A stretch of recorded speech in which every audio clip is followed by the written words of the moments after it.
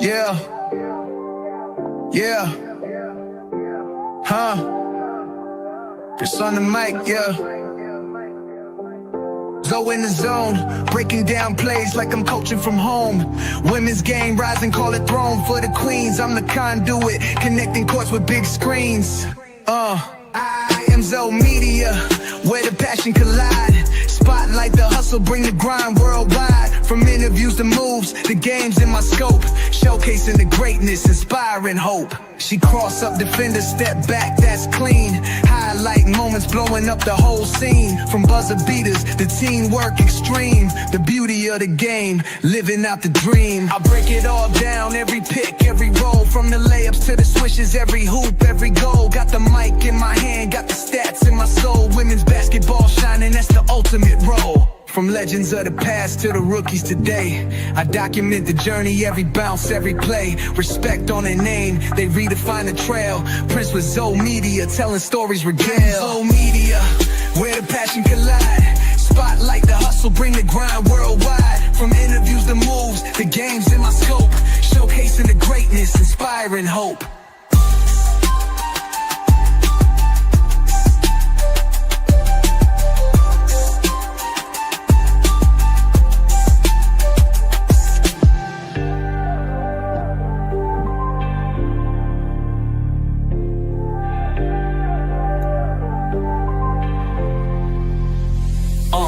Break it all down, every pick, every roll. From the layups to the swishes, every hoop, every goal. Got the mic in my hand, got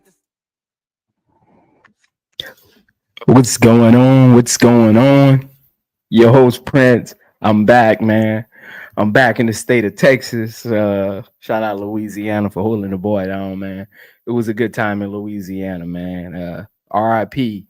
Number 2, man, Kyron Lacey. RIP. We're gonna hold it down for you, my guy. So RIP, my dude, Kyron Lacey. You should have got drafted this weekend, but we're gonna hold it down for you. We're gonna continue to, remember you and continue to hold it down, man. And hold it down for you. So RIP number 2. Don't play. But shout out to all of y'all pulling up. Again, we got 30 people in here. Hit the like button. Again. Excited to be back in the Chicago Sky fan base fold. It's been a minute. I don't know the last Chicago Sky stream I actually did. So I think it's been a minute, man. So all my Chicago Sky fans out there, appreciate y'all for continuing to support the boy. If you read the title, you already know what we're doing today. We're going to get into it. Chicago Sky training camp did resume today. We seen their walkthroughs. If you haven't, check out their Instagram. They showed all their walkthroughs. You can check out WNBA. They'll show some kind of like practice situations that was going on. So appreciate everybody for pulling up. Appreciate it. Yeah. Shout out to Dennis PC Gaming. Yeah, man. My Lakers just lost. Look, I got home. I was able to catch the end of it, man. I got home. So yeah, that's disappointing, man. But I think we're going to come back down from 3-1. Shout out to all them Lakers out there, man. But I think we're going to come back down from 3-1. It was a disappointing loss, but hey. Shout out Ms. Gant, Chuckle Chatter, my guy Jay. Shout out on Brass, Andre, Skullbrain Nation. Shout out to you as well. Shout out to MJ. Shout out to everybody that's listening out there that's not in the chat. If you haven't been in the chat yet, just put a what up in the chat. Put a fire emoji. Put a 100 in the chat. Let me know you're here, man. It's simple. It's easy. Again, you know what you come here for. You come here for the information. You come here to learn something, and you come here to chill with Zo Zone. You already know what it is. I'm your host, Prince. Today, we got episode 3 of Chicago Sky Building Blocks Training Camp Series. So shout out to all of y'all. What's going on, Gamble 310? What's going on, man? Again, y'all know what y'all come here for. Again, today we're gonna get into episode number 3. Again, this is a 4-part series. Episode number 3. This one is titled Training Camp. Again, Chicago Sky Building Blocks are things they need to do in order to improve this offseason going into 2025 regular season. Again, make sure you hit that like button as you come in. If you aren't a member of the channel, go to my profile, become a member. I have 3 different levels.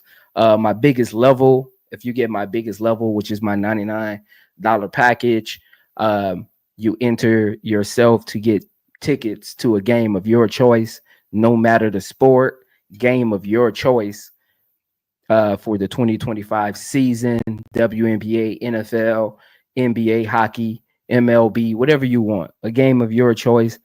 Again, that's for my $99 package. My other ones have perks as well, so make sure you go check that out and become a member if you haven't become a member. Shout out to all the people that actually are members. I did get some new members over the weekend, so I'm gonna get y'all some shout outs on my community board and probably by end of the day. So just give me some time, man. What's going on, everybody? What's going on, Lotus Flower? Maya, what's going on? Shout out to everybody again in the chat. If you haven't hit the like button yet, hit that like button, man. But again, appreciate y'all for continuing to rock with the boy, man. Look, it's been a minute since I did some actual Chicago Sky content, honestly. Like, so it's been a minute. So we should have some fun today. A lot to talk about. Again, it's Sunday. If you went to church this morning, amen to you. Get that word in, man. Get that word in. You already know what it is, though. But I'm excited to get this started, man. What's going on, T. Carmilla? Get y'all 30 more seconds to get on in here. Again, you know, when it comes to information, I don't want y'all to miss a bit of it. I do want y'all to watch it on playback, but I don't want y'all to miss a bit of it. Give y'all a second to get back on in here, man. You already know what it is. You already know what it is. Again, appreciate all of y'all for tuning in. Go get those memberships if you haven't. You know what it is. Let's get to work, though. Again, this is Chicago Sky, episode number 3, Building Blocks. Let's get to it, though. As we always talk about, when you think about building out your team for the regular season, right? You think about continuing year over year to progress, continuing to find ways to bolster your roster, bolster your team, bolster your coaching staff, develop your players. It all starts with principles. What are your principles going into the season? You have to have principles, right? When the coach walks in there before the players even get drafted, they go to the board and they're like, what is our principles this offseason? Them, the general manager, basketball operations, if they have that, sometimes general managers take over that role as well. Basketball of operations, president of operations, whatever they want to call it. Everybody uses different names. But basically, it's the person that kind of like just runs everything, hires everything from above, where the owner doesn't have to have their hands-on approach. Again, building blocks. Today we're going to discuss coaching, training camp, core, rookies, and franchise player. Again, hit that like button as you come in. Appreciate y'all for pulling up. Appreciate y'all for pulling up. But let's get to it, man. When you think about the Chicago Sky season, the preseason actually starts May 7th versus the Brazilian national team in my hometown of Louisiana. Shout out to Baton Rouge. I'm still talking it over with the wifey. We might be in attendance. I'm still trying to figure out what that looks like. Again, May 7th is like a couple days away, so I do got to figure it out to see what that looks like. So we might be in attendance, and those who are listening, I actually might go live from the game because look, I won't be on the floor. Look, a lot of y'all on YouTube, I might not have a big name with y'all, but Louisiana, I got a big name. So trust me, I'm going to be in the box and I might go live. So, you know, you won't hear a lot of noises. You know, I might go live at halftime. I might do a halftime live. It'll be pretty cool because since I've been on YouTube, I don't think I've ever like been to a game. So that'll be pretty cool. I might do a halftime live at the game if I end up going. I got to give it to the wife to see what she wants to do, but we'll see. But let's get to this. Regular season does start in a few weeks as well. May 7th versus the Indiana Fever. On their current roster going into training camp, which picks up today. Yes, it's that's a typo. It's May 2nd. That's a typo. That's why I said a couple days. I corrected myself. Skull Brain Nation. Yeah, it was a typo. I just didn't feel like redoing it. Yeah, it's May 2nd, not May 7th. It was a typo. That's why I kind of doubled back and said, well, a couple of days. Yeah, it's this weekend. Well, next weekend. as we know, going into training camp on their roster currently. Again, if you haven't hit the like button, hit the like button. Angelresse, number 5, power forward. Average last year 13 and 13, double. Newly acquired via trade with the number 3 pick. Number 7, Ariel Atkins, averaged 14 and 3 last season. Basically 15, 3.5 and 3 last season. That's nothing to sneeze at. 2-time All-Star, 5-time All-Defensive Player. Shout out to Ariel Atkins. Newly acquired via trade with Lindsey Allen. Rebecca Allen averaged 7 points, 3 rebounds. Camila Cardoso, number 10, our center, our anchor in the middle. Basically 10 points, 8 rebounds, a block, 1.7 blocks per game. One of her actual teammates from overseas, Ariella. I'm interested. She's taller than I thought she was on film. I watched film of her. She looked like she was 5'8", but they have her listed at 5'7", so that's very interesting. I think she could be pivotal in how Chicago Sky utilizes Haley Van Lith. It was very interesting to find out she was 5'11". So that's very interesting. Ariella is 5'11". Interesting. We'll see. Our newly acquired rookie with the number 11 pick, Haley Van Lith, 5'9" guard out of TCU. Newly acquired free agent, Kia Nurse, averaged basically 7.5 points and 1.6 rebounds, 1.3 assists, 6-foot guard. Newly acquired free agency, Michaela Onweye, almost 7 points a game last year, almost two rebounds, so 7 and 2, nothing to sneeze at. Again, our hopefully two-way player, we'll get into her a little bit as well. Number 12, forward, small forward. I think she'll probably play some power forward this year. We'll see though. I'm interested to see. I did see some photos of Michaela. She slimmed down. So what I'm interested to see is, did she slim down because she wanted to get quicker? Because that was one of my gripes about her last year. Her lateral quickness was not there. So I'm wondering if she slimmed down. It did look like she dropped a couple pounds. Again, in black, and she had on all black, so black can look slimming, and she had on kind of like tight stuff, tight shirt, like exercise shirt, exercise pants. So, but I am interested to see if he did really slim down. I want to see her in her uniform. I want to see her in her uniform to see if she actually slimmed down. But we'll see. Courtney Vandersloot, the point guard coach on the floor for us. I'm actually excited to see what she does in training camp. And we'll get into her extensively because as the perennial, all accounts, starting point guard for next season.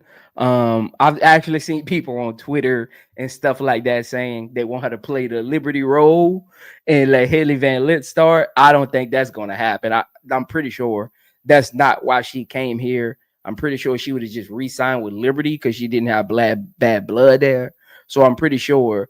And there again, this is something I try to get people to really understand. As fans, we don't have handshake deals. As fans, we don't have to move with the nuances and the agreements that the GMs and coaches have to move with. So as fans, we're coming from a logical standpoint. Coaches and GMs are coming from an agreement and a systematic standpoint. So the way we view players is always going to be different. That's why when I'm having conversations with people, when I go on panels, when people talk to me, I be like, sometimes you have to put on your GM hat and take off your fan hat to truly understand why something is going on, right? So for someone like Courtney Vandersloot, no matter how much, even in training camp, we might feel like, even during the season, we might feel like HVL should be starting, or even if Ariella makes the team and they cut Mojo, Ariella should be starting.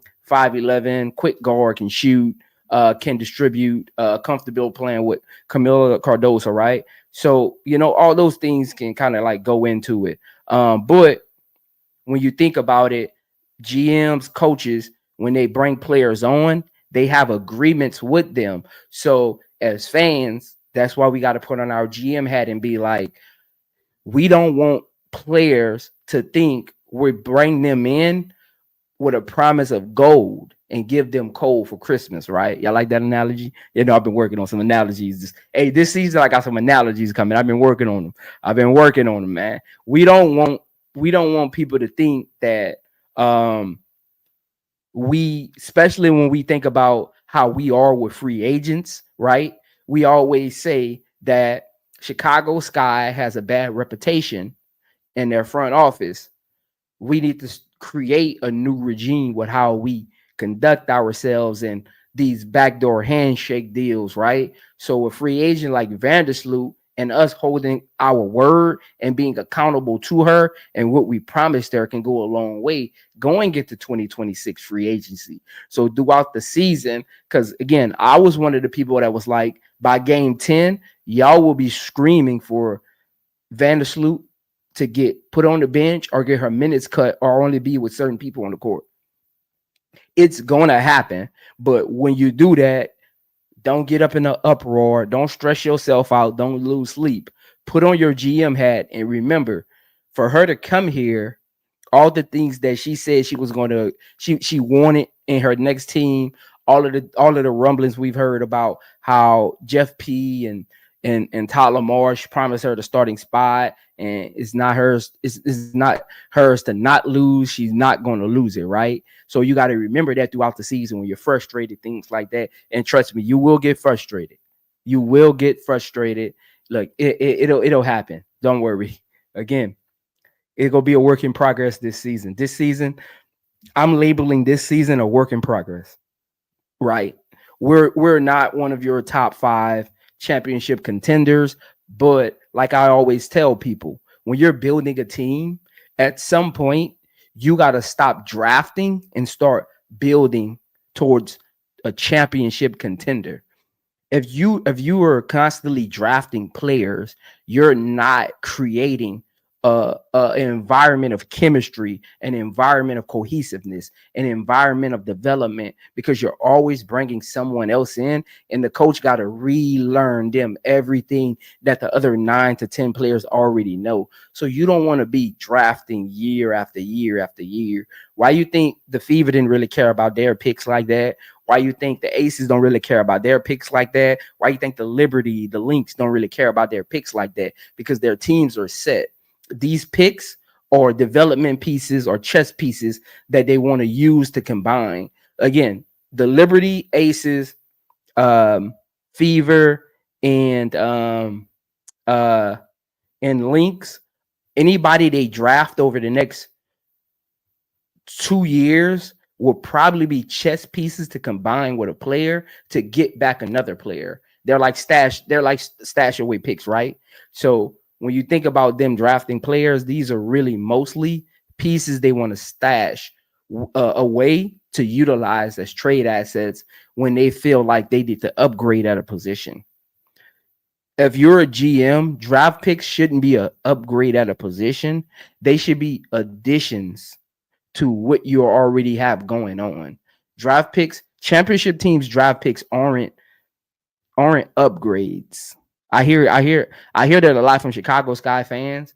And Chicago Sky fans, if you are looking at Haley Van Lith and Maddie Westbeld to come in as upgrades, that lets you know where the team is. We're still in the building phase. That's why this is called building blocks. We're not championship contenders. Championship contenders don't use young assets as upgrades. They develop them and they find roles for them on the team. That's how that usually works. That's why I say championship teams, at some point, they stop picking players and they start winning games. Chicago Sky has to stop picking players and start winning games. And that starts with cohesiveness, chemistry, and understanding of what kind of play style Tyler Marsh wants for his players and his team to look like. And we'll get into a lot of that in a little bit. So I'm actually excited. Again, Courtney Vandersloot is going to be one of the most important pieces this offseason to make this thing work, because she's the veteran, she's the champion, she's the point guard on the floor, and her ability to stay locked in,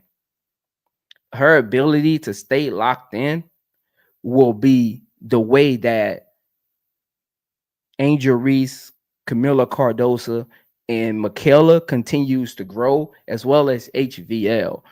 Vandersloot needs to be locked in, and Tyler Marsh has to find a way to keep her locked in. If she's not, if she's teetering towards not being locked in, it's up to the coach. Coaches, one of their responsibilities isn't just the clipboard, it isn't just the X's and O's, it's the ability to manage a locker room, right? It's the ability, I call it emotional intelligence.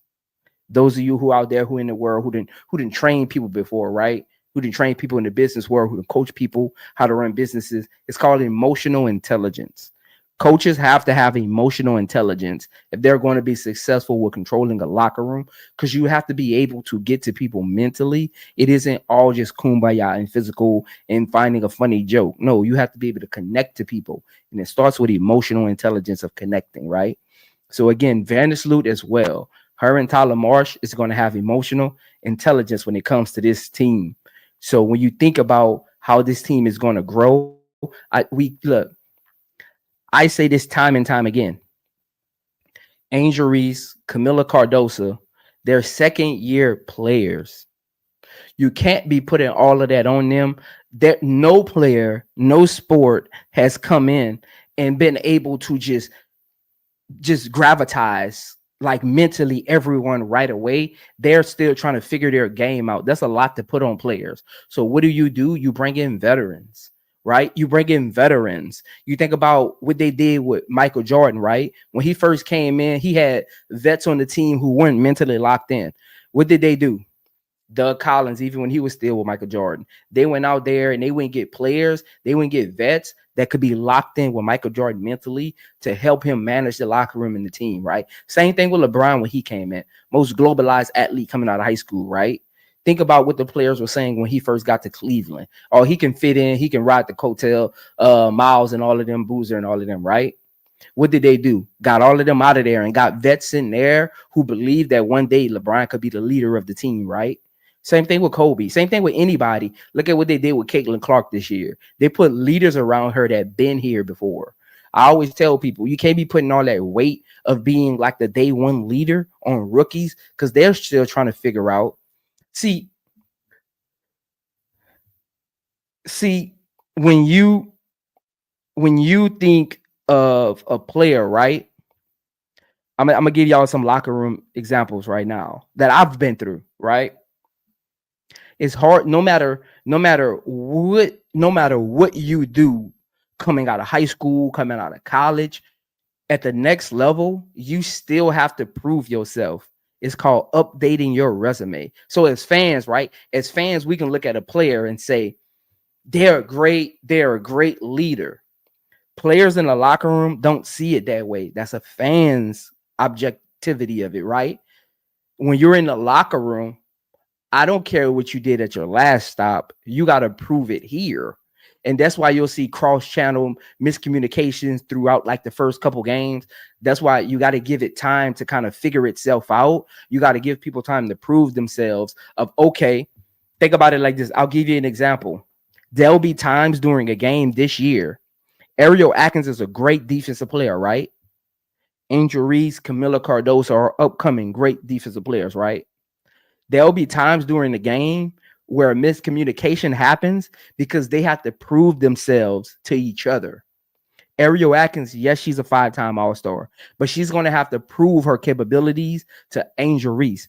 Angel Reese, yes, you have great hands. Yes, you're a great rebounder. Yes, you're a great perimeter defender, but she's going to have to prove that to Ariel Atkins. And what I mean by that is it won't be about proving I can be an all defensive player. I'm about to give y'all an example of what I'm talking about. It's going to be about when first game of the season, when Caitlin Clark come across half court and Angel Reese is looking for the double team to come to help her out on the perimeter, and she gets matched up with Caitlin Clark. Ariel Atkins is going to have to say, Angel Reese, this is where I need you to be. And Angel Reese is going to have to say, Ariel Atkins, on this double team, when I get matched up on her, this is where I need you to be on the perimeter. You have to prove yourself. So what I mean by that is during practice, it takes time. You're going to see the miscommunications, even with great defensive players. They're going to have to look at film. They're going to have to do it within a game and say, they're going to have to start trusting each other by proving it over and over again.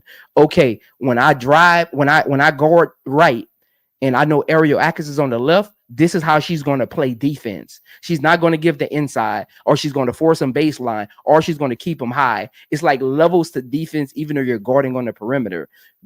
Players guard certain ways because of their instincts, their flexibilities, their lateral movements, like a Michaela, right? If you're Angel Reese with Michaela, I know because I'm playing with Michaela and she's already proved what she can do and what she can't do. I know, hey, I got to chase baseline because Michaela isn't quickly lateral enough to chase baseline. So Michaela is going to try to use her strength and force you up top and keep you inside of her chest, right? She wants to keep you inside of her chest because she isn't laterally quick enough to chase you baseline. If you go baseline, you can get around her and beat her. So Angel Reese would know that, right? Because they've proved what they can do and what they can't with each other. So Angel Reese knows, okay, if Michaela's guarding you high, I'm going to play baseline because Michaela I already know going to keep you inside her chest.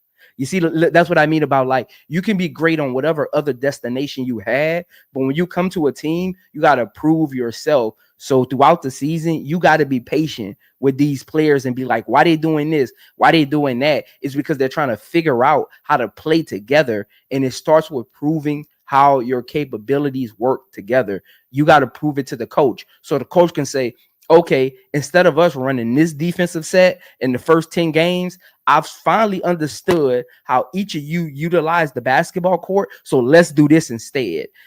Angel Reese, let's do this. You become the roamer, or Angel Reese, you become the anchor. Camila, you become the backside help. Instead of us having an anchor, we no longer have an anchor. Camila got backside help. Angel Reese, you the roamer. Ariel Atkins and Michaela, you keep them up top.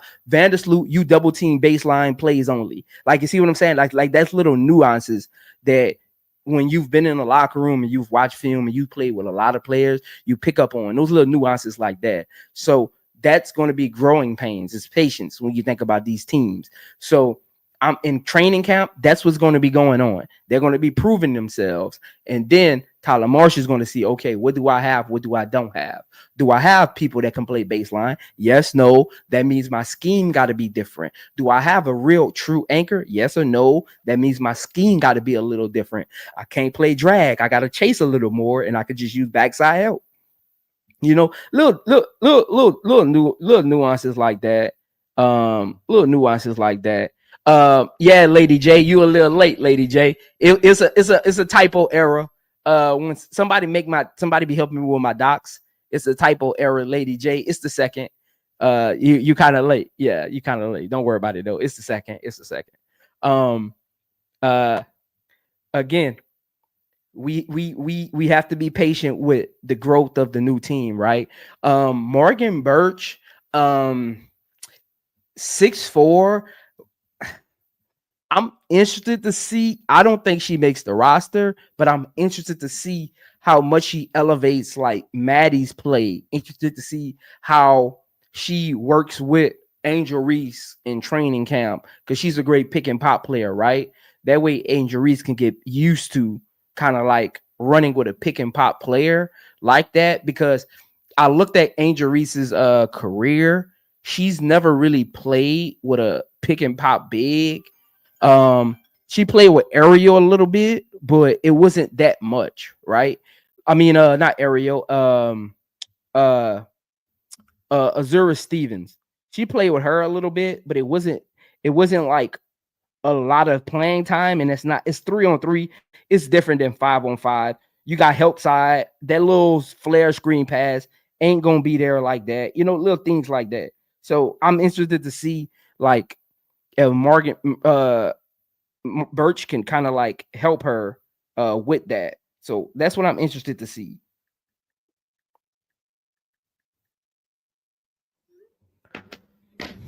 I think Morgan Birch can be a great veteran training camp person to help Angel Reese play with pick and pop players like that.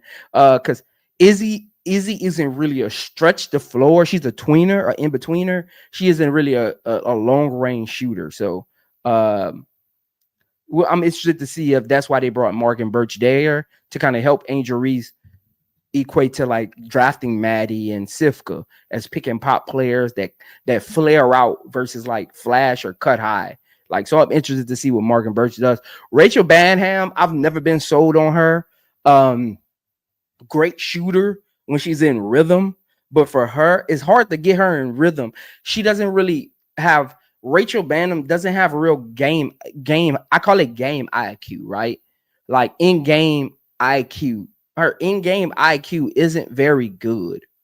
So I think that's one thing her and again, Tyler March can probably come in and unlock that for her, because all the things I've been hearing, I've even talked to someone that was actually connected to him a couple of years ago that gave me some great info on him. Very intelligent, loves a motion kind of offense where all five can do multiple things. So I'm interested to see if that's really true, what I was told by somebody who worked close with him in the past. So, you know what I'm saying? So we'll see. We'll see. But Rachel, when she's locked into like just moving without the ball, catching and shooting, she's a little better. But the challenge is keeping her locked in and helping her understand floor spacing of, okay, I can't just run to the same spot. Okay, if Reese drives, I don't stand in the corner. I move. If the defense is ball watching, I move around the ball, get in view for the penetration kick out, little things like that. So that she struggles with that. So maybe Tyler Marsh as this supposedly offensive guru savant that can unlock players offensively. Maybe they can watch film together and be like, hey, last year on this drive, this player ball watch, you're in the corner, you stood there, you should have popped high wing, right? Or hey, yes, you're a three-point shooter. Take advantage of that with defenders. Defenders know you're a three-point shooter, right? So when somebody drives, you cut baseline back door or just pop back high because they know you for being a three-point shooter, and they become a little lazy because they think they know where you are. So sometimes three-point shooters can take advantage of that. Two players that take amazing advantage of that, that are shooters, is Sabrina Ionescu and Kelsey Mitchell. Like they take they're amazing with that. Just moving without the ball once the ball has been turned into action, right? Like they call it turn into action. Once we turn the ball into action, they're amazing at moving off ball once the action has been turned, right? Because people think they want to just catch and shoot. They'll hit you back door. They'll hit you on an elbow pop, right? They'll hit you on a C cut, right? They'll do little things like that. Pin down screens, they'll pop off above those. Kelsey doesn't do a lot of flare screens like Sabrina does. She really does a lot of pop outs. She loves pin downs, coming off of pin downs. She loves those types. She loves hitting coming off the elbow. Like she loves that. But it's like ways that you can move in the offense where the play isn't really for you. If Rachel can unlock that, and it starts with her really getting in shape. She didn't look in shape last year. Like I know she had the knee injury, the lower extremity injuries, but throughout her career, but Rachel last year did not look in shape. So I'm interested to see if she can came in better game shape this year. I know it's mid-season trades and all of that going on, locker room issues, all of that can play into it. Look, this year I'm willing to give all of them. Look, when all of the news came out about the Kennedy Carters and the team dynamics and all of the hoopla going on in the locker room with Teaspoon not putting them in the right positions to lead, all of that, right? I want to give Rachel's, the Mojos, even the Michaela's a clean slate this year and say, okay, Tyler Marsh and Jeff P gave you a veteran, cohesive, chemistry-led locker room, right? Show me what you can do. Show me it wasn't just mental lapses that you were having because the team wasn't together. And when you play sports, that happens a lot. Like sometimes teams' cohesiveness impacts what you do on the court more than people actually think. At some point, your skill set isn't everything that carries you through a season. IQ, understanding, cohesiveness, trust. Somebody in the locker room to pick you up when you're having a shooting slump, turning the ball over or not rebounding, not playing defense. Somebody to just say, "Hey, let's go get coffee. Let's talk about what's going on with you," right? Things like that. So I'm interested to see that. Maddie, Kubali, the other incoming rookies, interested to see how they fit in. 6'3", 6 foot, long guards. Kubali, athletic. She probably won't play this year, so I'm interested to see that. Tilly. I'll say this. Want me to tell you this? So Tilly is from Jackson State, right? And somebody actually sent me film on her. I didn't do a breakdown on her. She was a training camp contract. She was in draft pick. Somebody just sent me some tape on her. Hey, let me say this. Shout out to all of y'all who be sending me tape. I love it, man. Y'all be emailing me tape. If you ever want to email me tape, it's imzomedia. That's really all it is. It's just imzomedia@gmail.com. Some people send me stuff on Instagram. I want to let y'all know I really appreciate that, because when y'all send me stuff, that lets me know y'all really believe in how I break down film or analyze the game or the info that I give. So shout out to all of y'all, man. Shout out to all of y'all. I seen tape on Tilly. I'll say this. Michaela better watch out. Tilly is a baller. Michaela better watch out. Tilly is a baller. Tilly is a baller. Long, athletic, can score, can defend, aggressive, show leadership intangibles at Jackson State. Tilly better watch out, because I was actually impressed by the tape I seen on her. And of course, it was just her highlights, but I was actually impressed by her movements off ball, the way she can score, defend. She can guard 3 positions. I was actually impressed a little bit. Sammy, I don't know too much about her. I know she's a guard. I don't know too much about her, so we'll see. Elizabeth Williams, I need her to be the leader in the film study with the bigs. So the way it works is like, when you do film studies, right? You'll have like, I remember I used to have like 4 different film studies. I used to have 4 different film studies. One with the team, one with the head coach, one with the guards, and one with my trainer, so we could know what to kind of work on while we were training, right? So like, I used to have 4 different. Some people have 3. Some people only have 2. One team, one individual with training or coach. It depends on how the coach views you, right? So I always tell people, if you have 3, you're gonna be here next year. We used to say that all the time. If you have 3 film studies, you'll be here next year. If you have 2, good luck. Look, that's how you kind of know like what a coach is aiming. If you got 3 or more film studies, then you gonna be here. If you only got 2, good luck. That means you need to develop. Because they put time into, who they see long-term success in. Elizabeth Williams, I need her to be the real, like, I want Elizabeth. Again, I'm one of those people. I don't just pay attention to what film says, stuff like that. I pay attention to body language, what people says. I don't hear enough from Angel and Camila that Liz, and maybe it is happening, maybe it isn't, but I don't hear enough.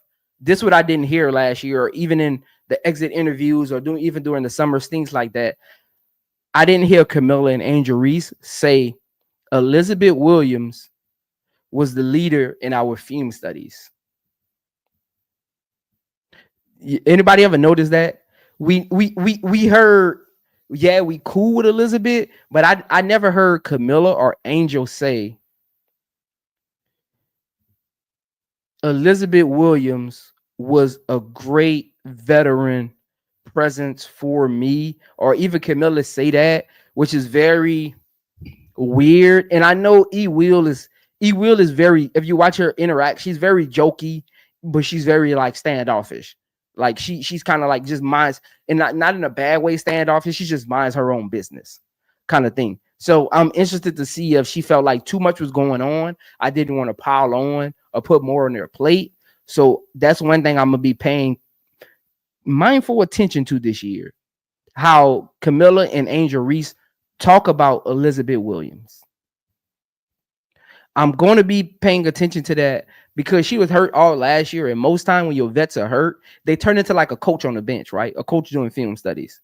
So I'm interested to see what they say about Elizabeth Williams coming out of training camp. Like, did she take her under her wing, show her different things like that? And again, Angel Reese might be a better player than Elizabeth Williams, but she's been around the block more. She's seen more. You know what I'm saying? She's played for multiple coaches, multiple teammates. So I want her to bring that presence and help them speed up their rookie process. Because again, they're still figuring this all out, right? Getting a new coach, they're starting back over again, you know. So I'm interested to see Mojo. I don't know what this looks like, man. Again, new coaching staff, we wiping the slate clean, right? I want to give Mojo's all these are the three players I really got on last year. Mojo, Rachel Banham, and Michaela. I want to give them a real clean slate. You know what I'm saying? I want to give them a chance to say the locker room was bad. Teaspoon wasn't the type of coach we needed, even though she wasn't a bad coach, right? She just wasn't the coach we needed at the time. I want to see what this looks like. I really want to see what this looks like with Mojo, because she is a veteran guard, NCAA championship 2 times over, right, with UConn. Proven commodity throughout her first couple years. I think she's over the hill athletically, but even for her, you can still lead mentally with your mind, with your IQ, your understanding of the game, being everywhere, seeing everything. So I'm interested to see what that looks like for her. Jessica Carter, I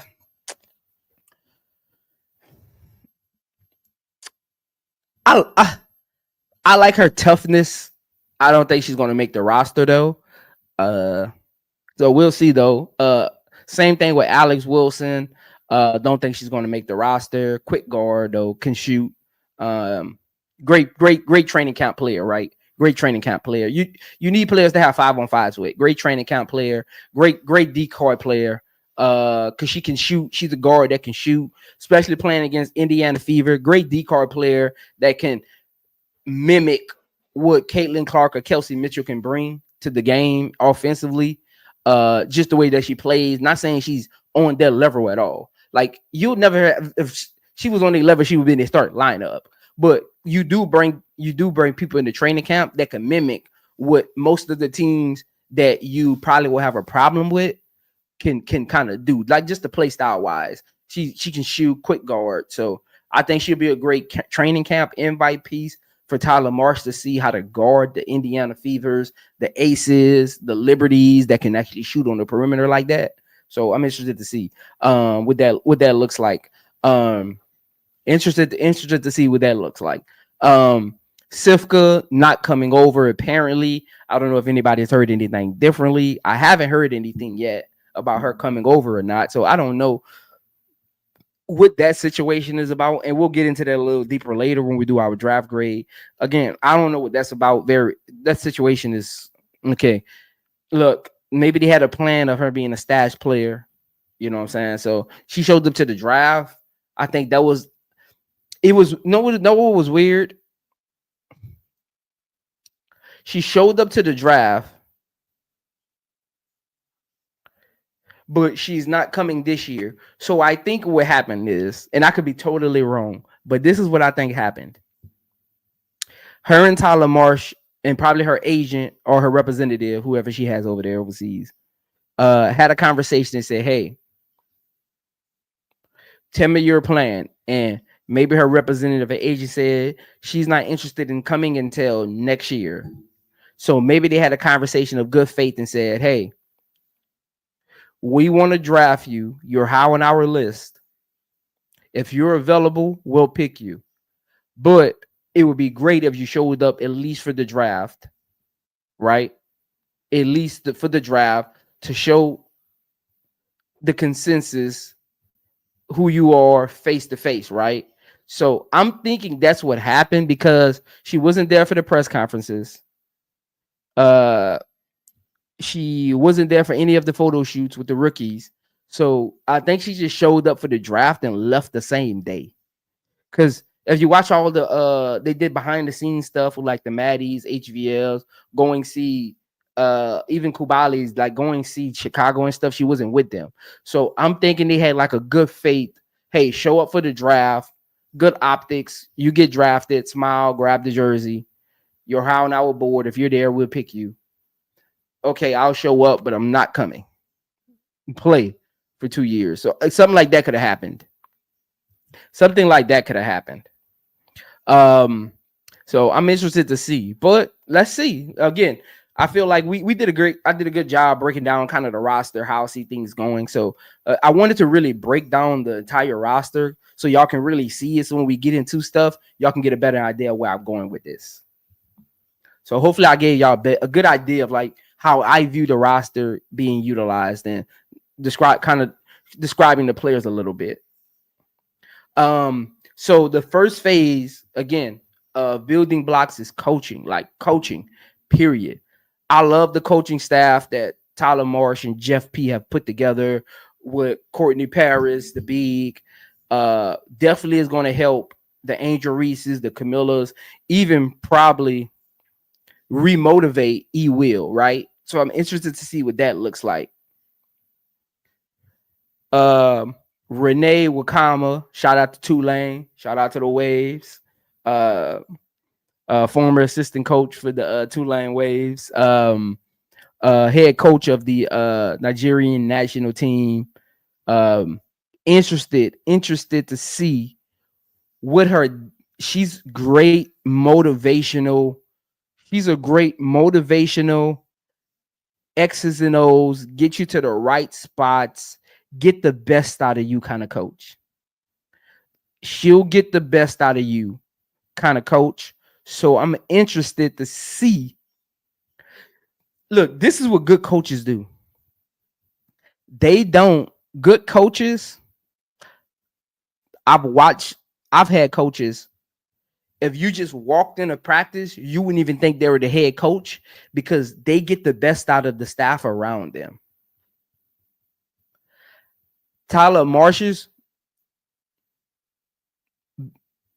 gonna have to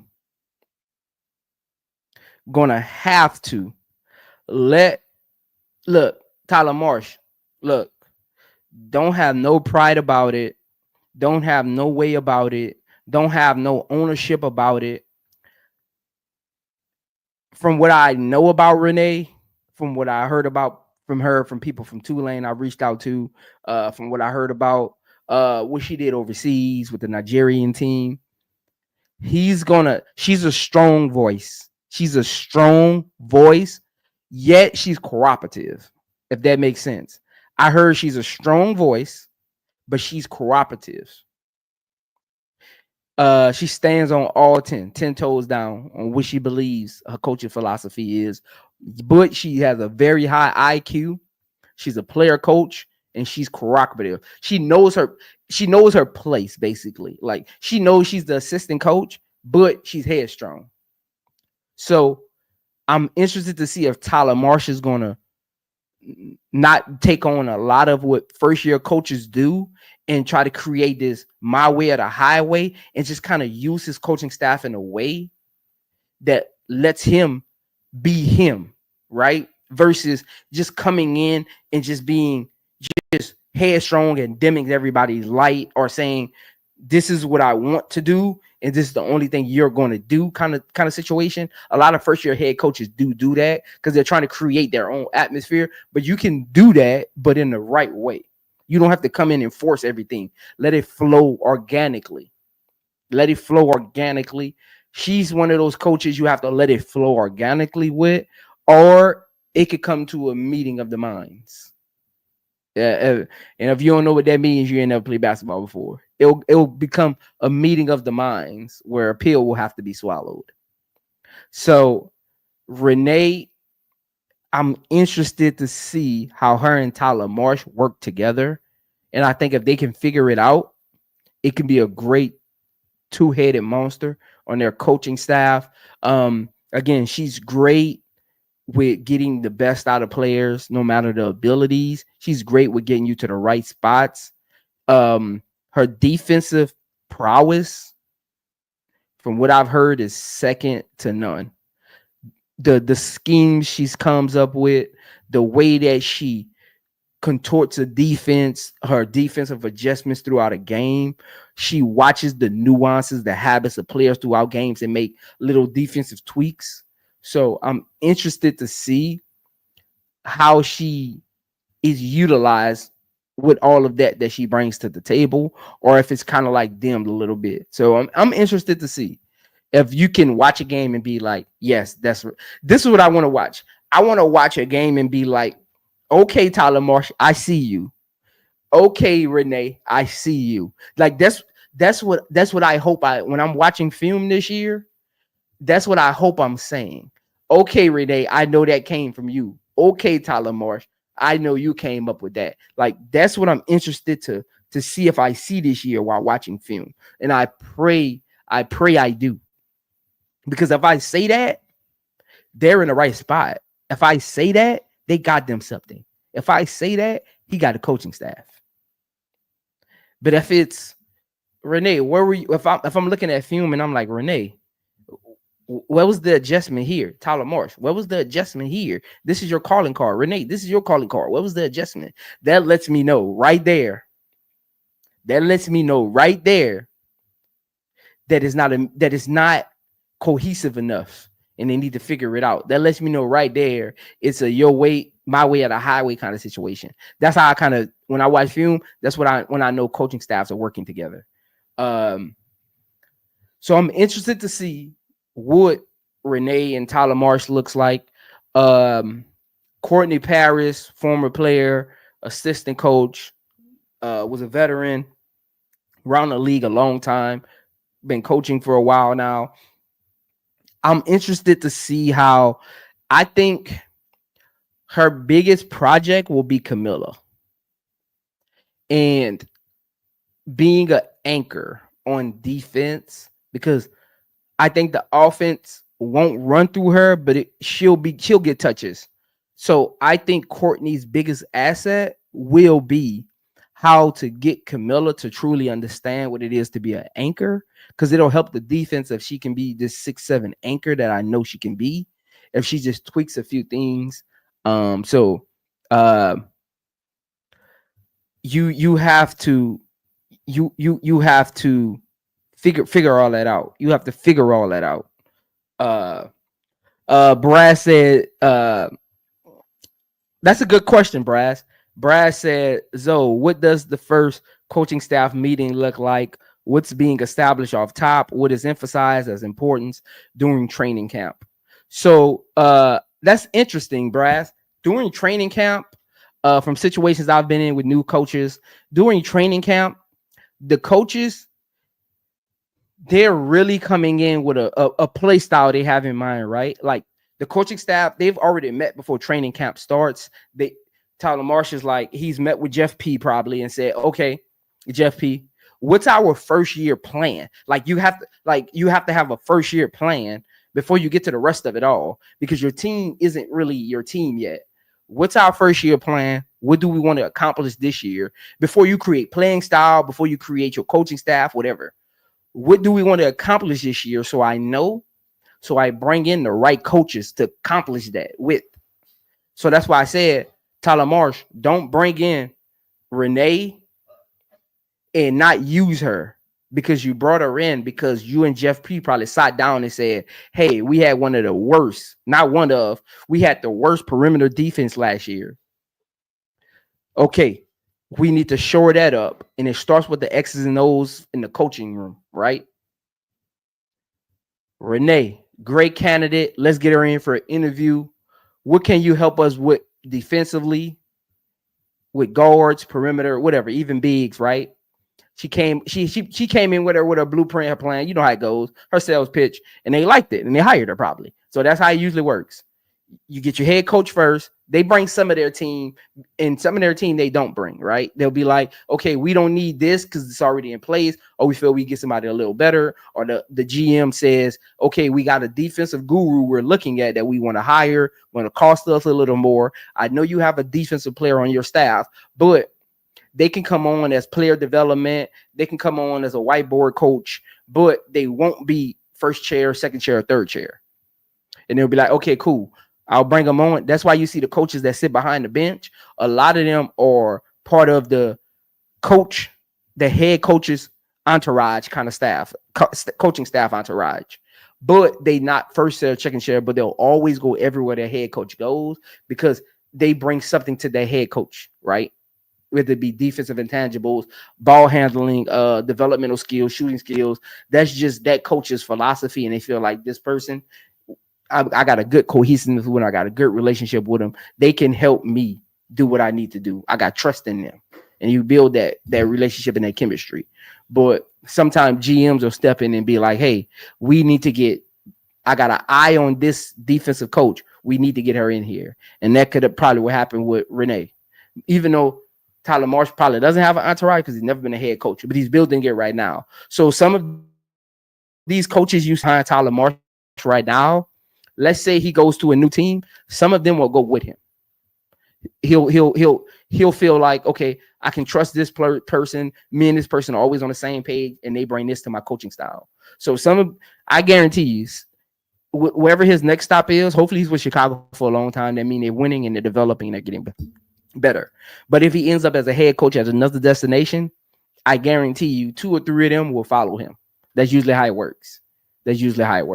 So that's kind of what goes on. And Brass, we'll get into that. We'll get into that a little later. Actually, we'll do a coaching series throughout the season. Honestly, I've been thinking about that for a while. So throughout the season, we'll do, and this is what we'll do. We'll do a coaches series. We'll do one every 10 games. Right? No, let's do every 10 games. Let's do every 10 games. We'll do a coaches series. We'll call it coaches tape, right? We'll do a coaches series where we kind of break down where their head is probably at right now and what's going on, what they need to change. So that's what we'll do. Every 10 games during the season, we'll do a coaches series.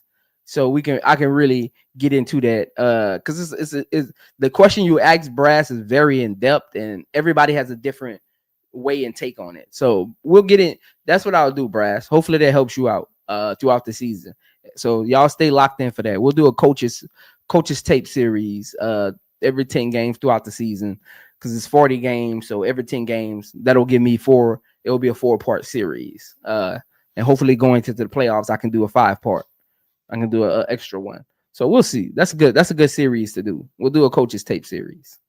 But when you think about coaching, right? Team performance. You think about this coaching staff, right? What does team performance look like to them, right? What does team performance look like to them? That's where the coaching staff starts at. Team performance. That means how do we want this team to perform this year? Not next year, not the year after, not the year that just happened, not what they should have done.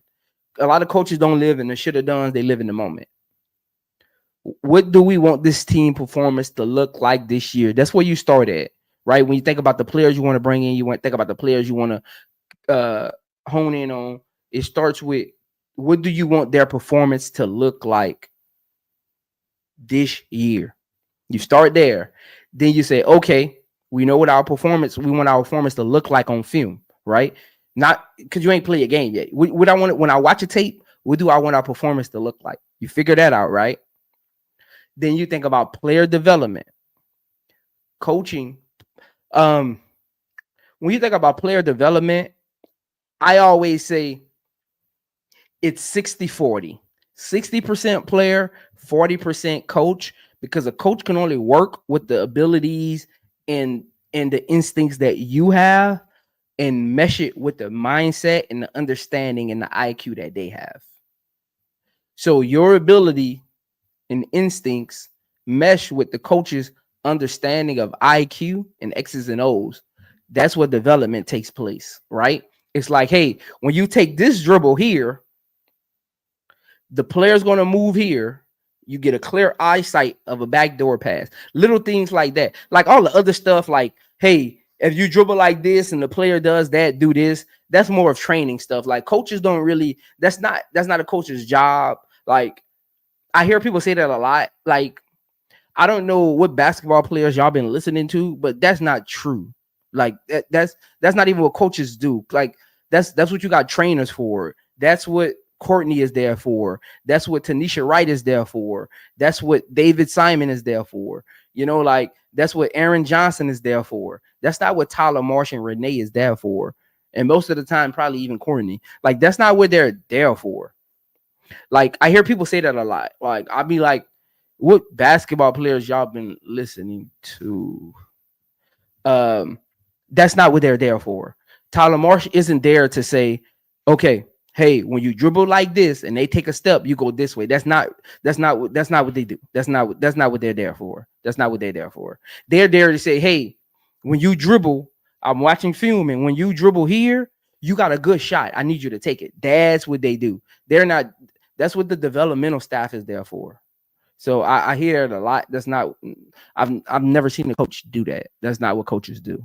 That's what they hire the developmental staff for. That's not what they do. So yeah, when y'all hear people say that, that's not true. That's not true. That's not true. So the player development, I don't really know too much about them. I'm a little familiar with Aaron Johnson. We were in the same circles a while back, but I'm not too familiar with him. I knew some people he knew, but I've never met him. Tanisha Wright, been around the league, player. Interested to see what she brings to the guard room, to the point guard. I mean, to the shooting guard room. David Simon, director of player development. Interested to see what that looks like. So, director of player development is basically he's like the psyche valve, right? He might not, David Simon, he won't do a lot of the hands-on stuff. He's like psyche valve. So he sits down with the players, film studies. Like when I talked about like being in film study with trainers and coaches and stuff, like that's what he'll be. He'll be in the film room trying to get to understand what they see on the court, what they want to work on. And then he brings that back to probably the Tanisha Wrights, the Courtney Parises, the Aaron Johnsons. He brings that back to them, and they figure out plans for each of the players, like training plans. They come up with training plans. So like he's not real. David Simon won't be like the hands-on out there rolling balls out dribbling. He's more of like the coordinator, kind of like he'll be coordinating what it looks like. He'll be in the film studies trying to get an idea of areas that they need to improve on. And they'll come up with plans together for each of the players. Once you figure out what your development is for each player with David Simon, then you go into chemistry fit. So chemistry fit, this is basically what it is. You watch the players. See, this is what coaches do. At training camp today, I guarantee you, Tyler Marsh and Renee, they just went out there and they said, we're going to run simple motion sets. We're going to run simple 1-4 flats. We're going to run simple defensive sets where you just play high-low man, where you just play anchor. We don't drag. We don't chase. We don't play backdoor. We just stay flat. We keep the ball high, right? They'll come out there and do like simple stuff like that just to kind of see who's talking to each other, just to kind of see if a loose ball, who helps this person up, just to kind of see who's yelling, hey, box out, I'll get ball. Like they're looking for like chemistry throughout the game. They're looking for chemistry throughout the sets, throughout the plays. They're like, Angel always passes the ball to her when she cuts backdoor. Angel must see something in her.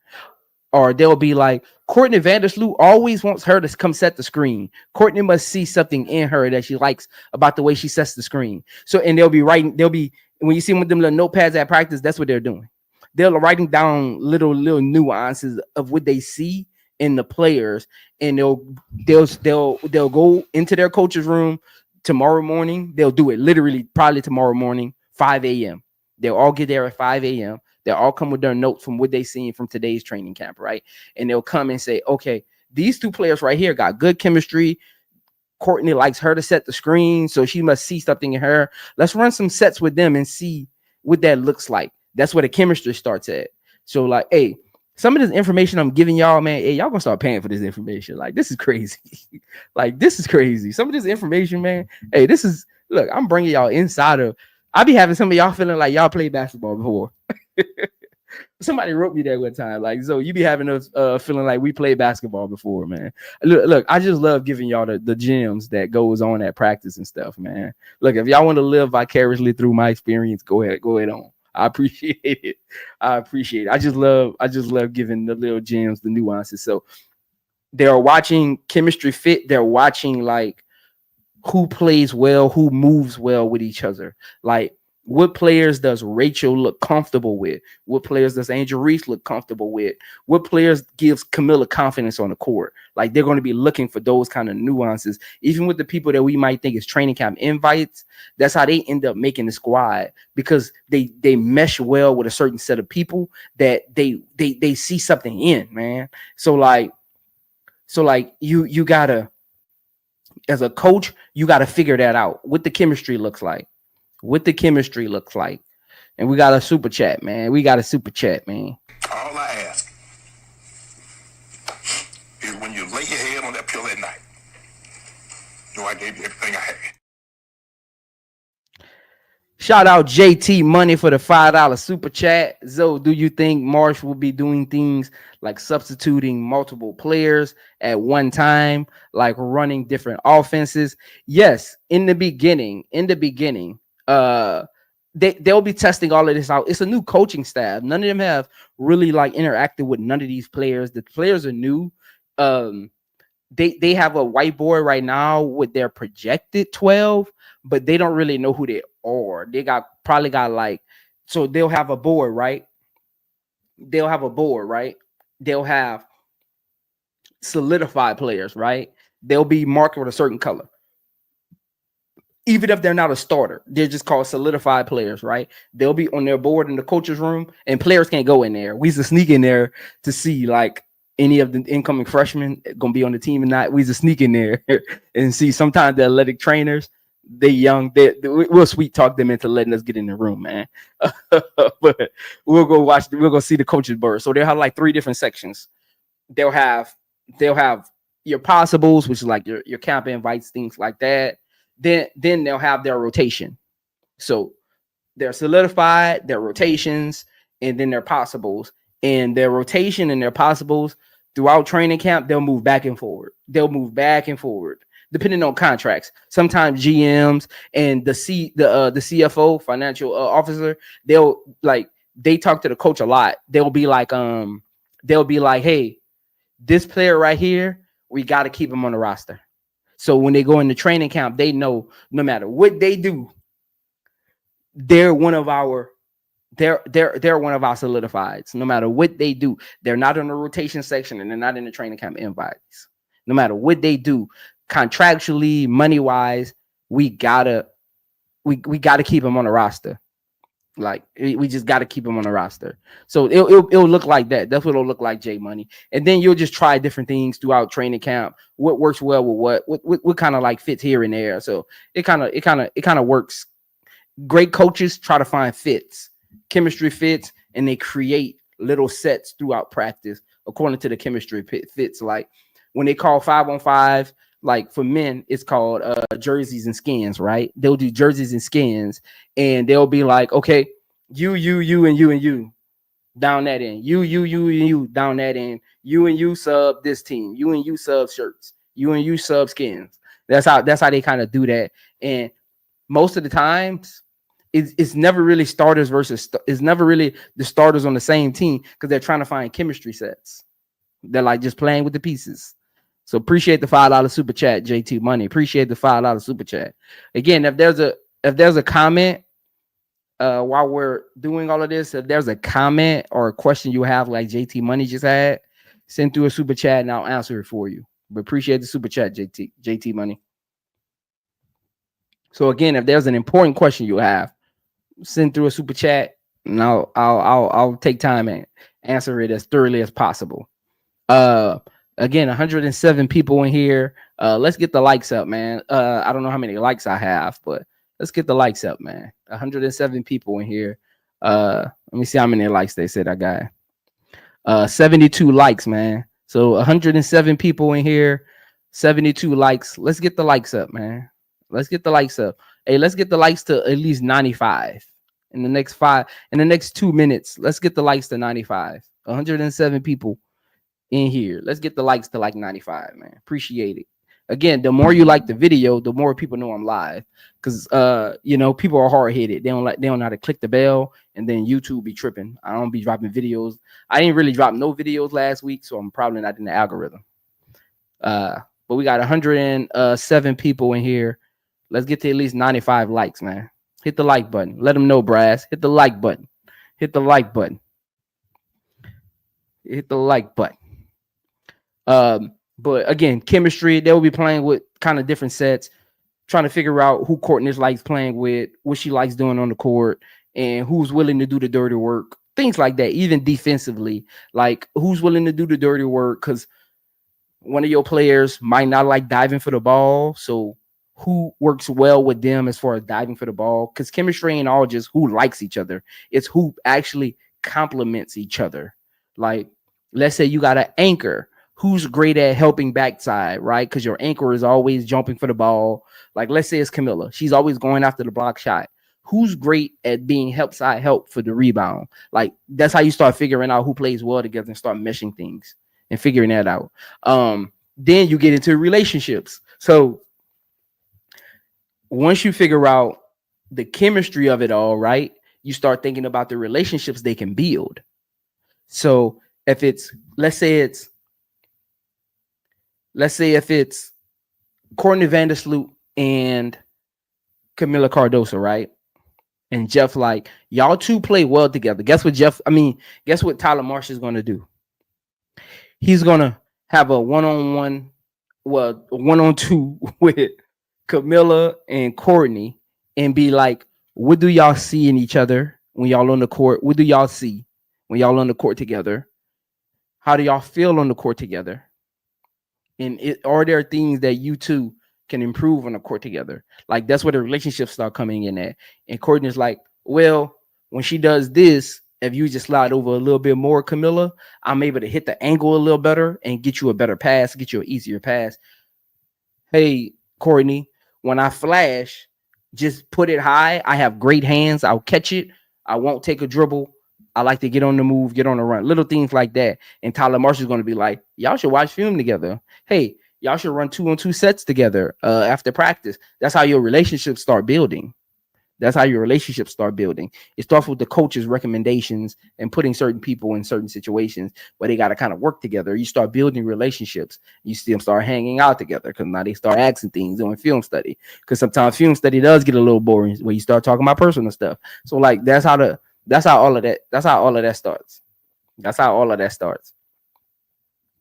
Then once you figure out what your team performance wants your team performance to look like, when you figure out what your player development looks like, when you figure out chemistry fits, and you start building relationships, the most important piece is the identity. You've watched all four of these things play out, right? Because I hear people, this is what I hear people say all the time. What's their identity? It looks like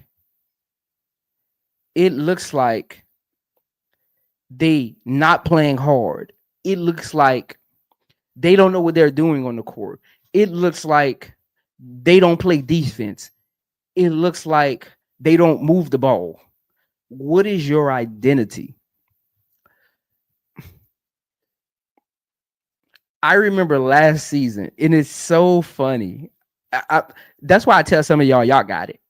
I like to tell, hey, look, when I feel this conversation is getting nowhere, if you ever talking to me and I say you got it, that means you don't got it. I just don't. I ain't got time to teach you everything.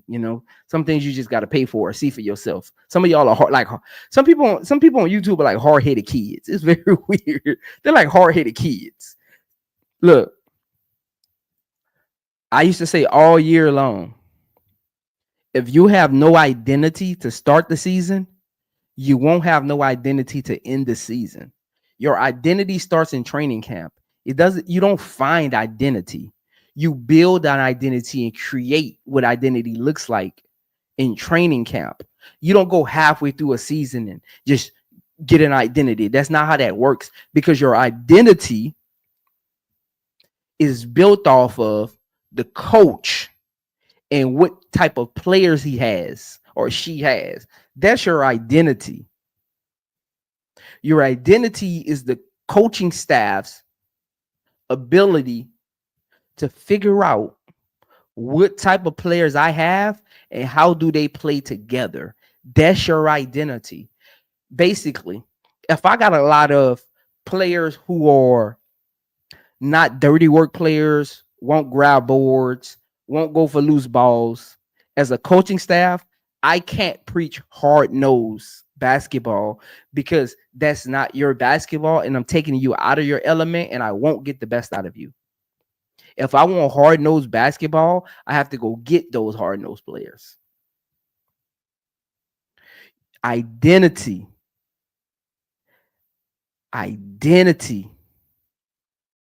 starts right now, Tyler Marsh. Chicago Sky fans, identity is happening right now as we speak. Their identity is building. It's building right now. It won't build 10 games into the season. You come into a season with an identity. It's like injuries. There's an old saying. If you go into a season injured, you leave out of the season injured. You don't get healthy during the season. You actually get banged up during the season. It's a lot of bodies crashing against each other. It's your knees just constantly on the move, contact, things like that, like extremities, all of that. If you go into a season injured, you'll leave that season injured. You don't get healthy throughout a season. No, you get healthy during recovery. That's off season. You get healthy in the off season. You manage during a season. You don't get healthy. I always hear people say, like, even on NBA podcasts, even on NBA podcasts, like, I always hear people say, give him a little time, he'll get healthy. No, you don't get healthy during the season. That's literally impossible. Because getting healthy, it takes rest, it takes rehab, it takes reconstruction of muscles. Like you don't get healthy during the season. You manage injuries during the season. That's what you do. You find ways to manage the injury. You're not getting healthy. When people be like, well, he did take 2 weeks off and come. Him and his team and his medical staff, they found a way to manage it so he can come back and be 80% of himself. If you come into a season injured, you'll leave out of the season injured. That's not how that works. That's not how that works.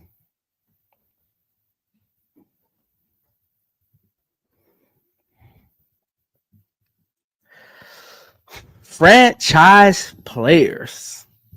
A franchise player is seen as irreplaceable and central to the team's identity and success. I'll say that again for the people in the back. Your franchise player is irreplaceable and central to the team's identity and success. Exceptional skill and talent, leadership capabilities, marketability, and fan appeal, because you got to put butts in the seats and you got to sell tickets. At the end of the day, basketball is a business. Your central figure has to be able to put butts in the seat and sell tickets. At the end of the day, basketball is a business. Longevity and loyalty. That means they're going to be around for a while and they're loyal to what you're doing. That means your communication is on point, right? Team's identity. So when you think about the team's identity. It's like, what can I do to complement what they do well or don't do well? So all the pieces have to make sense. And I screamed this all last year. I screamed this all last year. Y'all will never get the best Angel Reese this year. Y'all have to be patient. If y'all feel Angel Reese is the franchise player, you won't get the best Angel Reese because these players don't complement her. They don't complement her identity or her play style. These players don't complement her. If she's your franchise player, everybody around her has to complement her. They have to complement her skill set.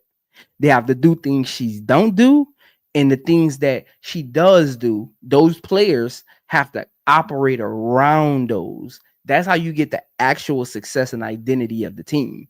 So, for example, Angel Reese is a great rebounder, right? So how do you complement great rebounders? You put great perimeter defenders around them to force tough shots because they're going to clean the glass. You see what I'm doing?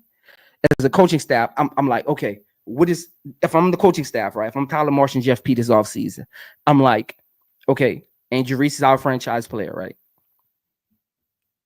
What complements her? She's a great rebounder. She's great in space on defense, right? She has good hands, right? She's great. She's good at attacking the basket. Yes, she misses layups. They all do. But she's good at just dribble drive, one-on-one, attacking the basket, right? And she's a workhorse, right? She's a workhorse. She'll do the dirty work. So what do? I say, okay, she can clean the glass. I'm going to give her a rim protector. That way she doesn't have to rim protect, and she can just be the second option, right? They go after the block shot. She cleans the glass. I'm going to get her perimeter defense. They force up tough shots. She cleans the glass. She plays well in space. Guess what I'm going to do? I'm going to put defenders around her that can move laterally so she can operate in a way of a free safety, play passing lanes, utilize what she has best is great hands. That's what I'm going to do. I'm going to put long defenders around her to force tough passes that end up being in vicinities where she can play passing lanes. And I'm like, okay, what players that I can put around her to do this? And I start looking at the board. I start looking at trade assets, and I'm like, okay, these players right here, they can operate on their own in space, force tough passes, force tough shots, because that's what Angel Reese does well, right? She plays well in space on defense, right? And she rebounds well. So I'm gonna get players that can force bad shots, and I'm gonna get players that can create tough passes. That's what I'm gonna do. Thirdly, what does Angel Reese does well? She guards well on the perimeter. I don't need her, and I'm like, okay, I don't need her guarding a point guard every play, but she can switch on every other situation when needed and guard them for one possession or another, right? So I'm gonna say, okay, switchability. I need players with switchability, right? I don't need players that's gonna fight over screens. I need players with switchability. So I need length, I need height. And what did Jeff P say this offseason? He won't height, he won't length, because you need switchability with a player like Angel Reese, because she can switch on to smaller players. So you need players that can switch on to taller players. So you need height, you need length, you need mobility on the perimeter, right? You see where I'm going with this?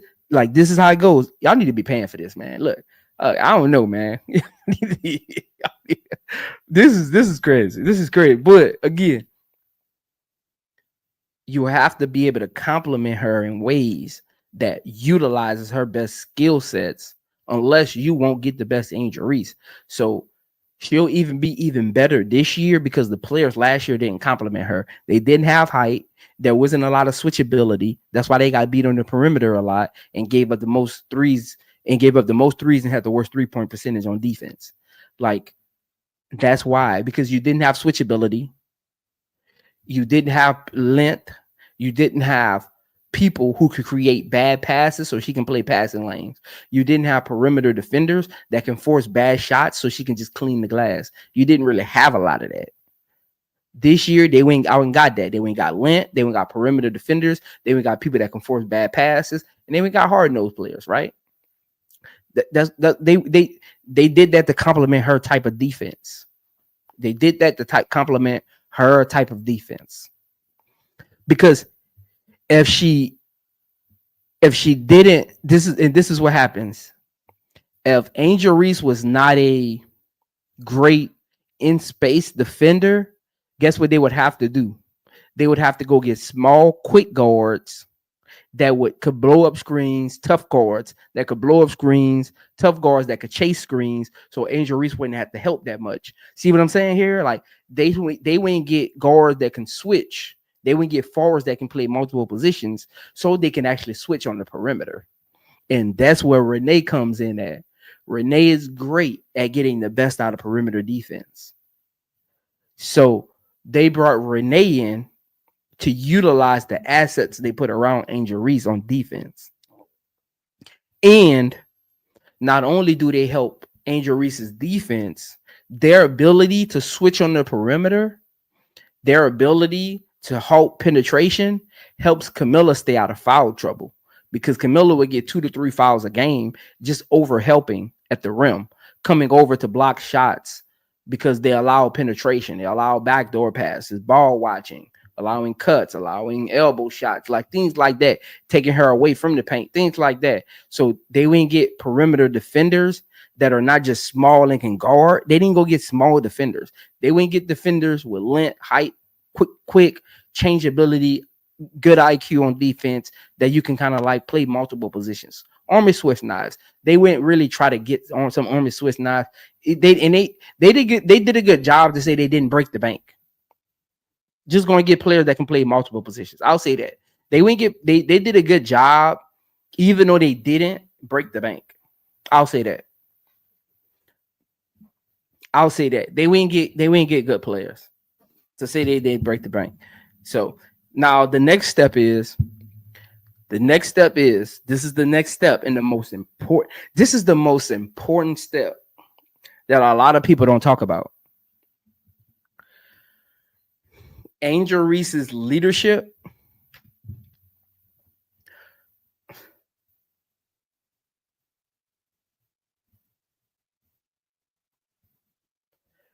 whatever you thought it was last year, it needs to go up at least 25%. Whatever her leadership was last year, it needs to go up 25% if she's going to maintain being the franchise player, because her leadership helps create the identity of the team. Basically, it's like training camp right now. A loose ball happens. An offensive player dives and the defensive player doesn't. She has to be able to say, that ain't how we do things. We not doing that. No. You go get that ball. We not doing that. When screens happen and they supposed to switch and she got to cover for 2 people. And this is something that a lot of players get caught up in, or even fans get caught up in. Yes, Angel Reese can guard multiple positions, but if that play didn't call for her to switch, I don't want to watch film and brag about her being able to guard the point guard. No, she was supposed to switch on that play. So Angel Reese at practice had to say, no, yes, I can guard the point guard, but no, switch. Yes, I can guard the center, Camila, but no, fight over the screen. Blow it up.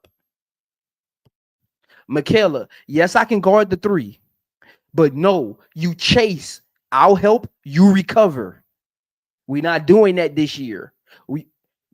Yes, I can play. Yes, I can play free safety and play the middle and play in open space. But Michaela, we not ball watching this year. We ain't ball watching. We're not doing it. Yes, I can play in space, but we're not doing it. I'd rather get 4 less steals this year than watch you ball watch. That's where her leadership needs to come in at. I would rather get Camila. I would rather get 2 less rebounds a game than watch you watch rebounds. Crash the glass.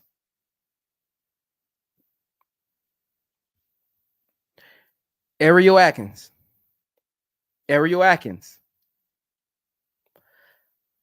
I would rather guard the 2 only if the set calls for us to switch. Chase the screen. That's where leadership comes in at.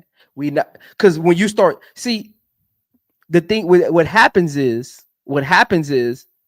as fans, we start praising Angel Reese for being able to guard multiple positions, not realizing you're handicapping the team. Her guarding multiple positions needs to be situational. It shouldn't be part of the set. When you start doing that, see, that's why if you notice when I talk about Angel Reese, I talk about her intangibles. I don't like you have to, if you're the franchise player, your leadership has to come with accountability. It has to come with, we're not doing that. It has to come with some level of understanding of how you want the team to play when you're on the court with them and when you're not on the court with them. You see what I did just now? When Angel Reese is on the bench, she needs to see the same level of enthusiasm, the same level of hustle, the same level of hard nose, whatever she's bringing, whatever her identity is. She needs to see that same level, whether she's on the court or not. Her being a leader, it has to ink and leak, whether she's on the court or not. She has to leave some stain of her ability to create ruckus on the court. She has to leave some kind of stain. So when it comes to Angel Reese's leadership, it has to go up 25%. It has to go up 25%, and it starts today at training camp. She has to know what Tyler Marshall wants from the team, and she has to be the one to demonstrate it first. They can see her do it, and then she can hold them accountable. That's how it'll work. So I guarantee you at practice today, let's say her and Tyler Marsh sat down and Tyler Marsh is like, Angel, your hard nose, I need that to leak onto the other players. I need that to be a stain on the court, whether you're on it or not. Guess what she's going to do first play of the game? If it's a loose ball, she can be on the other side of the court. Guess what she'll do? She'll run over there and just dive for no reason, just to set the table. She got to set the table if everybody else wants to eat, right? The leader, you have to set the table. You can set everybody at the table. So basically, she has to set the table and then tell them where to sit. You sit right there. You sit right there. You don't get soup tonight. You just get this. She has to set the table. And it starts today at training camp. So she has to, along with Tyler Marsh, they have to help create the culture, because at the end of the day, when you're recruiting free agents, they're not just coming to play for Tyler Marsh. They're coming to play with Angel Reese and her play style. So she has to let free agents for 2026 know, this is my play style. This is what's going to be tolerated, and this is what's not going to be tolerated. If you want to come play for the Chicago Sky, this is what's tolerated and this is what's not. I don't care if you score 20 points a game. If you can't chase a screen, if you don't get on the ground for loose balls, if you don't rebound, if you don't get back on defense, this is not the play for you. And players know that too, yeah. Players are like, I'm lazy. I ain't going there. Angelresse, hey, she want dogs. I'm not going there. I'm lazy. Players know that. Look, we know who gonna get on the ground for loose balls. We know if we not gonna play defense. We know what type of players we are. We know. So year 2, create that atmosphere of you come play for Chicago. This is what you have to play like. You gonna play for Chicago. I'm gonna hold you accountable, and I expect you to hold me accountable. If I stop diving for loose balls, ask me what's up. You good? You good? What's up? You feeling bad today? Wake me up. Hold me accountable as well. Wake me up. Let me know what's up. Great players like to be held accountable, but only when it's necessary. Don't just come here just holding me accountable because you feel you can score more. Nah, this is my team. Hold me accountable only when it's necessary, and I'm not doing what you're used to seeing me doing. This is my team. This is my culture. If you're used to seeing me rebound and I'm not rebounding, that's when you hold me accountable. If I'm not a rebounder, that's just not what I am. This is my team. This is my culture. So her leadership, I want to see it, and I'm gonna be watching during the preseason how she communicates on the bench. I want her, because she got young players. I want her in the middle. I want Angelresse in the middle of huddles. I want to see her in timeouts talking to Tyler Marsh and Renee and Courtney about what she's seeing out there on the court. I want to see her during timeouts. Know what I want to see? I want to see Angelresse pointing back at the court saying, hey, when the ball right here, somebody's open. Hey, when they're on defense right here, all they're trying to do is get the ball here. Let's do this. Like, that's what I want to see from Angelresse as she continues to develop and becomes what we think she's becoming in the WNBA, right? It starts there. It starts with creating a culture of, hey, this is what I'm seeing on the court. Let's change this up. So that's what I want to see. I want to see that. Hey, if anybody in the chat being disrespectful in a way, like Skittles, you can let that go. They just come to the look, them right there. They just come to the chat. They really learning something, yeah. But they come in the chat and troll. So people can just know they're in the chat. They really here to learn something. Trust me. Don't worry. Them right there. Just let them talk, man. Don't. You don't even gotta lilac. You don't even gotta answer to them, man. Like they really learning something. They really learning something, man. they really learning something. Yeah. They just bored.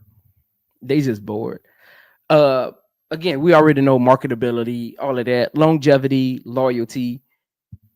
The longevity and loyalty is up to Tyler Marsh, Jeff P, and Angelresse of how they fit together.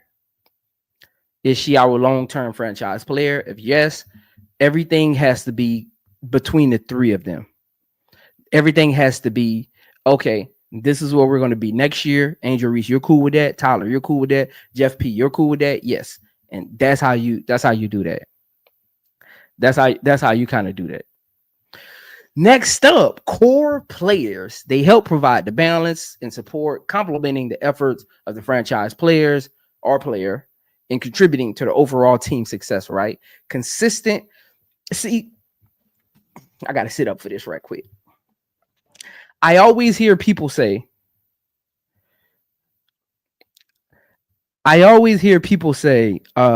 this person's a core player. This person's a core player. In order to be a core player, you have to be consistent. core player shows up and does what they're held accountable to do all 40 games. That's a core player. A core player just doesn't show up in the playoffs. A core player just doesn't show up at home games. That's role players. I think people misconstrue core players for role players. That's two different levels of the game. Your core players are your consistent starters that contribute every game, home and away. You know they're gonna give you 12 and 8. You know they're gonna give you 10 and 10. You know they're gonna give you solid defense, guard the other team's best player, hold them below their percentage, and give you 7 to 8 points on the other end. That's core players. Again, they provide help, balancing and supporting the franchise player. So how are you a core player if you're not consistent? You're not consistently contributing to the success of the team. How are you a core player? You're a role player. You play a specific role. You're a core player or a role player. That's two different things. That's two different things. Just like I hear people say this 3-and-D thing. Some people are just wings, and some people are actually 3-and-D players. Wings are role players. 3-and-D players are core players because you don't have a lot of those, and they're consistent. They give you a certain amount of 3-point percentage each night, and they give you a certain amount of defense each night. That's 3-and-D players. Look, if you shoot 40 one night, 17% the next night, 22% the next night, 6% the next night, 50% that the next night after that, then 30% the night after that, you're not a 3-and-D player. You're a role player who can sometimes knock down a 3-point shot. That's what you are. You're not part of the core. You're a role player that's interchangeable. Your core shows up at home, away games, in crunch time. They contribute to start the game. They contribute when the momentum is taken away. They contribute when you have momentum. They're contributing in the playoffs. They contribute in the locker room. They contribute at practice. They contribute when they're on the bench. They contribute. That's core players. Role players might be hot one game, cold the next. They might play in specific matchups, not get limited minute in other matchups. That's a role player. And they're important too. Don't take it. They're important too. They're important too. But they come with a specific skill set that you probably 80% of the time will get, and the other 20 won't. They're role players. Core players, you know what you're going to get from them, whether they're having a good game or a bad game. I know I'm going to get 10 points and at least 8 rebounds. Whether you're having a good game, whether we're on the road, whether we're playing in a hostile environment, whether we have momentum or not. I know when I look at that stat sheet at the end of the game, you're going to have 10 and 8. That's core players. When I look at the stat sheet and you got 3 and 6 one night, then the next night you got 4 and 2. That's a role player.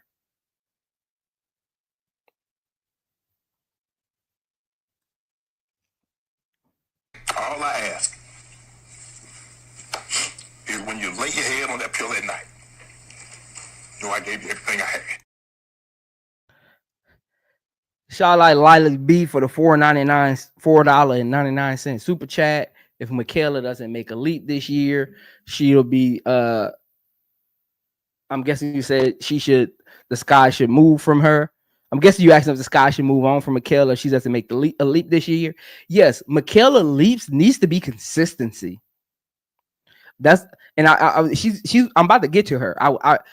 I don't think Michaela is a core player yet because she hasn't been consistent enough. So that's why I got her at the top. We only have one true core player right now, and that's Camila.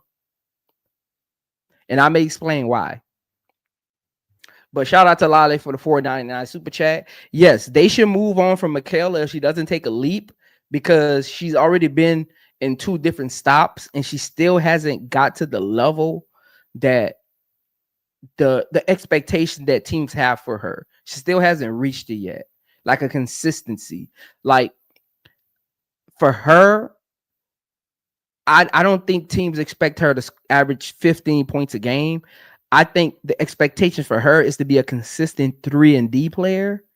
Again, knock down 2 threes a game, shoot anywhere from 30 to 38% a game, and guard the other team's best player, limiting their shooting percentage.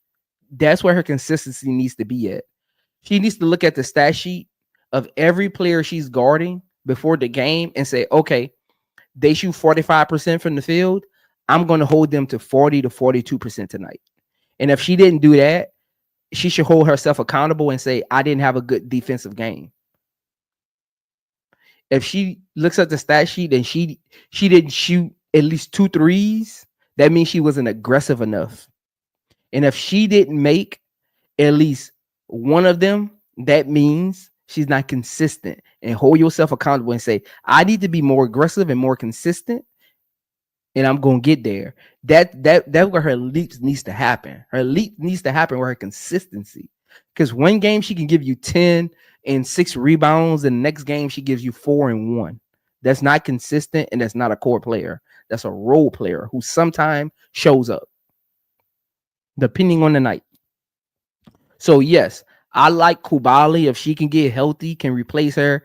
I like Tilly. I'm interested to see if Tilly makes the team. I'm a fan of hers. Those two, even Kia Nurse for a certain situation can probably overtake some of her minutes, especially with them signing Ariel Atkins. I could see Kia Nurse taking some of Michaela's minutes, depending on the play style Tyler Marsh them want to run. I could see Kia Nurse. If Michaela isn't consistent, I could definitely see Kia Nurse taking some of her minutes.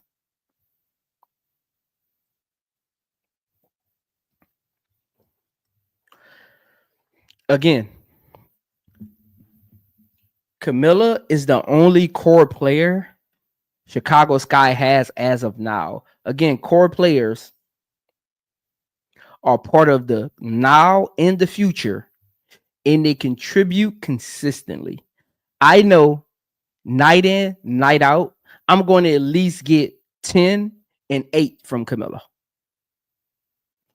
I know night in, night out, I'm bare minimum going to get 10 points, 7 to 8 rebounds, and 1 block a game. I know.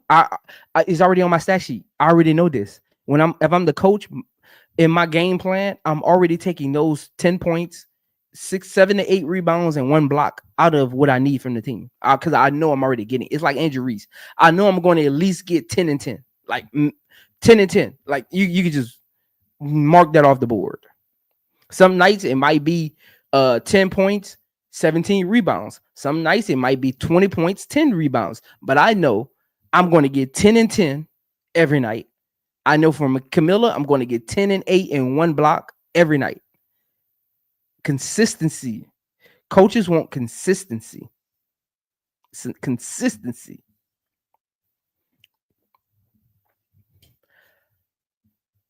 Ariel Atkins can be part of the core, but she's a free agent next year. And again, your core is long now and future and consistency.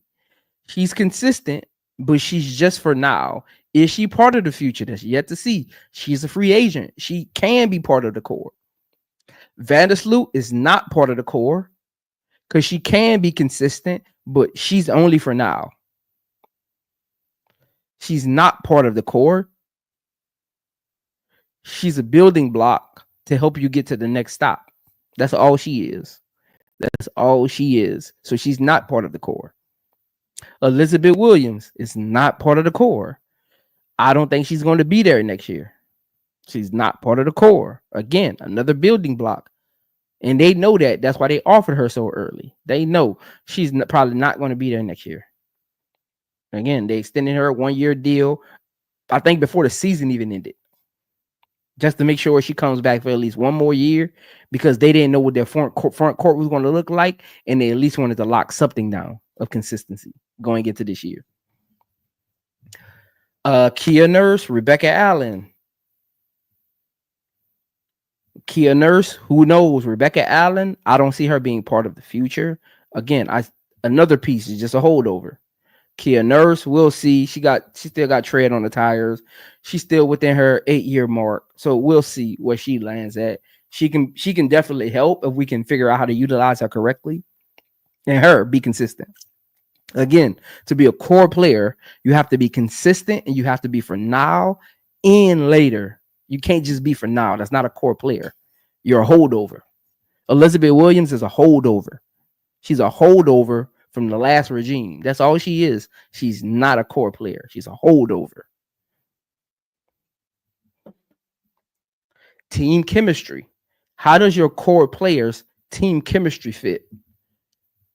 Camila, biggest responsibility this offseason should be how to be the anchor and play alongside Angel Reese without being in foul trouble. Like, that's where she should be at. I have no qualms about her offense because, see, when it comes to bigs like her, you don't really get concerned with their offense because their offense flows through the ball movement. Like, her offense flows through the ball movement. Like, I don't expect her to, like Ariel Atkins, I need to see her offense, right? Because she doesn't flow with the ball movement. She's a ball handler that shoots off the dribble. Like, it's just how she gets her points. Same thing with Michaela. Like, her shooting needs to be consistent. She got to be aggressive when she got the ball. She got to be able to catch and shoot high 3-point percentage or average 3-point percentage, things like that. With Camila, she scores with the ball. So if I'm the coach, her offense, as long as she makes her layups and hit her little her little 10-foot shots, I'm not really concerned about her offense because her offense float. She got a float ball movement offense. The point guard. I need the right guards to get her scoring. So if I got the right guards in place, her offense flows with them. You know, that probably went over some of y'all heads just now. Her defense is her biggest development this offseason. Defending without fouling, understanding how to be an anchor, understanding how to read defenses is going to be her biggest obstacles during training camp. Reading defenses and playing defense without fouling. That's great anchors. Great anchors rim protect without fouling, and they're your backline help as far as reading coverages, calling out the screens, saying back door, saying no watch. No watch means this is really called ball watch, but we'll be like no watch. No watch means you ball watching. Sometimes you got to help teammates out. They get caught up within the game themselves. So sometimes if y'all ever hear it, if y'all watch TV with the sound on, you'll hear people. Everybody use different terminologies, but I heard a couple times last year, you'll hear a defensive player say no watch. That means somebody ball watching. Sometimes you just got to help people out, you know, like nobody's perfect on the court, especially on defense. You get caught up ball watching. If you see somebody ball watching, just call out no watch. And they'll it's like a light switch clicks on, you know. So that's where I need to. That's where I need to see her at. Potential for development. They already have their core players already have their niche, but they can always get better at their niche.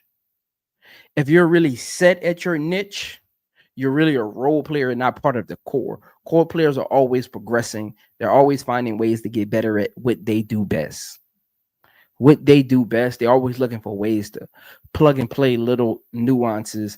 If I'm great at 12 feet, Next year, I want to get better at 14 feet and then go from there and go from there until I get to a comfortable area where this is my part of the court. This is how I operate. So potential for development is key for core players because you got to always expand what you do well. Again, for Camila, this year it should be being more vocal, calling out screens, saying no watch, calling out pin downs, saying I got help, saying you chase, I'll drag, you recover, I'll pull back. Like little nuances like that. Okay, we got high trap. Okay, we got baseline trap. Some call it low man trap. Some call it high man trap. That's when y'all ever hear that. That's what they're talking about. We trapping high, we trapping low, or we trapping at we trapping corner only. Some teams only trap baseline. So it depends. It depends. Like get better at that. Just get better at that. Just get better at that. Just get better at that. Now, these training camps, man. Chicago Sky. I wish the WNBA, I don't know if they do this or not. Somebody in the chat, let me know. Does the you know how like the NFL has Hard Knocks? And I think this offseason, the NBA did like the little Netflix special where it was called like 5 or something. I think it was Anthony Edwards, LeBron, Sabonis, Jimmy Butler, and it was somebody else. It was 5 people. I forgot who the other person was. Does the WNBA do something like that? Like where they kind of give like backcourt access to like certain players or a team? I don't really know. I didn't see anything like that from them. So in the chat, let me know if the WNBA does anything like that. Because I think Chicago Sky will have a very interesting training camp. Like just looking around the league, I think they have one of the most, I wouldn't even say one of. Chicago Sky has the most important training camp this season. If you just look around the league, the Aces, Liberty, Lynx, kind of set. Seattle, they just need to fill some gaps in. Dallas, still in rebuild mode, kind of. They're trying to rebuild on the fly, which never works, by the way. Rebuilding on the fly never works, by the way. I want y'all to know that. I hear people say that about Dallas. Rebuild on the fly has never worked in basketball history at no level. You can't rebuild on the fly. Either you are what you are, or you're not what you're not. Like either start over. Like when you start, it's like football. Trying to get 2 quarterbacks to figure out which one works for your team. You know the saying: if I got 2 quarterbacks, I got none. It's like they're trying to rebuild on the fly and trying to figure out which quarterback works with the system. Either your system works or it doesn't. Either you have the right people for the system or you don't. You don't try to remake it or shift it. Dallas is going to struggle. And they're eventually going to move off of Rike and try to put pieces around Paige. So they don't have to, because think about this. Dallas is in a position where they're trying to rebuild on the fly, and they're going to literally have to do the same thing again next year. Teams don't want to do that every year. It's just too much work, and it never gets you nowhere. No team has ever won rebuilding on the fly. That's not a good way to build a team. It's just not. It's just not. It's just not. Again, they're going to have the most. They need to get a hard knocks for the WNBA. That's what they need to start at. Again, market these women before the season starts so people can become, again, the WNBA does a horrible job at helping fans become fans of players. That's how you grow the league. Become fans of players. And what I mean by it is introduce the fans to all the players. You ever notice, like you look around the NBA, you look around NFL, you look around Major League Baseball, all the players have millions of followers, millions.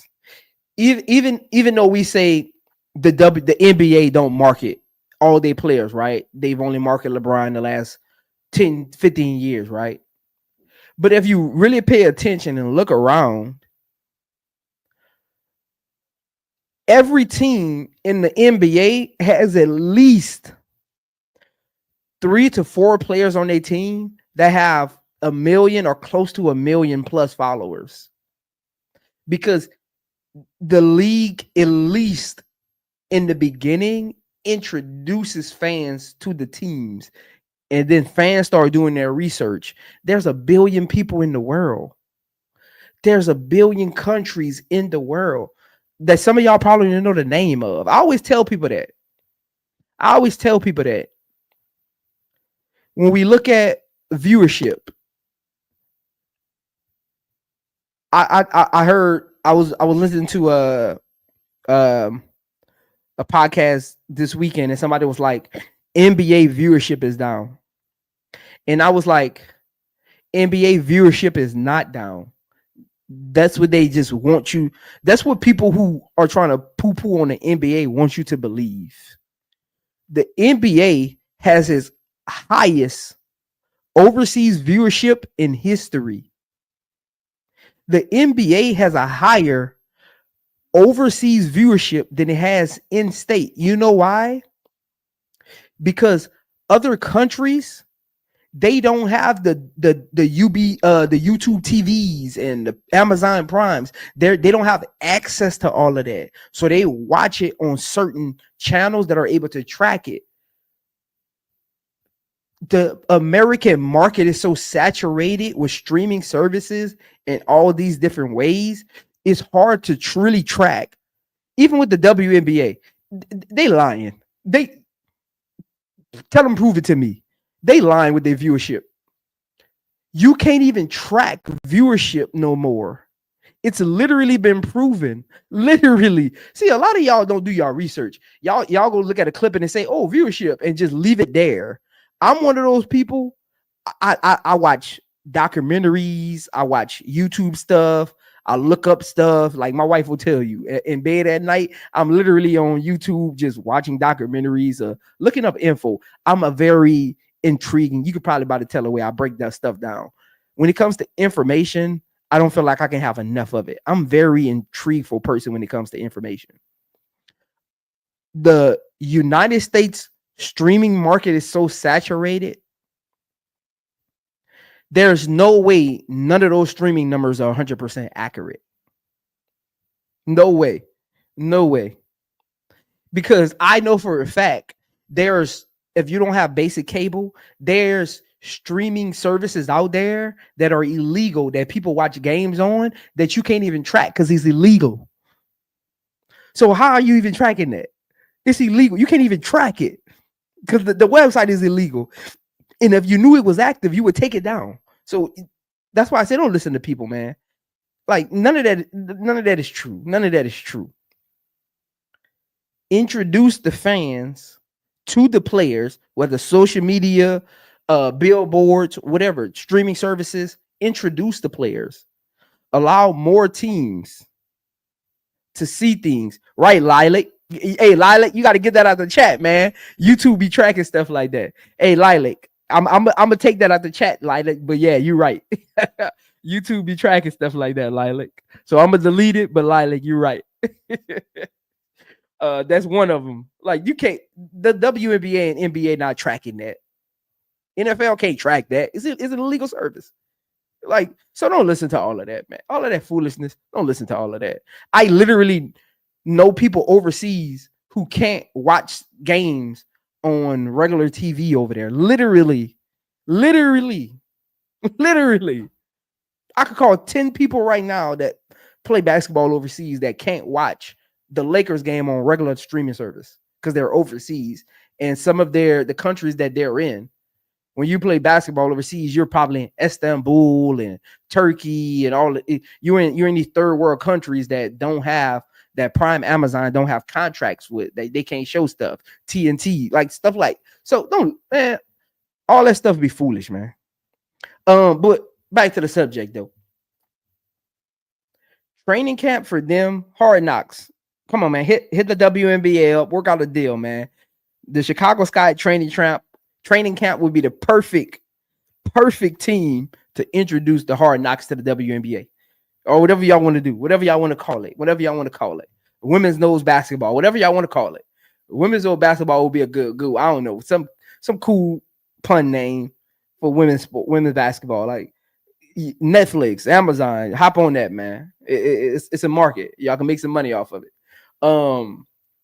It's a market. But training camp, you're filling in the gaps on the roster, right? Like Tyler Marsh, Rakima, Jeff P, the coaching staff, right?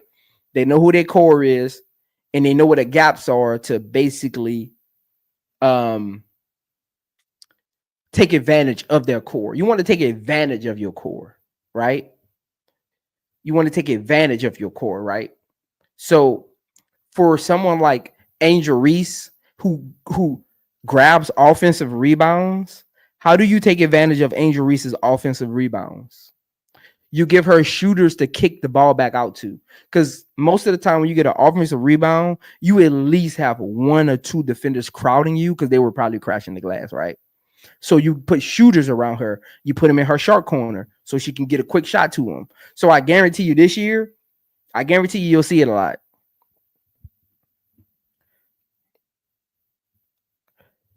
When Angel Reese catches offensive rebounds, you'll always see a shooter in the corner. If Tyler Marsh is the guru that people tell me he is, that's what I would do. If Angel Reese gets the offensive rebound, you flare here, you flare there. In that practice, you just continually go over the set and create muscle memory. So when she catches it, if she doesn't have to put back, she has the outlet. Last year, they struggled with that. That's why you will see her try to force up back layups, which drops her shooting percentage. You will see her try to force back layups, which would get blocked because they're anticipating her putting it back up. You would see missed shots because she's forced to put it back up because there's no one for her to actually kick it out to. And good point guards become great outlets, right?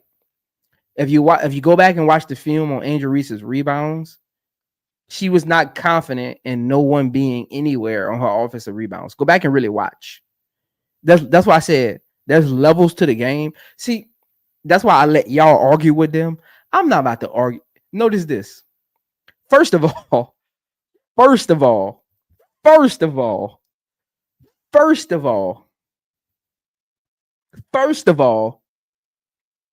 I'm not arguing with nobody who never dribbled the ball but got a YouTube channel. That's number one.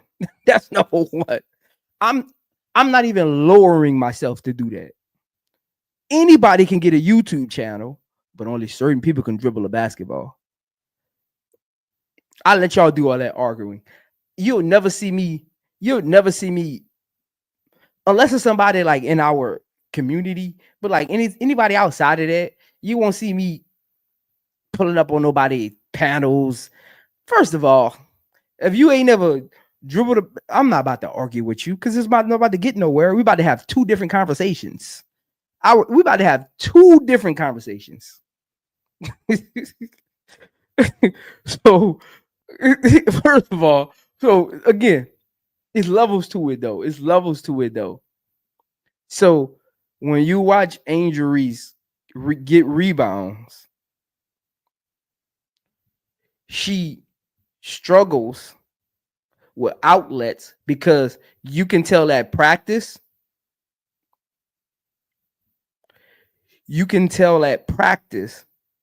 They didn't work on outlet passing off of rebounds. That's how you know they didn't have a real point guard last year. Because as a real point guard, I'm going to tell my bigs, hey, if the layup ain't there, don't force it. When you catch the layup, depending on what side you on, I'm going to be right here for the outlet kick. I'm going to be at the elbow. I'm going to be in a short quarter. I'm going to be on the lower wing. Like, this is where I'm going to be at. And you tell me if this is a comfortable pass for you. See, that's what real point guards do. We make everybody comfortable in what they're doing on the court. And for Vandersloot, that's her number one job this year.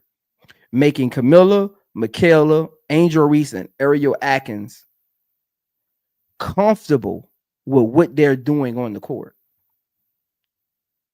That's a point guard's number one responsibility.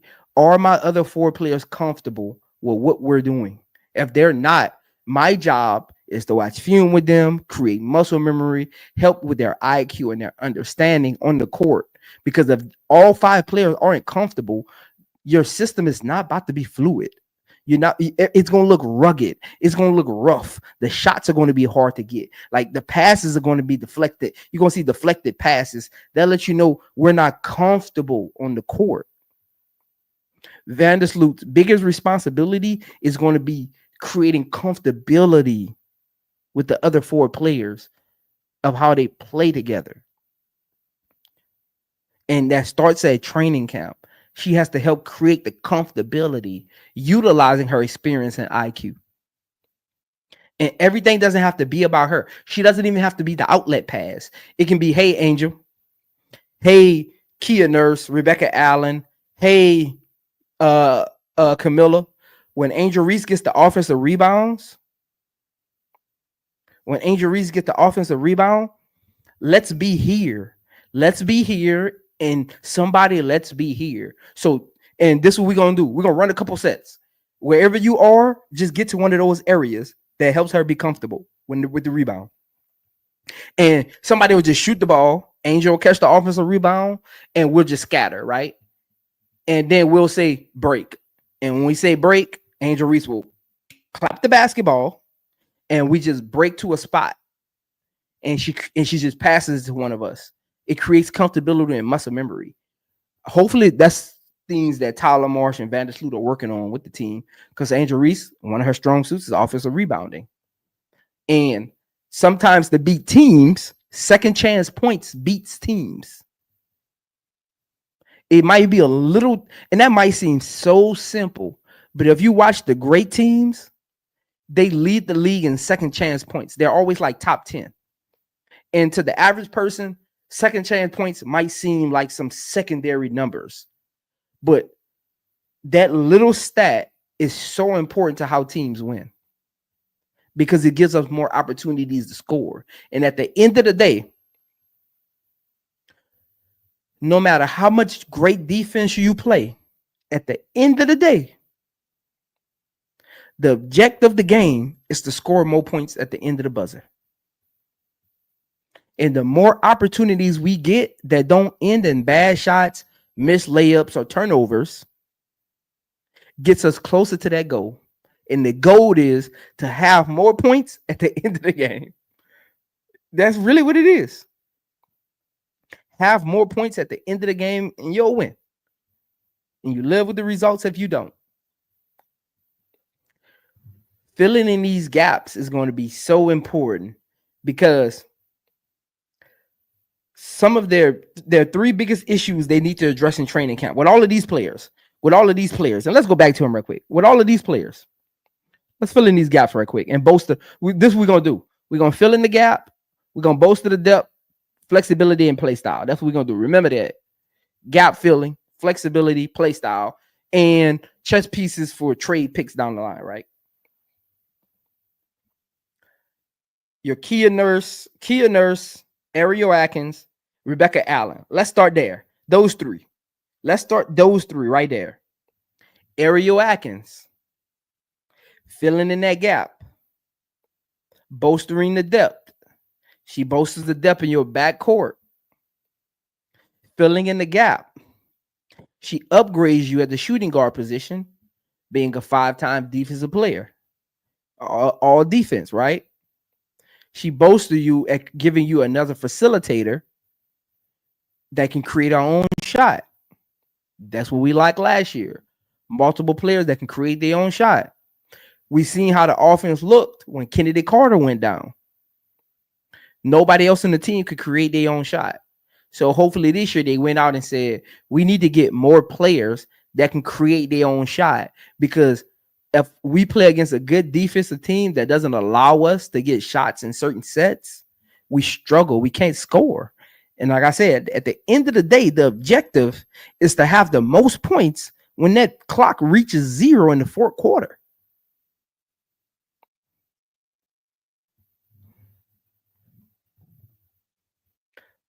Scoring more is so important. Ariel Atkins helps with that. She helps with the off-ball scoring. She helps with the facilitating, and she helped upgrades our perimeter defense, which we lacked last year. So you see, she upgraded us. She filled in gaps, and she's bolstering our depth. Kia Nurse, catch and shoot player. Inconsistent, but can catch and shoot. Lent helps with perimeter defense and knows what she's doing. Last year, we had too many people with low IQs. That's why y'all were frustrated all season. And that's why Camila and Angel Reese didn't learn nothing. You had a team full of people with low IQs. And you won't look.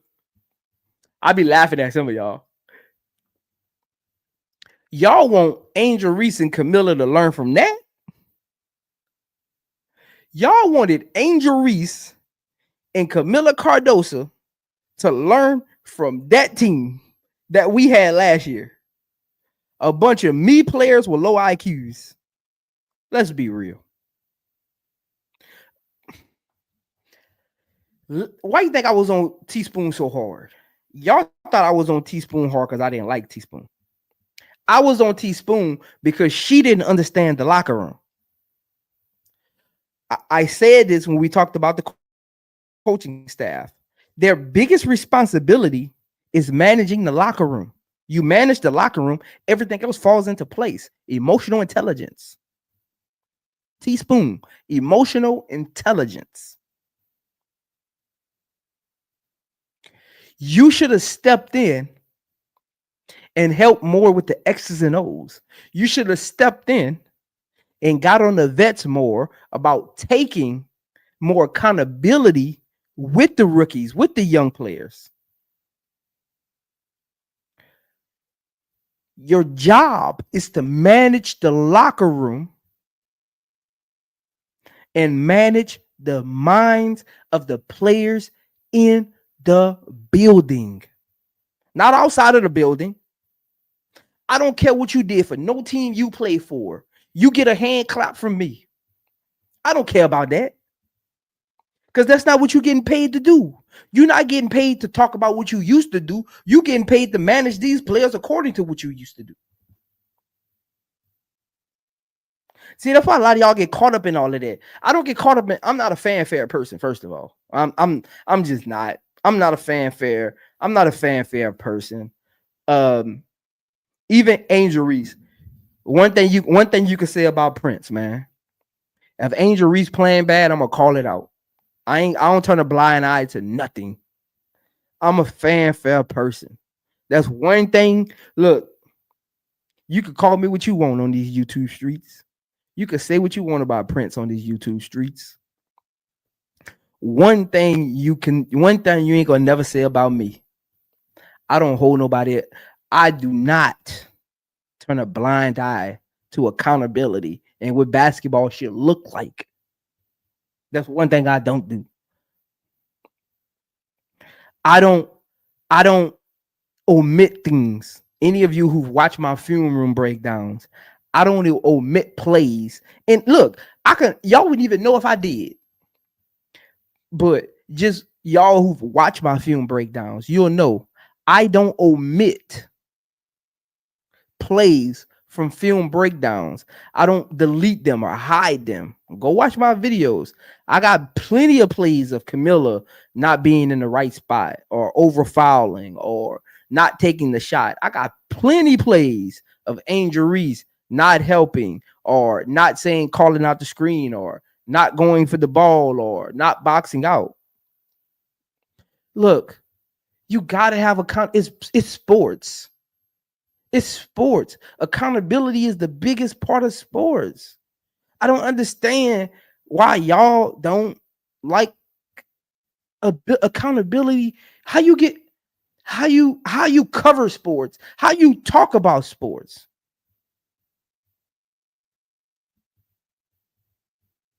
How you talk about sports, how you cover sports if you don't hold people accountable. That doesn't even make sense to me. Because if you're not holding people accountable, that lets me know, first of all, guess what that lets me know? You're not even watching the film right. Because you're missing out on the accountable pieces. That's what that lets me know. And any diagnosis you give is incorrect. All of us. If you are biased against accountability, that lets me know whatever take you give, whatever breakdown you give, it's there's no accuracy in it. There's no accuracy in it.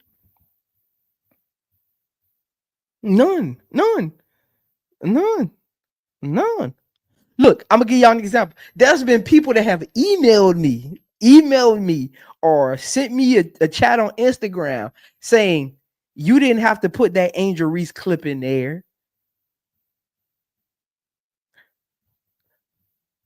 Film breakdown is about getting fans to understand how teams can improve. You can't be biased and do film breakdown. That's not film breakdown then. You're doing content. I do film breakdown.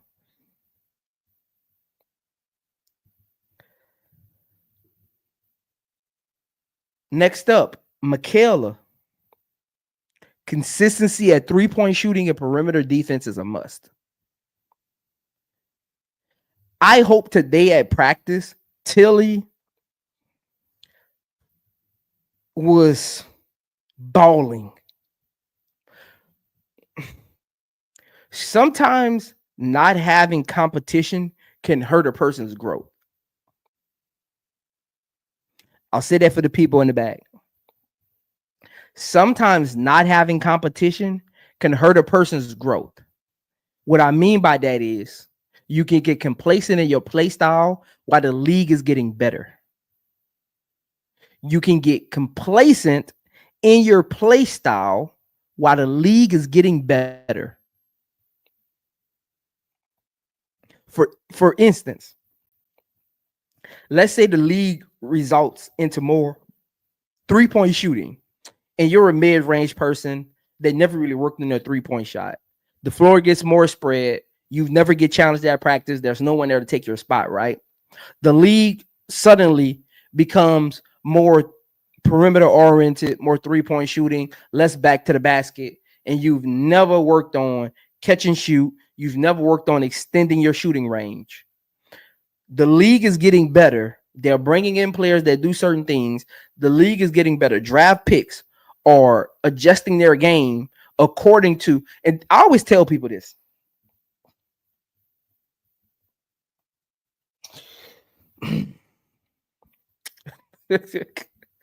Hey, look.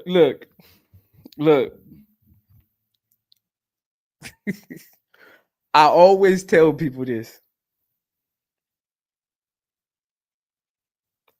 How are you evaluating college talent if you don't even understand the league that they're about to play in? Example.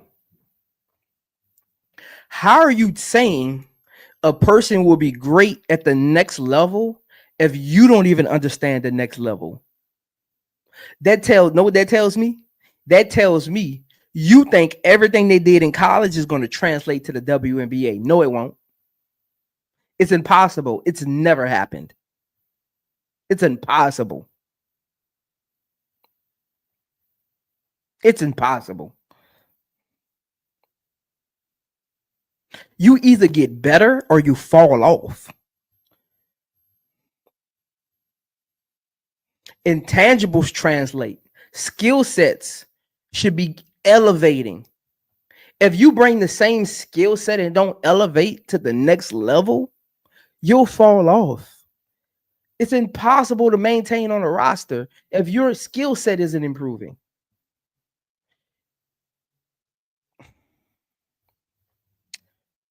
JT Money, you wasn't here earlier. It's a typo. I know it's the second. It's a typo. I just didn't want to change it. I just didn't feel like going back and changing because I had to download it to my StreamYard, so I just didn't feel like going back and change it. It's just a typo. It's the second. It's just a typo. When you look at college players,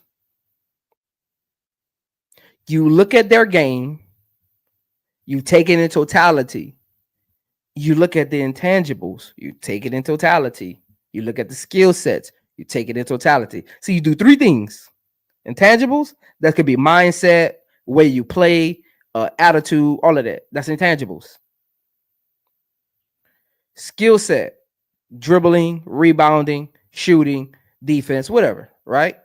Play style, up and down, half court, fast pace, high low, pick and roll. What's my play style? You got four things that you evaluate when you look at college players. And then you say, okay, how do I take all four of those things and implement it into the WNBA? Does her play style fit the WNBA? Yes or no? How much does it fit? 80%, 60%? Then you start reevaluating that. You go from there. Then you look at her intangibles. Do she have the intangibles to make it at the next level? Yes or no? She got 3 intangibles that you like, and only 2 of those really fit in the WNBA. Then you start saying, okay, 3/4 of her intangibles fit. She might make it a little bit. She got some of the intangibles. She's not going to be 100% at the intangibles, right? Then you look at her skill sets. Okay, dribble drive. Is that something that the NBA, the WNBA, she can benefit from? Yes or no? Shooting. Is her shot release quick? She's playing against faster, longer, taller, smarter defenders. Can she get that shot off? Can she get to the rim? Erratic play. Will that work at the next level? Is that a play style that fits teams at the next level? Do teams run that kind of play style? See, all those little intangibles. That's why when I have conversations with people about college players, that's why I be like, you got it. Because if you're not taking all of that into account, where's your analysis coming from? I know where it's coming from. You're taking what Twitter says, you're taking what somebody on YouTube said, and you're taking the game you just watched, and you're saying they're a good player, they're a cool player, people like them, they're tweeting about them, somebody just made a video about them, they must be good, they're going to be successful at the next level. That's not how that works. Your play style has to evolve. Your play style has to have improvement in it. Some play styles just don't have improvement in it. Some play styles just can't improve because their play style is so erratic. They either got to change their play style or they can't. And if they can't, it can improve. They won't make it. They'll get in the train. I always used to hear this. No coach knows what they have until they get you on their court. They can read a scouting report. They could even play against you for 4 years. Right now, for instance, let's use Tyler Marsh for example. He could play against Enrique, right? I'm gonna use another one. He can play against McBuckets for 6 years and have one ideology of what type of player she think he is, and get her in on his court, in his system, in his locker room, and find out she's none of that. Again, because what? Perception is reality. But there's an old saying, no coach knows what he has until he gets you on their court. Everything else is hyperbole. Everything else is hyperbole. Everything else is hyperbole.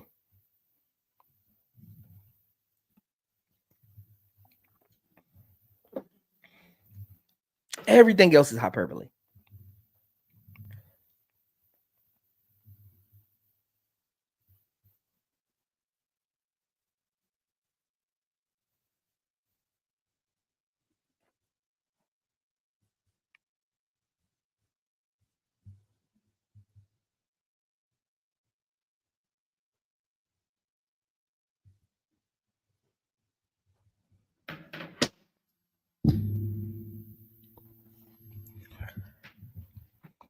Morgan Birch, I don't see how she makes the roster. I think Rachel will be back for one more year. Again, you can't have too much shooters in this day and age.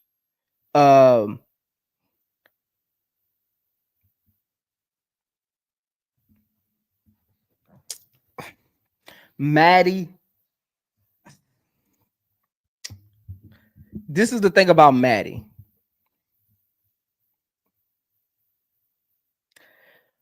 What hurts Maddie is she has a specific skill set. When you have a specific skill set, you can only play in certain systems. You can only play with certain players, and you can be only effective in certain situations. There's a negative and a positive to specific skill sets. It depends on how Tyler Marshall uses her. If her skill set is a negative or a positive to the team, it's really going to be up to Tyler. Maddie's success is going to be solely dependent on Tyler Marshall's game plan. Like, y'all don't even surface level. A lot of people not realizing it.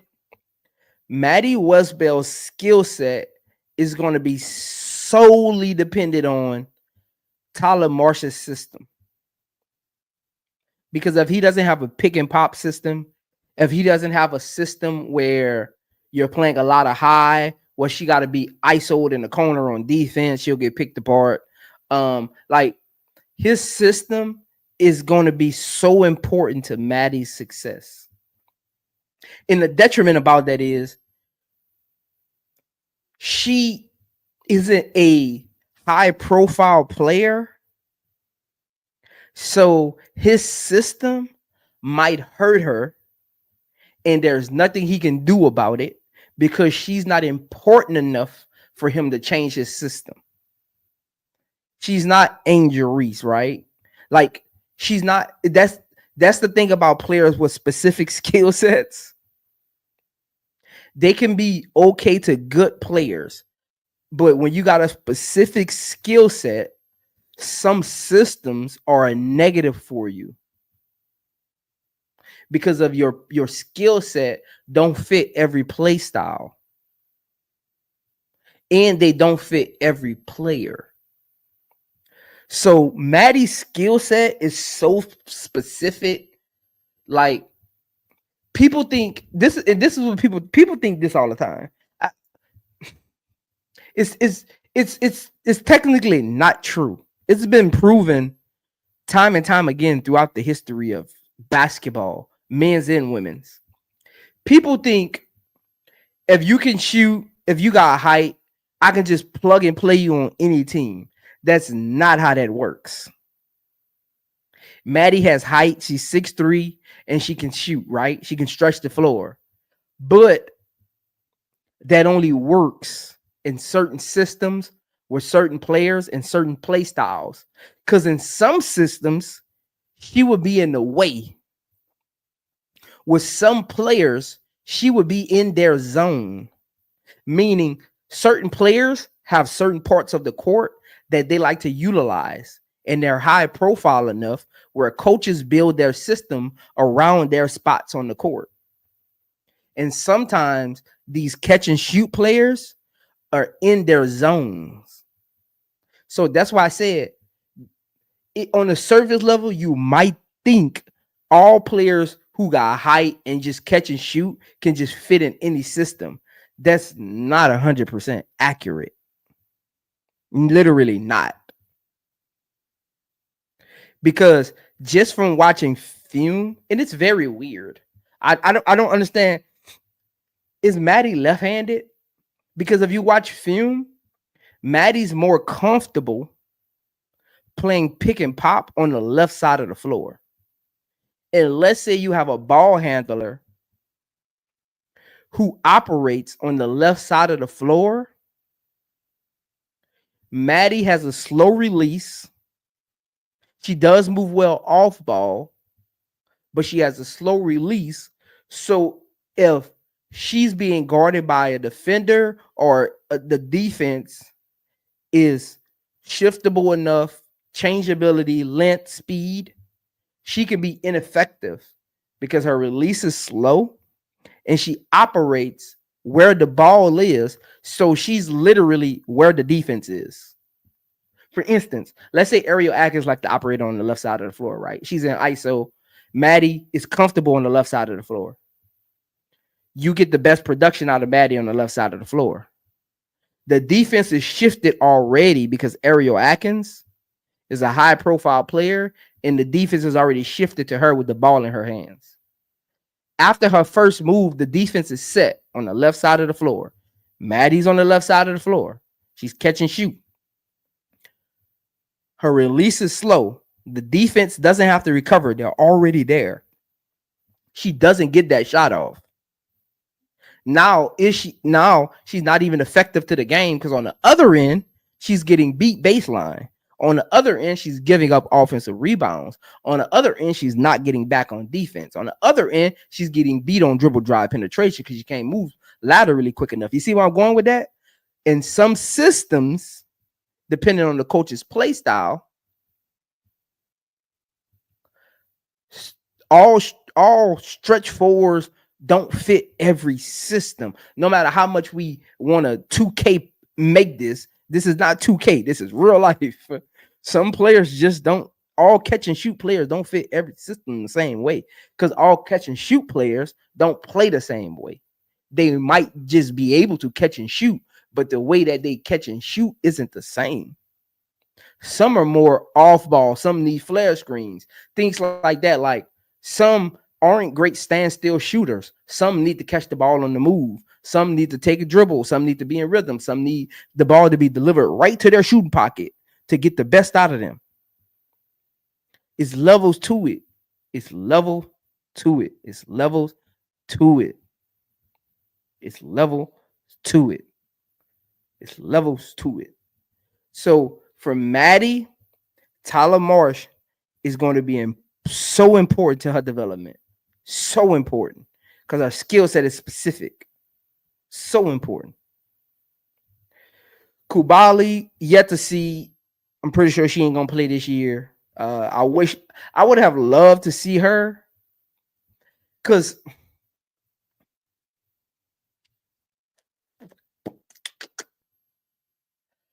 she can score. She can score, but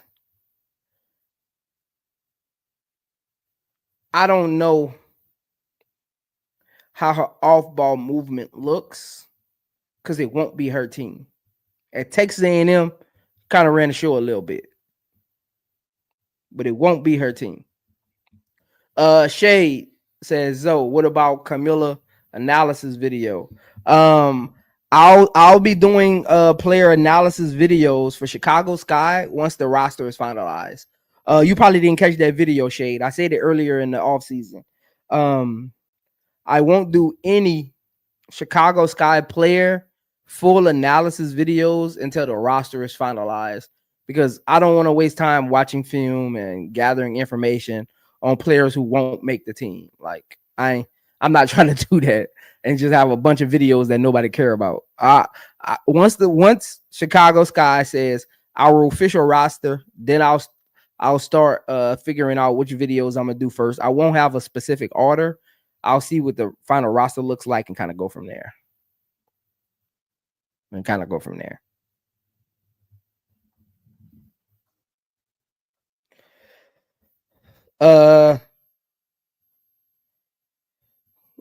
Tulip said Asia averaged 27 and 12 with over 4 blocks. I don't think people are comprehending the levels. It's an all-time peak. Yeah, I'm gonna do an Asia Wilson breakdown video this year as well. I'm gonna do more Aces content this year. I don't think people Tulip, I like that you said that. Again, you don't got a lot of me's. You don't got a lot of me's in the WNBA YouTube streets. You just got a lot of content creators. You don't got a lot of like people that actually like analytically and film wise break down like the NBA side. The NBA got a bunch of them. It's literally oversaturated. But you don't got a lot of me's. So when you think about how players score, defenses, how players play defense, how players rebound, they don't get enough accolations and stuff like that because a lot of people don't get to appreciate their game because a lot of people don't break it down. I don't think a lot of people understand how good, and I'm even talking about some fans. I hear them talk. I don't think people understand. Look, everybody, listen to this right quick. Let's stop for a second. That's why I can't wait to do my Aces content coming up. Look. Let me say this. Everybody, stop typing right quick. Stop typing and just listen. Everybody listen and stop typing right quick, because this is a very important message. Just take a second. Whatever you listen to in the background, turn it down and listen right quick for 10 seconds. Give me 2 minutes of your time. Stop comparing what Asia does. Stop comparing Asia's development to Angel Reese's. First of all, two totally different type of players. That's number one. Stop comparing them. Just stop. Because when you do that, you stop appreciating what Angel Reese does great, and you start over evaluating what Asia Wilson does. They're not even the same type of player. They don't even shoot at the same areas of the court. Their defense isn't even the same. Asia's more of a rim protector than Angel Reese is, and Angel Reese is better on the perimeter than Asia Wilson is. She's better in passing lanes. Asia Wilson can play passing lanes too. She'll get an occasional steal and take it the other way, but she doesn't roam a lot because that team doesn't require her to do that. She's more backside help and a rim protector. So like the way the coaches use them, their play style, it's all different. Like none of it's the same. Secondly,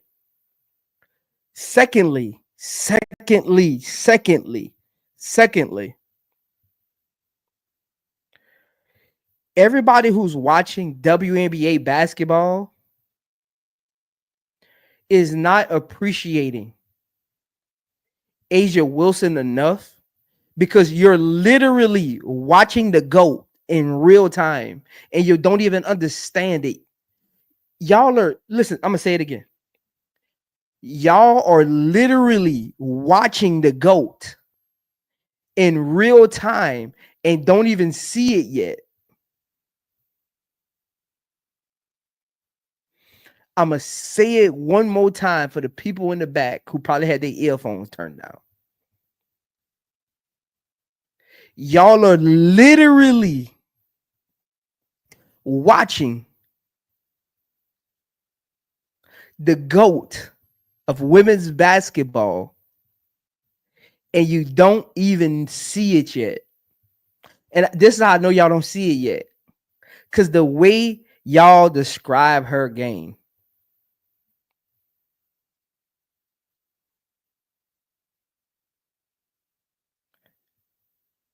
y'all are literally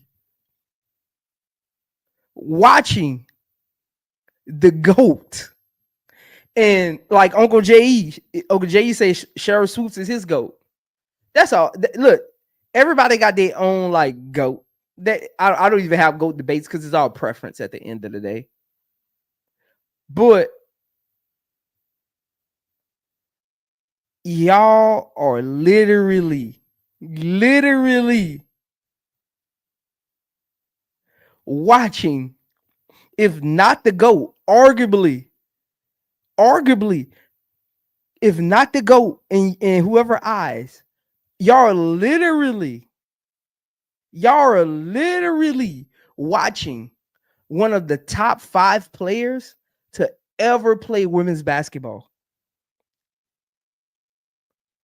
And we're so caught up in what media is doing, the narratives media is pushing, that y'all not even appreciating what Asia Wilson is actually doing on the court.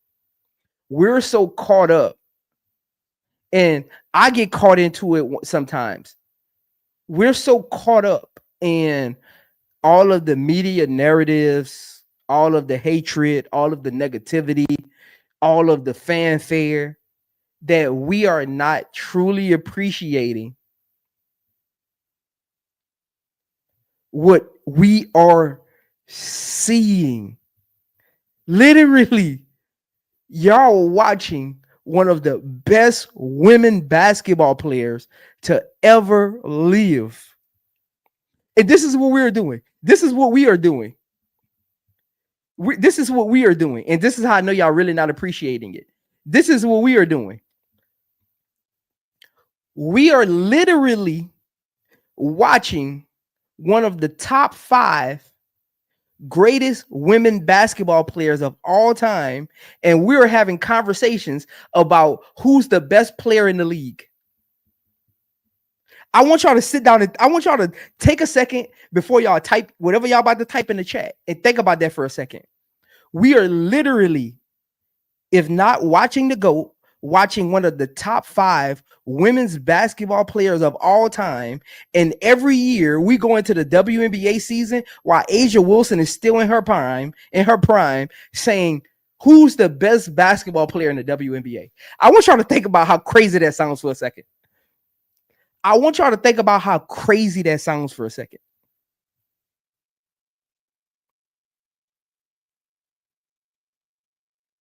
I want y'all to really think about how crazy that sounds for a second.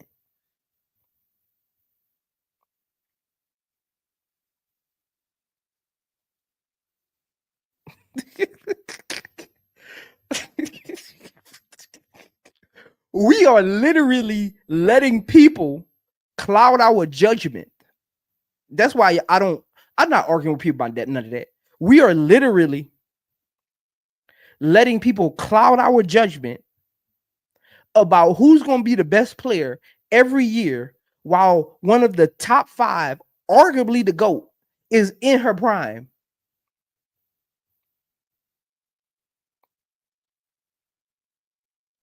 What are we doing?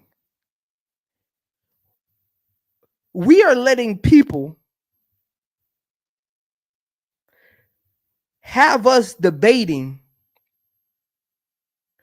Angel Reese versus Asia Wilson. What are we really doing here? Look, I'm supposed to be doing a building block series, and I got to stop to have this conversation. What are we doing?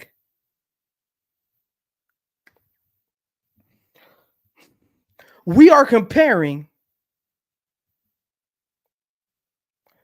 a second-year player. Why does shit even be an argument? Why are we even entertaining that? That's when we do that. Look, when y'all entertain that, people say that to knock Asia Wilson off of her pedestal, and y'all not even realizing it. Because when you have the debate of can Angel Reese catch up to Asia Wilson, guess what you're doing? You're helping them prove their point that the other person can catch her. That's what you're doing, and you're not even realizing it. That's literally what some of y'all are. I see people say that in my chat every day, and I never acknowledge it.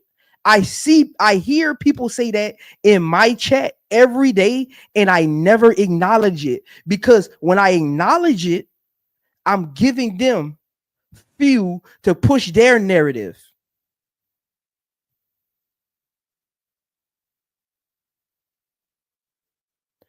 No one in this era is Asia Wilson and will ever be Asia Wilson. We are talking about arguably the GOAT, and or wherever you have her place, she's in the top 5.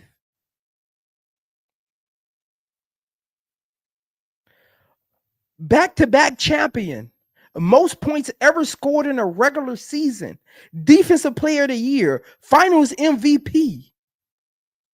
She make the Aces franchise look like they've been around for 15. Think about this. Asia Wilson is so good, she makes fans who just started watching the WNBA think that the Aces have been around since the beginning of time. I'm going to say it again for the people in the back. A'ja Wilson is so good. She had fans who came over from the women's college basketball think that the Aces has been around since the beginning of the inception of women's professional basketball.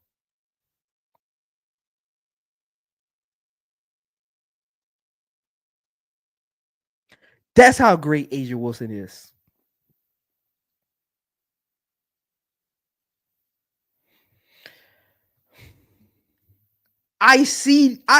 Don't you think I can have that conversation if I actually wanted to? Trolls come in the chat every time I do a video and literally bring up A'ja Wilson and angelresse. I can literally stop any video I'm having. It's my stream and have that conversation. I don't, because I'm smarter than that. When you start comparing one person to the other, that gives them a doorway to walk through to add another player into the conversation.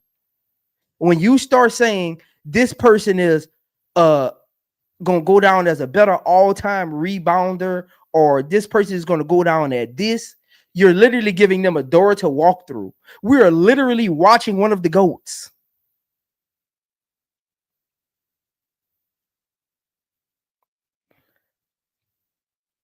What?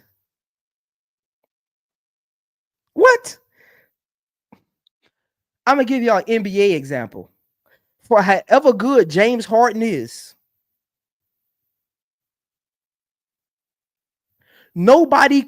James Harden is probably a better scorer, like ISO scorer than LeBron, right? Probably a better ball handler. But nobody will ever compare James Harden to LeBron James or Michael Jordan or even Kobe Bryant. What are we doing? That shouldn't even be a conversation. We don't entertain that. We give James Harden his flowers and move on. What are we doing?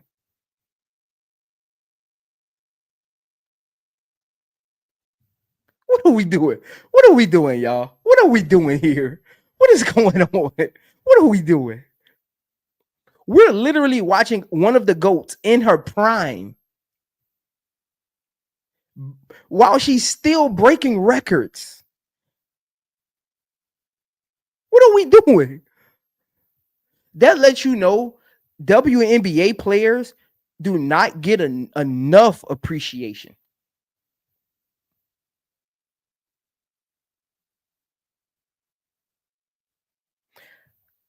These conversations let me know WNBA players do not get enough appreciation for how good they actually are.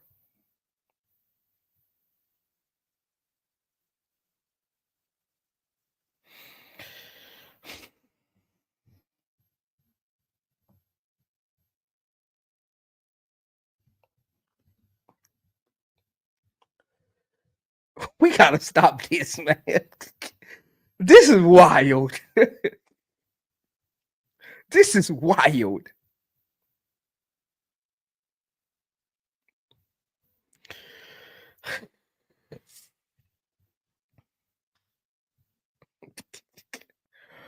Let's get back to the topic at hand, man. It's crazy. I had to take 5 minutes out of my time to have that conversation.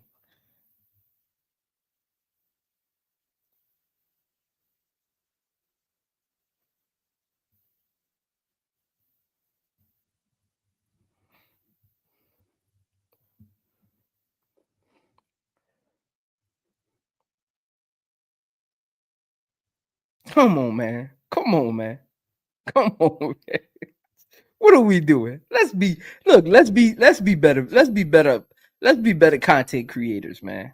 Let's be better content creators. Let's be better content creators.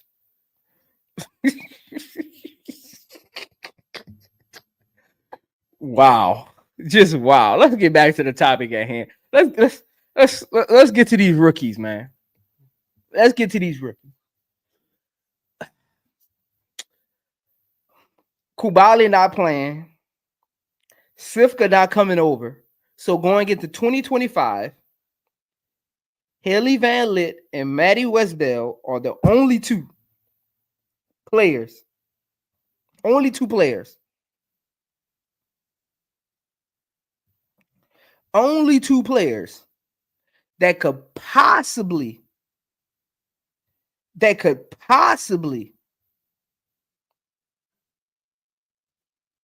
match up with. That could possibly match up with what we need this season. Haley Van Lith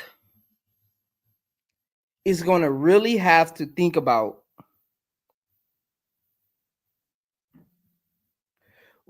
what impact looks like for her.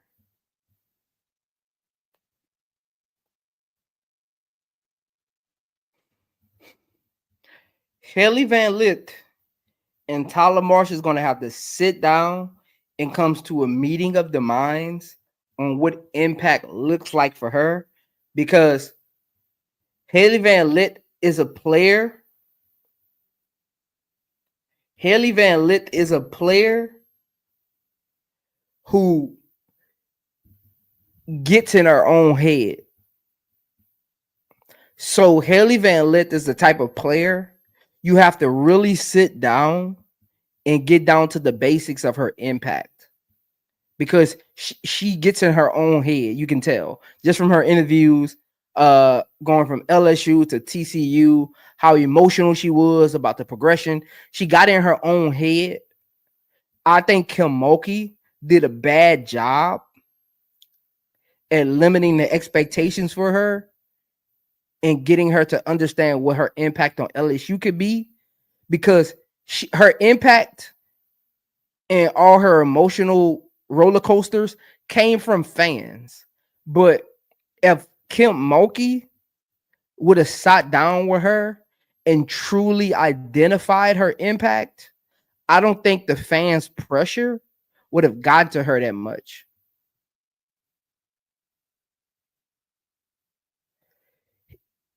Some players are just like that. You really have to carve out their role and what their impact is going to be year over year to help with their progression, because they can get in their own head and think they're failing.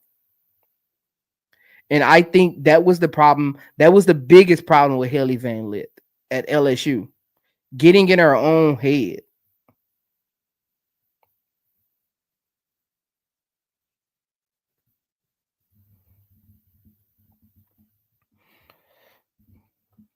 So she's going to have to sit down with Tyler Marsh and don't create your own expectations. Tyler Marsh is going to have to segue her into the expectations and slow walk her into her progression, because she's in a grown women's league where, for all her vulnerability mentally that she has going on, they're going to take advantage of that. They're going to take advantage of that throughout a game. They're going to tell her, you still not playing defense. You still don't play defense. They're going to tell her you still can't pass. Throughout a game, they're going to be whispering to her. They're going to be yelling at her. When she's sitting on the bench, they're going to be walking by saying, see, coach benched you because you still can't. So she has to, because I'm looking, I'm watching Haley Van Lith at TCU, and I'm like, this shouldn't have. Why was that so emotional?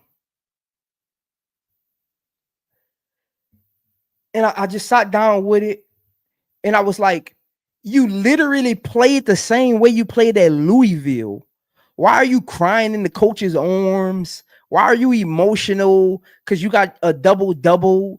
Like, why are you so emotional? It's because Kim Mulkey didn't really set the parameters for Haley Van Lit's impact at LSU, and fans' expectations were not set for Haley Van Lit because it starts with the coaching staff. They go into press conferences and set the expectations. Like I'm like, look, and look, I love comeback stories, but you didn't even have a comeback story. You literally didn't just play the same way you played at Louisville at LSU. That wasn't no comeback story. And everybody got all these headlines. What comeback story? You would have think Haley Van Lit missed the whole year from open heart surgery or something. The way they was promoting it. I had to take a second to think. Huh? There was no what comeback story. You literally just didn't have a true definition of your gameplay and play style at LSU. There was no comeback story. You was just mismanaged and miscoached. Everything you did at TCU, you did at Louisville. And technically, some things better.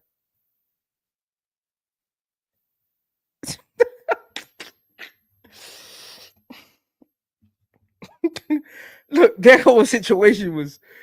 Look, and I had a conversation with one of my homegirls that play ball, and she kind of felt the same way I felt. Like you just didn't play good because the expectations wouldn't set accordingly, and you went to TCU that allowed you to do what you do, and you just turned back into Louisville Haley Van Lit. And y'all want to give, and I'm watching her play style. Y'all want to give, oh boy, I forgot his name at TCU.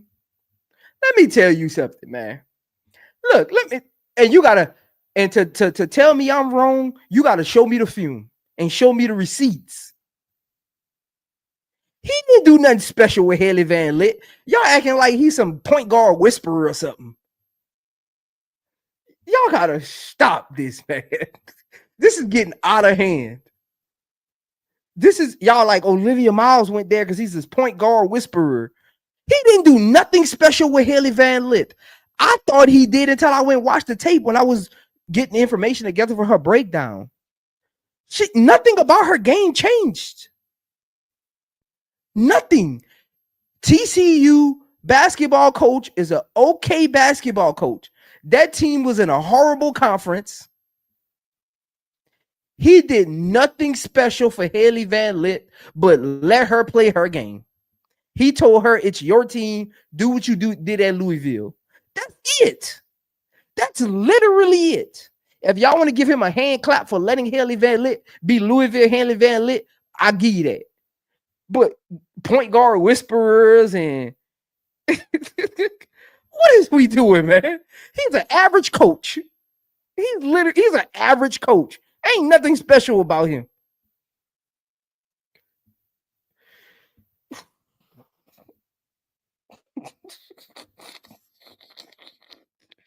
Hey, we gotta stop this, man. Y'all are getting out of hand with some of these takes, man. Y'all are getting out of hand with some of these takes, man. This is getting out of hand. Haley Van Lit at TCU last year literally just reverted back to her All-American Louisville play style. She didn't get better. Show me where Haley Van Lit got better from Louisville. Somebody in the chat. Uncle Jay, he does run a pro style offense. But what does that mean, though? What does him running a pro style offense mean, though, for Haley Van Lit? I laugh at people when they actually say that. What does they say that about like college football? What does that mean?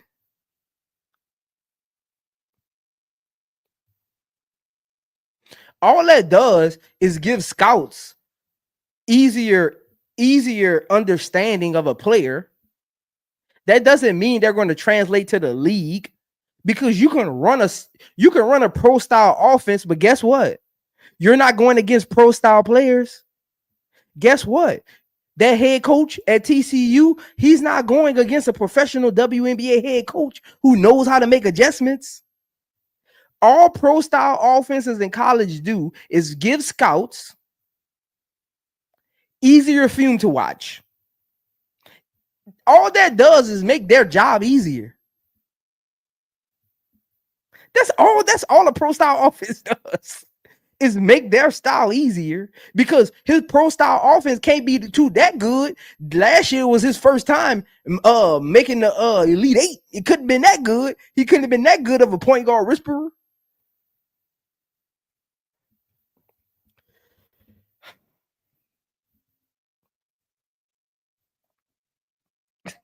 We gotta stop this, man. Hey, Uncle J, I feel you, Uncle J. Look, if you like TCU coach, I'm not telling you not to like the coach. I'm telling you I don't understand the take. That's all I'm saying. That's all I'm saying. That's all I'm saying. I don't understand the take.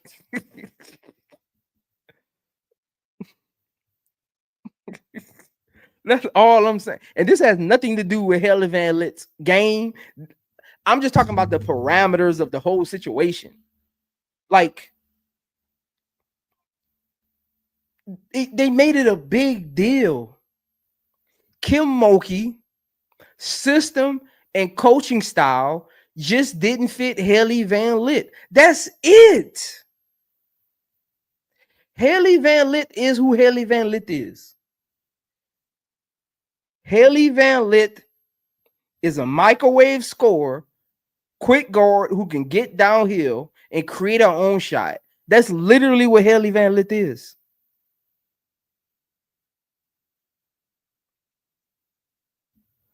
That's literally what Haley Van Lit is. That's what she was at Louisville. That's what she wasn't at LSU. And that's what she was at TCU.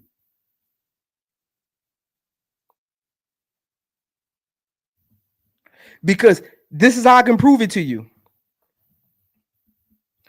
Go back and watch her in the Elite Eight.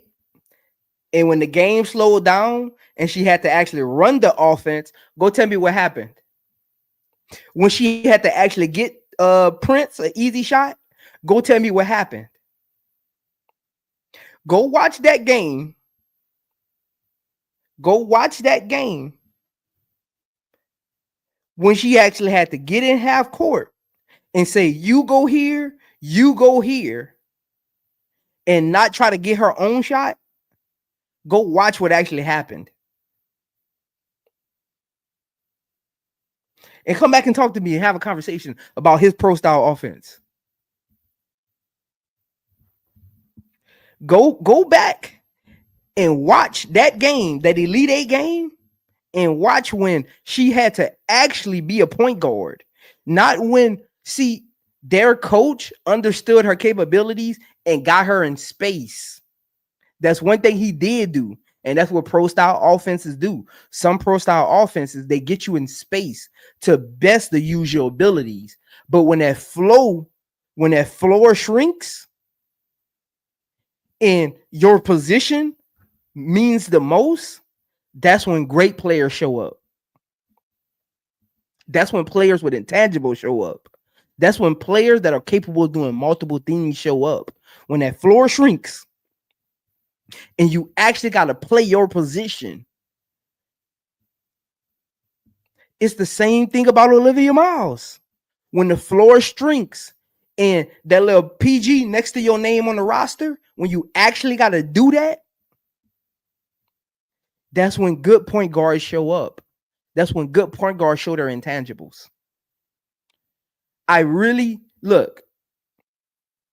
I just made a video saying Haley Van Lith, if Tyler Marsh uses her correctly, has a chance to be in the running for Rookie of the Year if he uses her correctly.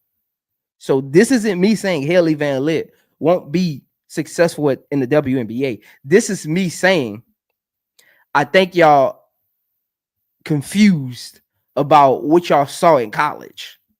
Just from the takes I hear, a lot of y'all are actually confused about what y'all saw in college. Y'all running with narratives.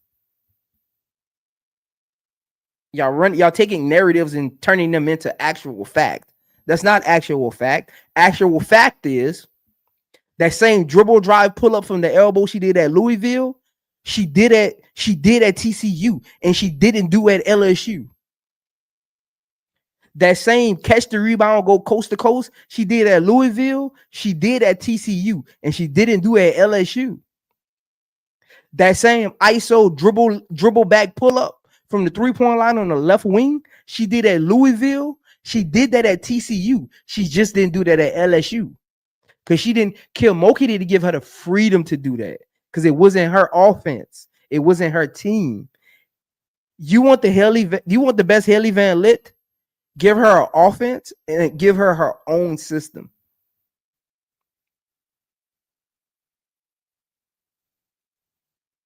And that's not a knock on Haley Van Lith. Some players are just built, their game is just built like that. Their best game is built like that. And some players adjust and some players don't. And that don't make them a less of player. Look at it like this.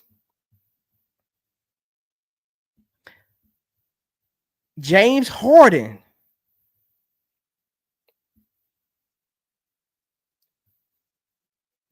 is literally officially a point guard and not a shooting guard who scores 30 points a game and have 5 games of 45 points, because that James Harden would be out of the league.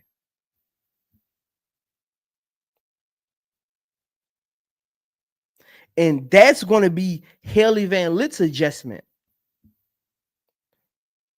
Because that Haley Van Lith from Louisville that everybody keep craving for, that Haley Van Lith will be out of the league by year 2. Because that play style will get you in trouble most games. And guess what? You're not the headline of the team. You won't get away with that. That play style will have her on the bench with a red face pouting. That play style will have her on Instagram doing cryptic tweets and posts.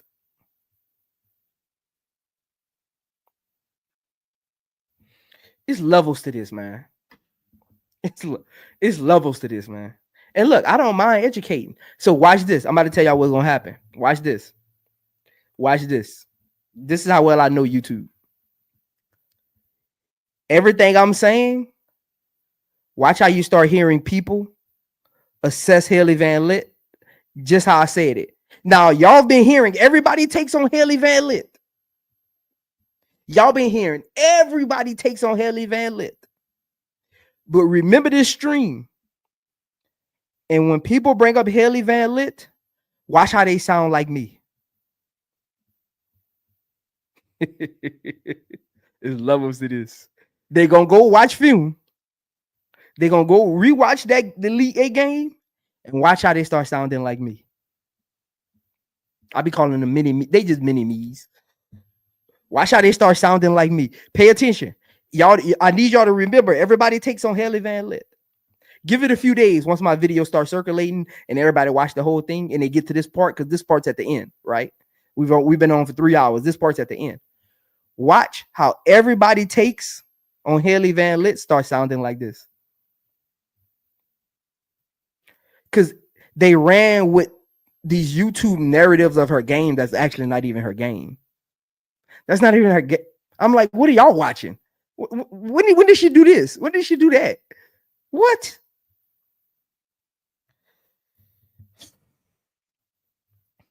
What? What?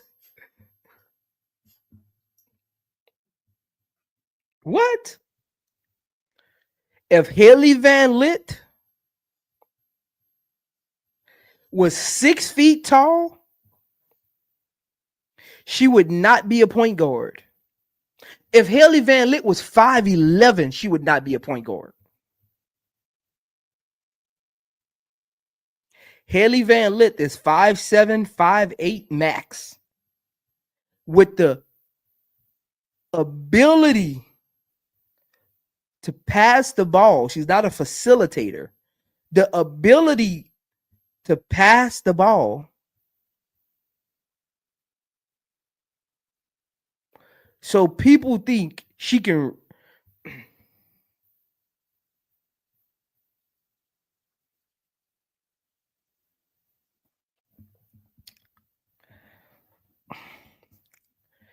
Haley Van Lith's best opportunity to be a core player in the WNBA, no matter what team she goes to, is to say, Coach,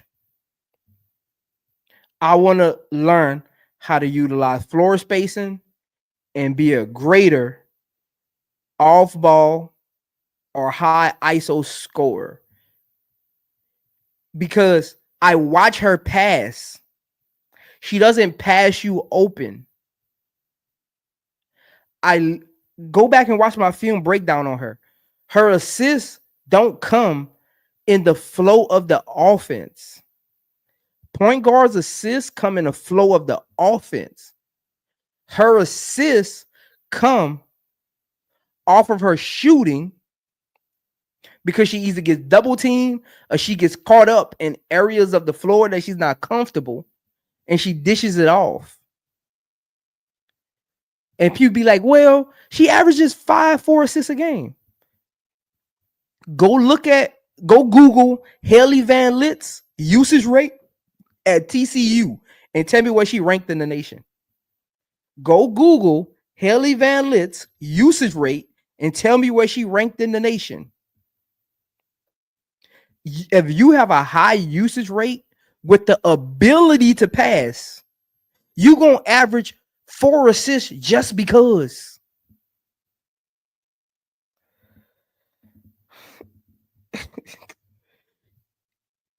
If you have a high usage rate and you have the ability to pass the ball, you will literally, it's just how the basketball gods set it up.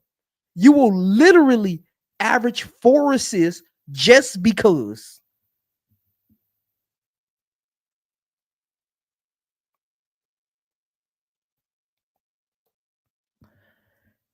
If Tyler Marsh is as smart as I think he is, he did not draft Haley Van Lith to be the point guard. He did not. I think he's going to play point guard by committee and probably get his point guard for the future next year because he does have Connecticut's pick. And Connecticut is projected to have a top 3 pick next year. So I think he's going to get his point guard for the future next year. Chicago needs more ISO scoring. They need more shot creators. And Haley Van Lith does that well.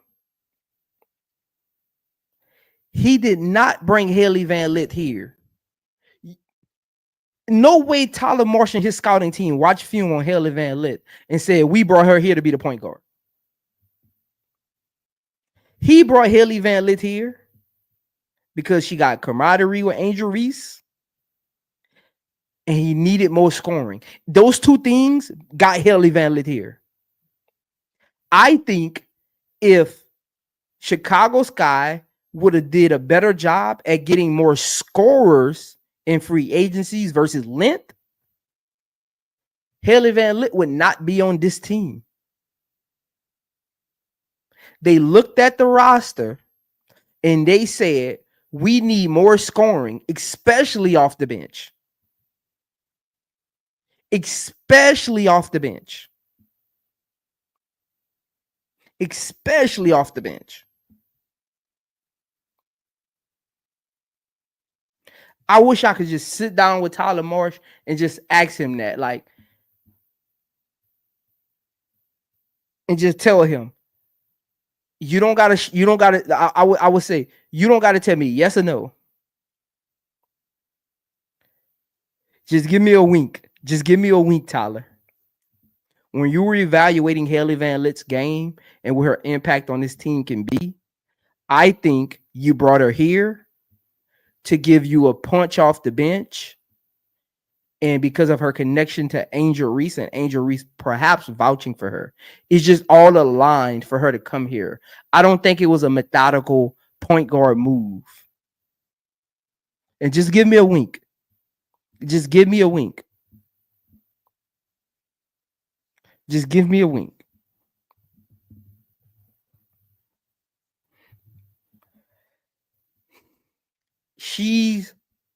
Haley Van Lit game is six woman of the year type of game. Like, just watching film on her, 6 woman of the year is literally screaming at me when I'm watching film on her. It's literally screaming at me. She can be a multi 6 woman of the year. It's literally like just screaming out to me. Literally just screaming out to me. And look, let me tell y'all something, man. I was in Louisiana last weekend, and I was actually at the court, and we was talking, and they was telling me about they've been checking out my podcast and all of that. I was talking to some of the players, and they were telling me they're checking out my podcast, some of my fellas back home and stuff like that. And we just got to talking, and I was telling them about Chicago Sky players and all of that. And I was like, it got on Haley Van Lit. I didn't even bring this up. One of my former teammates did. They was like, yeah, they got your homegirl out there doing them cone drills, huh?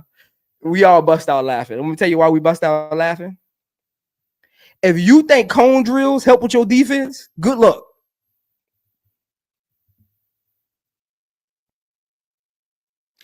All y'all raving about her doing some cone drills. Any basketball players in this chat right now? Please, I just raise your hand. I got a question. Any basketball players in this chat right now? Did cone drills turn you into an elite defender? Y'all gotta stop this, man. Y'all gotta y'all gotta stop this, man. This is madness. This is madness. Y'all posting Haley Van Lit cone drills talking about she working on her defense. Man.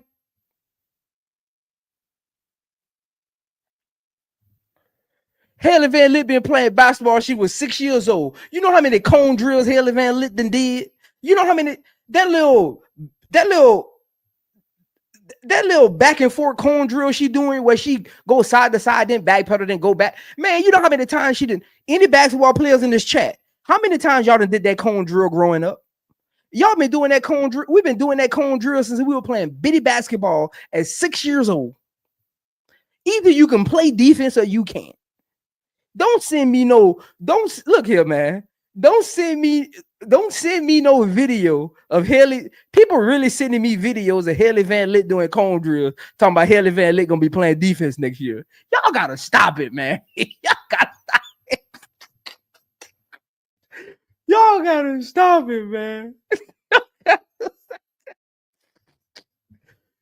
You know how many cone drills Haley Van Lit did like LSU and TCU and Louisville? You literally do cone drills every practice.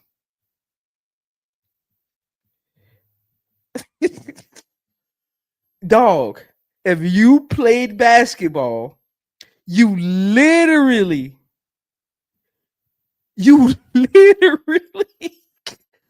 Uncle J, I'm not gonna crash out. They just gotta stop sending me foolishness, man. Tell them stop sending me foolishness. They be emailing me and chatting me foolishness on Instagram. Man, I don't care about Haley Van Lit doing no cone drill. Man, Haley Van Lit been doing cone drill since she was 6, 7 years old.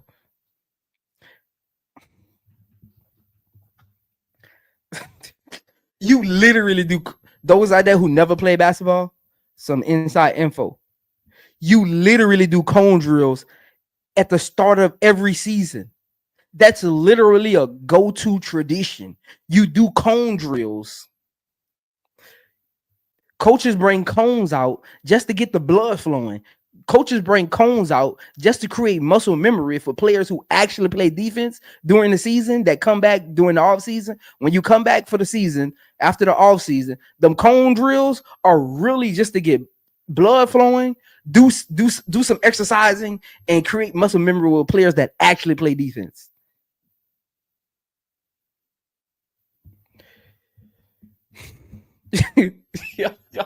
Hey, some of y'all don't be thinking before y'all send me stuff. Think before you send me stuff.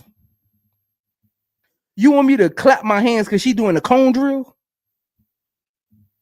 She's been doing Haley Van Lith. If I put Haley Van Lith on the lie detector test, she's probably done 16,000 cone drills. You think about her.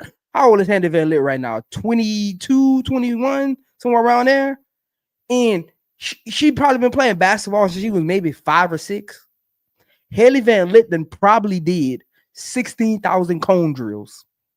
And you think her doing a 5-minute session of some cone drills gonna help her defense?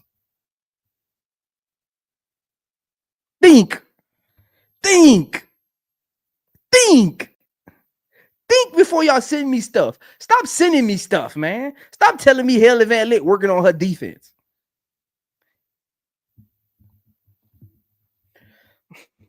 When I see Haley Van Lith guard somebody and actually chest to chest, step in front of them on dribble drive penetration, chest to chest, cut off baseline, chest to chest, force them to the top of the key, then we can have a conversation about Haley Van Lith working on her defense. Don't send me no cone drill.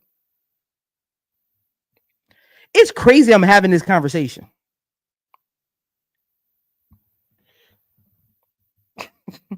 It is wild that I just took 5 minutes to have a cone drill conversation to get y'all to understand that video literally means nothing.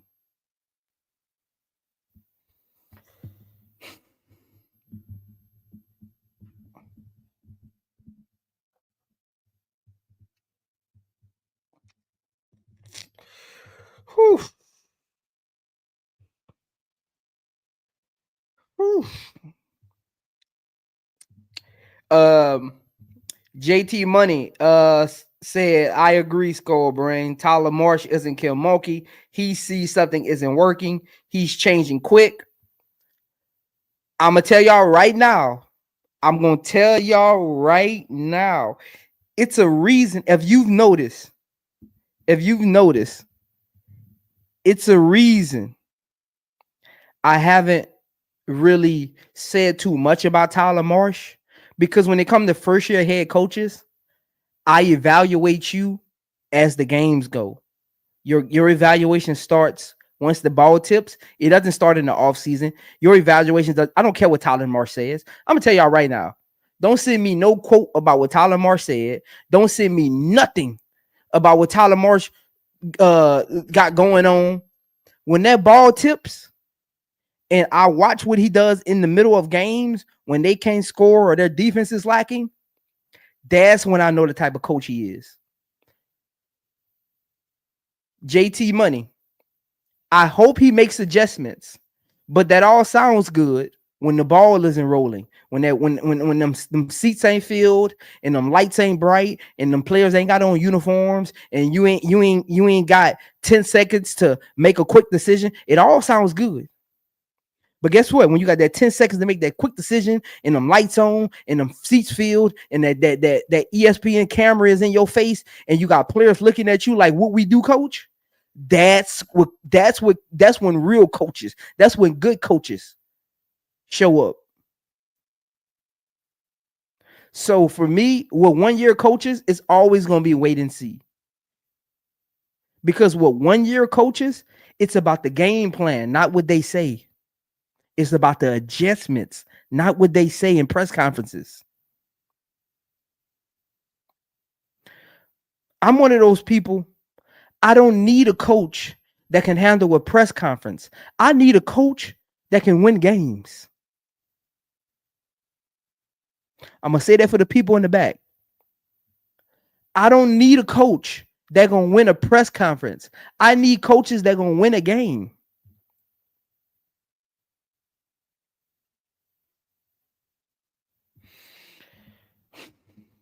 Tyler Marsh for me is gonna be wait and see. JT Money. You don't know if he's gonna make adjustments. He hasn't been a head coach yet. He hasn't been put in position to make adjustments. We don't know if he's gonna change quick. We do not know what type of coach Tyler Marsh is. Because the ironic thing is, going into last season, everybody was raving about Teaspoon, and look where she at. What's going on, Duvall? Last year, everybody was raving about Teaspoon, and look where she at. I don't know what Tyler Marsh can do until that camera is in his face, that clipboard in his hand, them palms are sweaty, and you got 10 players looking at you like, what we do, coach. That's gonna tell me what he is. Exactly, Uncle J. We don't know nothing about Tyler. I'm confused, man. Some of y'all takes, man, I be like, whew, we literally know nothing about Tyler. Nothing.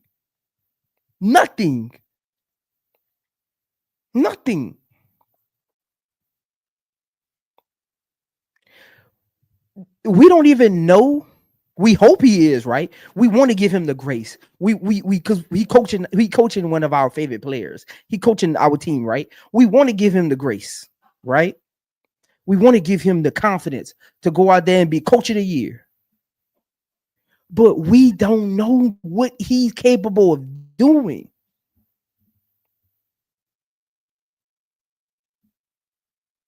We don't know nothing Tyler Marsh capable of doing as a head coach. We hear all these stories about him helping elevate Jackie Young's game. And I'm an Aces fan, so I know about Tyler Marsh. We hear all these stories. But he ain't the one drawing the plays up. He ain't the one having to go in halftime and make the last minute adjustments. He ain't the one that got to set the rotations. When you got to do all of that, your mind gets to spinning differently. Look, some of you, I'm gonna give y'all a football analogy out there. Some of y'all that watch football, how many times y'all get a head coach for y'all football team that was a good offensive coordinator, a quarterback guru, or a good defensive coach? He had 3 defensive player of the years on his team. He helped win Super Bowls with his defense's philosophy, and he get a head coaching job, and he come to your team and he garbage.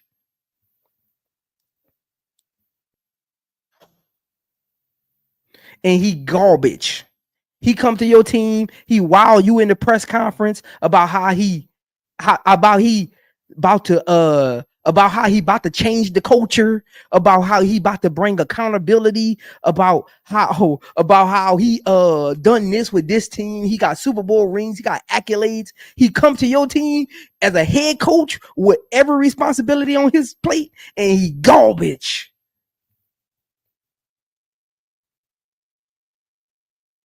It's levels for coaching. It's levels. I've played for maybe 20 to 22 coaches. Some good, some bad, some downright horrible, some good. We got to see. So that's why I haven't gave any expectations for Tyler Marsh yet. I haven't said he better do this. I need to see what his coaching style is before I really give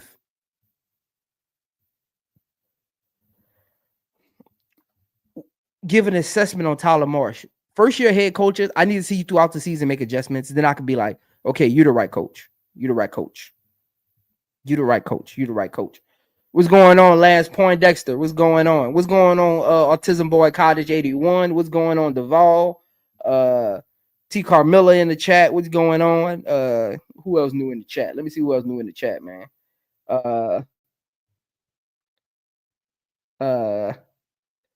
Israel Moore. What's going on, Waterfall? I didn't see you in the chat, Waterfall. What's going on, Waterfall? What's going on, Shelly? What's going on? Gene Gray been in the chat. Andre been in the chat. JT Money been in the chat.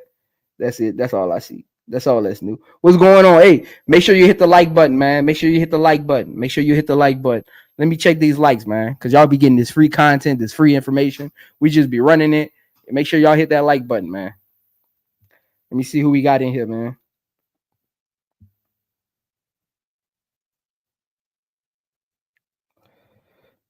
Let me see what we got in here. 107 likes, man. Appreciate it. 107 likes, man. That's love. 107 likes. That's love, man. Let me see who I got two dislikes. Man, y'all trash. What two people dislike my video? I must be talking about they favorite player or something. I must be talking about their favorite player or something. Y'all be coming on here hating. Y'all need to be watching the video. You will have haters that just click the unlike button just because they don't even watch the video. But for Maddie and Haley Van Lith, Tyler Marsh's game plan is going to be important. For Maddie, he's going to have to specifically lay out what he wants her to do on the court. For Haley Van Lith, he's going to have to specifically lay out what her role and expectations is and not just let her skill set be what it is. He's going to have to put her in position to be good. And with some players, that's what you got to do. With some, that's what you don't do.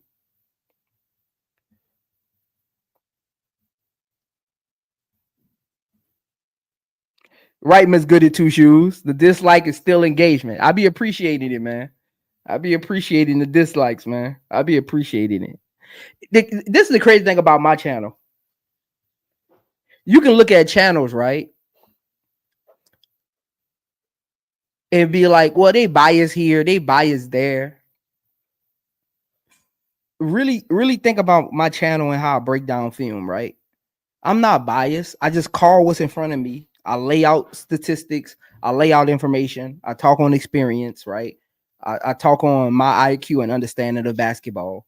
What's the hate about that? I don't understand. I don't be understanding that stuff, man. That's why I don't understand why people come in my chat and hate. Like, I don't even have a hate channel. Like, either way, like, I don't even hate on other teams. I don't hate on other players. Like, I don't have a hate channel. I don't have a channel that you could say, oh, this is a biased channel. Like, that's very weird to me. That's very weird to me. That's how I know some people just don't like people. That's very weird to me. Again, play style development is going to be more important for Haley Van Lith than Maddie. For Maddie, he just got to have practice walkthroughs for her on certain plays of, hey, when this play happens, you be here so you're not in that way, but they can still see you. Like, you don't, Maddie is the type of player you don't want to be in the way, but they can still see you. Yeah, Deval, I'm about to open up the panel. Give me a second. It's very weird. Maddie's play style and Haley Van Lith's play style, I'm not sure. I need to really see it. I don't know what their play style looks like on this team. I need to see the final roster before I say for sure 100% what they will bring to the Chicago Sky, because their skill sets are so specific. Like, they both have specific skill sets that I need to really see. Like, Ariel Atkins doesn't have a specific skill set. Courtney Vandersloot has a specific skill set. Angel Reese doesn't have a specific skill set. Camila Cardoso doesn't have a specific skill set. Like, they have a specific skill set. And with those players, you got to see the players that's around them before you give a true analysis. They're not like kind of creation players. And again, film room, watching film with the vets, with the coaches, seeing what they need to adjust to, and patience. Honestly, patience is going to be key. Patience is going to be key. And this is why I open up the panel at, again, this is episode 3. This is 3/4 of the way to the regular season. The last episode of Building Blocks will be perhaps the day before the first regular season game. That'll be the last episode of the Chicago Sky Building Blocks. Again, it's a 4-part series. This is episode number 3. So again, this report card is only regarding where Chicago Sky is at this moment. I'll let y'all come up, give y'all grades, and explain why. For me, coaching, I got it at a B, right? A B minus. I love this coaching staff Tyler Marsh put together. Veteran former players. Again, I love Aaron. As a developmental coach, I've heard great things about him from people that I've been in the circle with him. Tanisha, I think she'll be a great help for like the Haley Van Litts of the world and the Kia Nurses. Just off ball scoring, I think she'll be a great help for them. You already know how I feel about Renee, Tulane, shout out there. But I think she can get the best out of the perimeter defense, just the defense overall. Even with the way Camila and Angel Reese guard on the back end, I think Renee is going to get the best out of them. A+ franchise player. I love that Angel Reese didn't settle on her rookie year. I love that she didn't let her injury get the best of her. The reason I give her A+ is you can tell she really took all of her efficiencies, all her flaws to heart. Like, you can tell she didn't just say, oh, that's just media pushing narratives. She knew what her flaws was, and she knew what she needed to get better at. And she went ahead and worked on those things. And you can tell the way she played in Unrivaled. You can tell from workout video, you can tell she worked on specific things. So I give her an A+ because she is your franchise player and she didn't settle coming out of okay rookie season, you know. Yeah, I got you autism.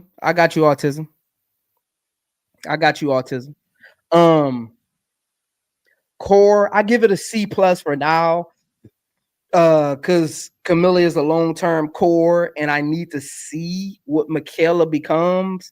Again, to be core, you got to be consistent and part of the future. And right now, she's not either. She's like right on the outside looking in. So I need to see. Training camp, bringing in Ariel Atkins, Vandersloot. I love the intangible pieces they brought to training camp versus last year.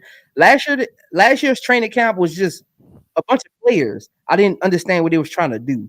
This year, they wouldn't get a lot of shooting. They wouldn't got a lot of length, a lot of the defensive players, and brought them to camp. Even another big. They went and got Jessica. I actually like Jessica, but I don't see her making the roster just because of what the front court already looks like. But I'm sort of pushing for Jessica, but I don't see it happening. I see her missing the cut. So I love what they did with training camp, bringing in players that can challenge the players they actually have on the roster. That's what you want to do with training camp, challenge the players. So I gave them a B+ for that. Rookies, I gave them a C+ for going get needs. They went get needs. Even though Sifka isn't playing, even though Kabali isn't playing, they went get needs. Sifka stretch 4, can rim protect, can defend a little bit, can shoot, was a need for them. Maddie Westbeld, another stretch 4 that can shoot, was a need for them. Haley Van Litt, they needed another scorer, that was a need for them. Kabali, they needed another wing defender that could score as well. Catch and shoot was a need for them, even though she's injured. I like that they wouldn't get at least needs. Look, we might not be gung ho about who they selected, but the people they selected does give them something that they needed. Like it isn't redundancy. You know what I'm saying? Like we talked about that a lot last year. We had a lot of redundancy on the team. Their draft picks aren't redundancy. So I like that. And I know people say Maddie Sifka, they're literally not the same player. I need y'all to go watch film. They're literally not the same player at all. They don't even play alike, like at all. They don't even play alike. They're just tall and can shoot. So y'all think they wouldn't get Maddie to kind of hold over Sifka? That I don't honestly, I'm not in their draft room, but I don't think that was the idea, bringing in Maddie to hold over for Sifka, because their games aren't even similar. Like they don't even play alike at all. They're both just tall. They're both just 6'3", 6'4", and they both can shoot. But outside of those two things, they literally, Sifka's quicker. Sifka can dribble a little better. Maddie's a better rebounder. Like Maddie's a better screener than Sifka. Like they're literally not the same player. So I gave him a C+. What's going on, Duvall, man? What's going on? What's going on, my guy? It's been a long time. My brother, Mr. Duval, is in the building. How you doing? What's going on, my guy? What's going on? Yeah, man, look, I got in a minute, man. You know how it is, man. I had to step away, but I'm back, man. I appreciate your platform. Your platform always educating folks when it comes to film, when it comes to breaking down the team and everything else. And most importantly, people get educated when they watch your platform. So I think you are a great asset to this YouTube space, brother. So keep on the good work. Look, that's the goal, my guy. That's the goal, my guy. That's the goal, my guy. Now, what I'm gonna say So, is this.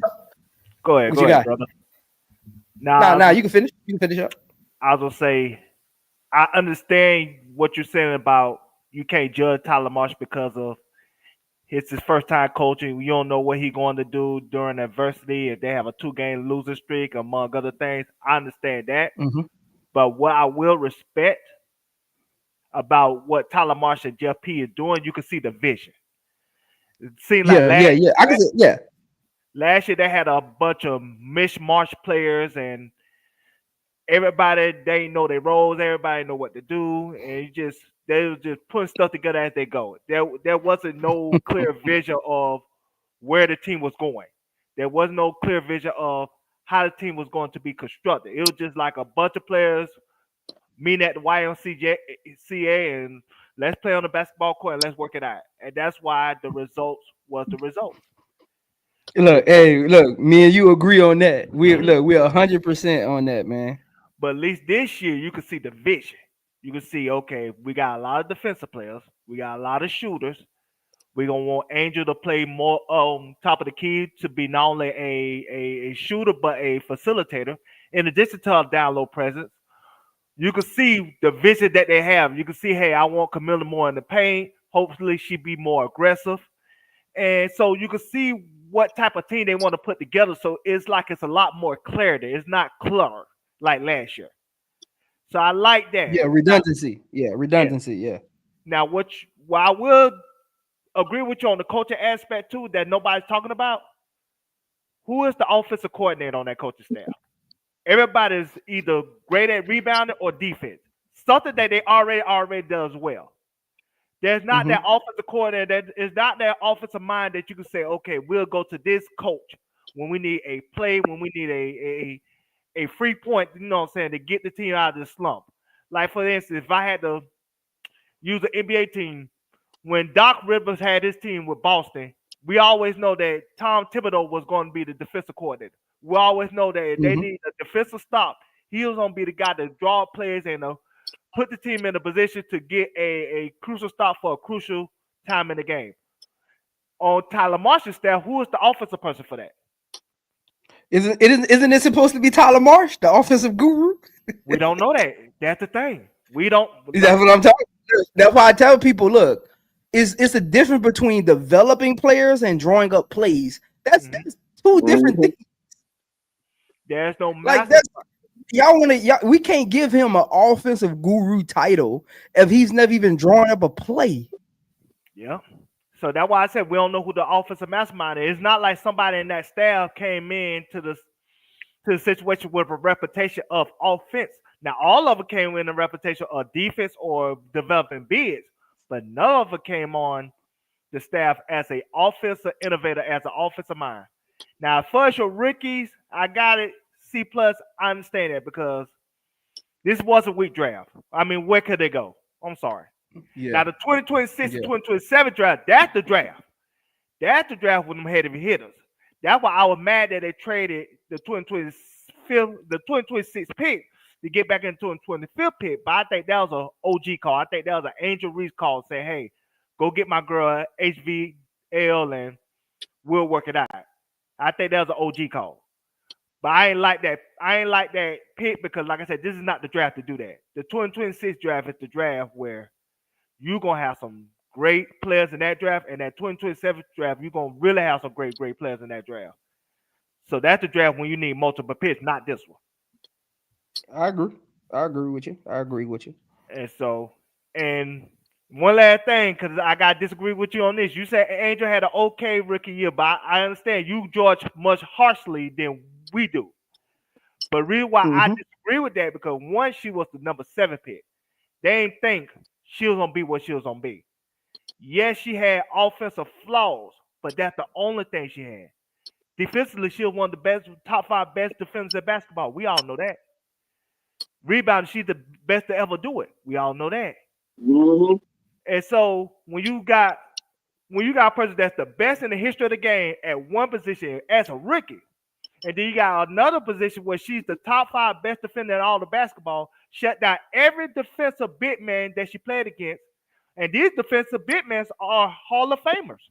The Asia Wilsons, the Jacquel Jones, the Erica Hambies, the Neckers, the Brianna Stewart. These are all Hall of Famers that she put them in the headlock and choking their ass out. Don't forget about Nafisa. Oh, can we talk about Nafisa? You know she on her. That's mama. So you know what I'm saying? So at the end of the day, it's like when you could do that, when you the Deion Sanders of defense, you know what I'm saying? They ain't an okay rookie year. That's a great one, brother. And I ain't even mentioned the star power. She's the second most popular player in the sport. She's the third most popular woman in women's sports. You know how much money she making Chicago Sky? She made Chicago Sky last year, according to the Forbes thing, $17.8 million. Behind Caitlin Clark made, I think, Indiana Fever $36 million. Man, they got a steal. They got an all-time steal, if you ask me. So yeah, she do have to work on her offensive flaws. One, like I said, you said something that was correct long time ago. You said her fundamentals is off. That's part of it. Her condition was off. That's a part of it. Her ability not finishing through contact. Like I said, when she get fouled, and because the WNBA call games differently from the NBA, they're not gonna call those tick-tack fouls like they call in the NBA. So she gotta learn how to finish through contact better, especially being an undersized and a slight big man from a woman. So she got things that she needs to tweak, but her upside is as an all-time great player. She just got to reach it.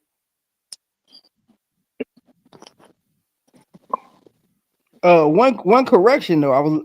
I ain't want to interrupt you. Good soliloquy. I never said Angel Reese had an okay rookie season. Oh, I thought that why I thought you said she had an okay rookie year. I know you judge a lot harsher than us. I do judge a lot harsher because I got expectations for how players should develop. Mm-hmm. But I don't know if you watch Building Blocks number 2. She had a A- on Building Blocks number 2. I gave her, I judge off of quarters, so I gave her an A+ not because of what she did last year. I gave her an A+ off of what she's worked on this off season. I agree with that. And you've seen it in all my grades are standalones. So the core isn't graded off of what the core looked like last year. It's basically off of what the core is now. Coaching staff isn't rated off of what it was last year. I literally rate off of what the coaching staff looks like at this very moment. Oh, I agree with you on the coaching staff. Like I said again, they got a lot of defensive coordinators. They got a lot of developing coaches. They don't got that offensive coordinator. So, like I said again, who's gonna be the person that gonna draw the plays, and when they need a crucial basket in a crucial part of the game, who's gonna be that person that can create something instead of last year where they just said give the ball to Will, which was Kennedy Carter. That's not offense. Yeah. Yeah. Look. This is where my harsh grading comes. It comes when you got opportunities to get better and you don't improve. It comes when you just all about stats and there's no winning involved, right? So for me, statistically, Angel Reese had a top 15 rookie season ever, right? Statistically. But when you add in team dynamic, team success, team winning, she probably had a top 25. So you gotta say, okay, what kind of winning did the team do with her statistics, right? Like, what did that mean to the statistics? So you add all that into it. Isn't People haven't been watching the WNBA for Isn't that subjective? A lot of people. It can be subjective according to how you're viewing it. Exactly. It can be That's subjective according to how you're. Yeah, because how you're viewing it. Yeah, they losing wasn't her fault at all, in my opinion, at all. Number one, you're not blaming like one person. You're not blaming one person for losing, but okay. if you look at other rookies that came in, like Candace Parker, Maya Morris, like, do you think she had better about historically? Yeah. Again, okay, I got you. Brad. I literally, that's what I was saying. I got you. But this is why we're. No, I got you. Yeah. That's why I said people. Look, when you cut me off, Brass, I was about to say. Sorry. Because you cut me off while I was saying it. Yeah. My bad. I was about to say a lot of people just started watching the WNBA. It's been around since 1996. Gotcha. Yeah. So there's a lot of rookies there's a lot of rookies. Yeah. But for her to have a top between top 25 to top 15 rookie season ever. That's a great. You're right. 7 pick. You're right. Now this is why a great accomplishment. Yeah, it is. This is why we'll come to Angel's defense in that situation. A lot of those players, even the Maya Moores and the Candace Parker, they came into a situation with at least one other Hall of Famer with them. Like Candace Parker came in with Lisa Leslie, still Lisa Leslie. Maya Moore came in with, saying she had a couple Hall of Famers with her too. That's why Simone Augustus. She had Simone Augustus and Sylvia Fowles. Go ahead. And that's what I'm saying. So she had even. But didn't they come in with her? No. No, they were there before her. No, they was there before. Maya was the piece that got them over the hump. But how many years they were there before Maya? How many years they were there before? How many years they were there before Maya? At least 3, I believe. Yeah. At least 3. At least 3. And they had Lindsay Whalen. So she was like the coup de grace missing piece to get them over the top. Because she didn't even win Finals MVP the year when she won her first ring with the Lynx. It was Simone. Simone was the one who was the MVP. So even like a Caitlin Clark last year, she had 2 potential Hall of Famers with her. You see what I'm saying? Angel Reese come in a team that's not constructed properly, and somebody that's very talented. And Kenny Carter, she was a head case. Let's be honest about that. She can't be a force multiplier in a situation like that. That's a combustible situation. That just like say she had no chance. Time out. Because I'm confused for a second here. Okay. Where do y'all rank Angel Reese rookie season all time? No, I'm just saying it's top 25. I'm just saying that she would have had a better season if she would have came into. Of course. To answer your question real quick, Zoe, and I'll let you go ahead and burn. She's top 10 or 15 for me. But go ahead. That's kind of where I got it at. I got it in the top 15 range. Look, top 10 is, you say top 10, top 15. Top 15 is top 10. You don't got to say both. Well, I mean, that's just whatever you want to rearrange. No lower than 15. But if you really want to hold a gun to my head, I'd say top 10. As I look back, wherever you want to rearrange. I watched the WNBA from its inception. Yeah, wherever you want to rearrange her in there, you can. What, top 15? The reason why I say top 10 and 15, and for some people that may seem low, but considering the dogs that league has had over the years, that's damn good. Yeah. I mean, you talking about the Yolanda Griffiths, you talking about Cheryl Swoops, you talking about the Shamika Holesclaws, Candace Parkers, Cappy Pondexter, Simone Augustus, Brittany Griner, Stewie. I mean, I can go Diana, Sue Bird, Sylvia Fowles. I mean, I can go on and on with the who's who. I can. That's probably near 15 right there. I just named. Yeah, what I'm saying. Yeah. That's what I'm saying. Yeah. Look, Brass, and you probably missing some. So people in the chat, no, I am. Don't think we saying Angel. Hell, I didn't even say Leslie. I didn't even say Lisa Leslie. There's a lot of great rookies that have been in the WNBA. Each has been polarized. Right. Now, if you want to bring off the court accolades into it, she's probably top 5. If you want to bring like just all intangibles into it, but if we just talking strictly basketball, she's top 15. That's damn good. There's a lot of great basketball players involved in Brass that haven't. There's a lot of great basketball players that haven't got their just due. There's a lot of great rookies that haven't got their just due, that a lot of fans don't even know about or hear their name because the league wasn't what we see it as now. They put up amazing numbers. Yeah. Her rookie season was done only one other time ever, and that was by Tina Charles.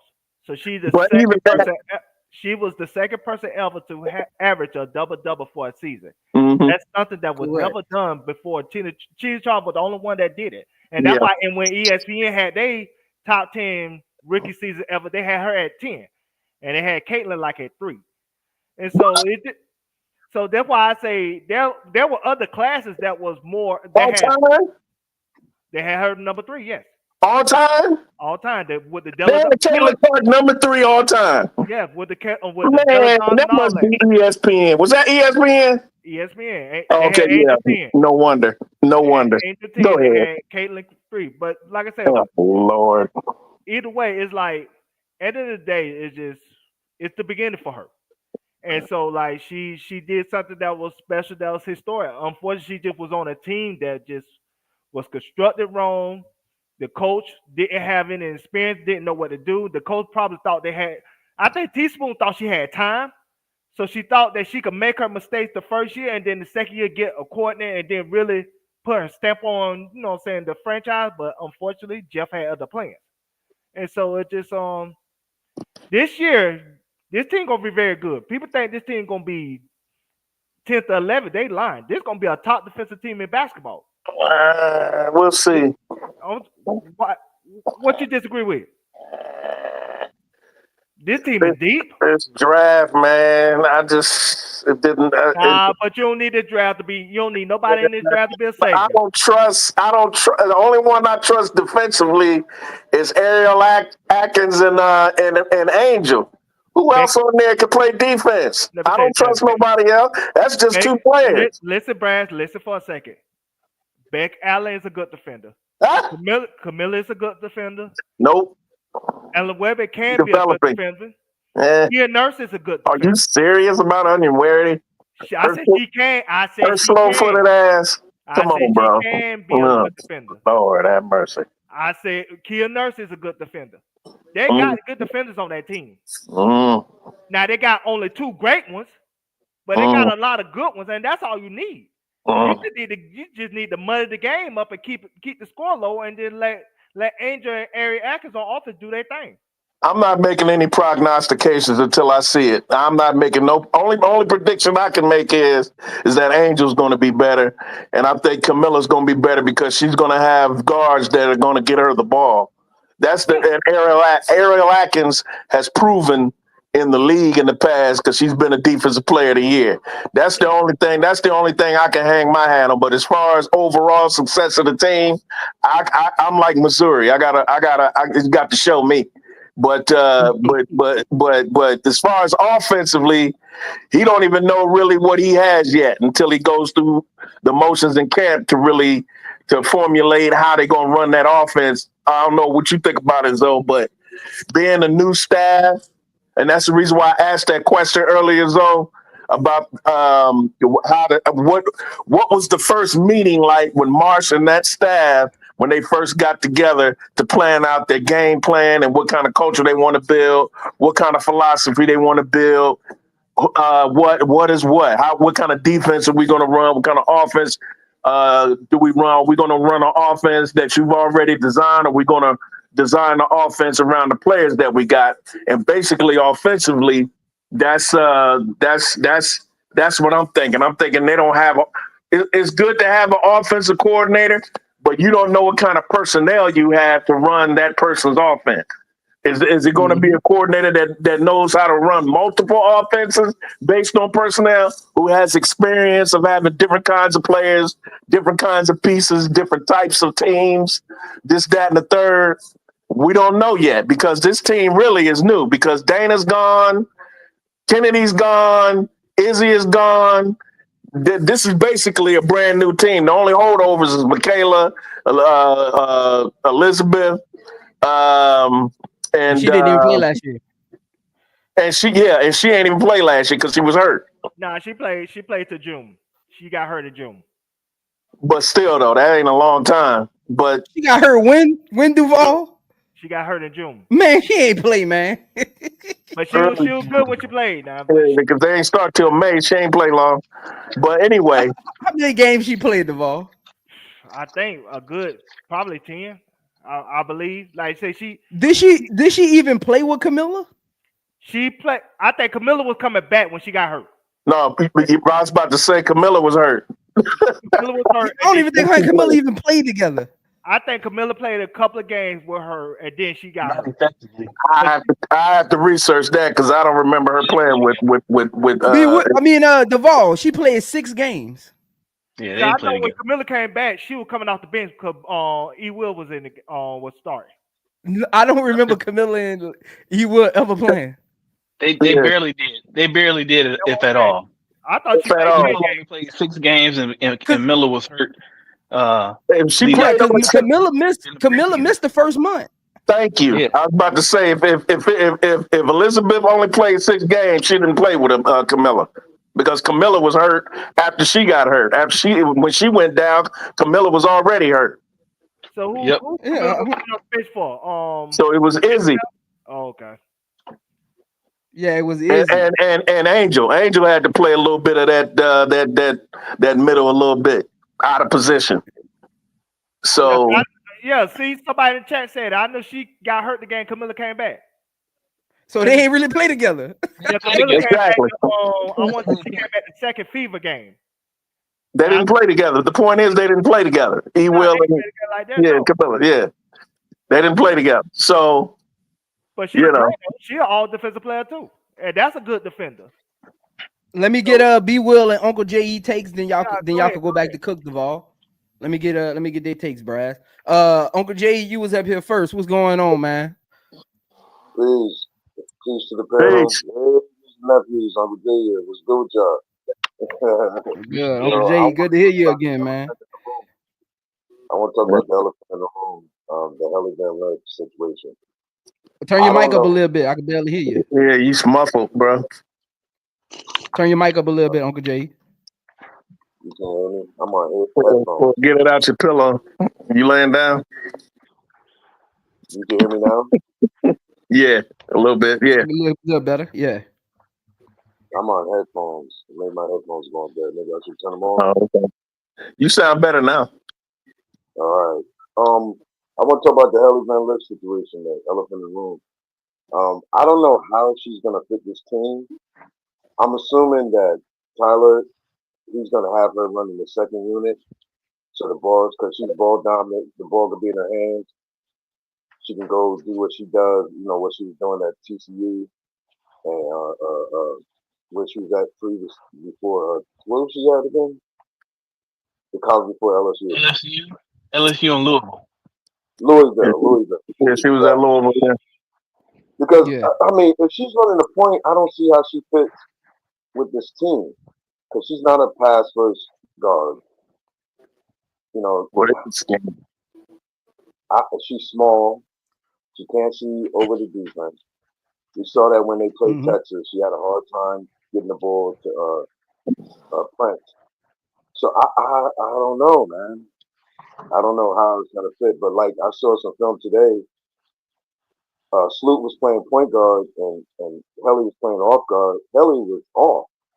Her rhythm was off. She's a rhythm player. You know what I mean? She has to have that ball, you know, the bop and get into her stuff. You know what I mean? Mhm. So she has to adjust. I think she's gonna have to change her game. Now I like Tolly Bowler. I hope she makes the team.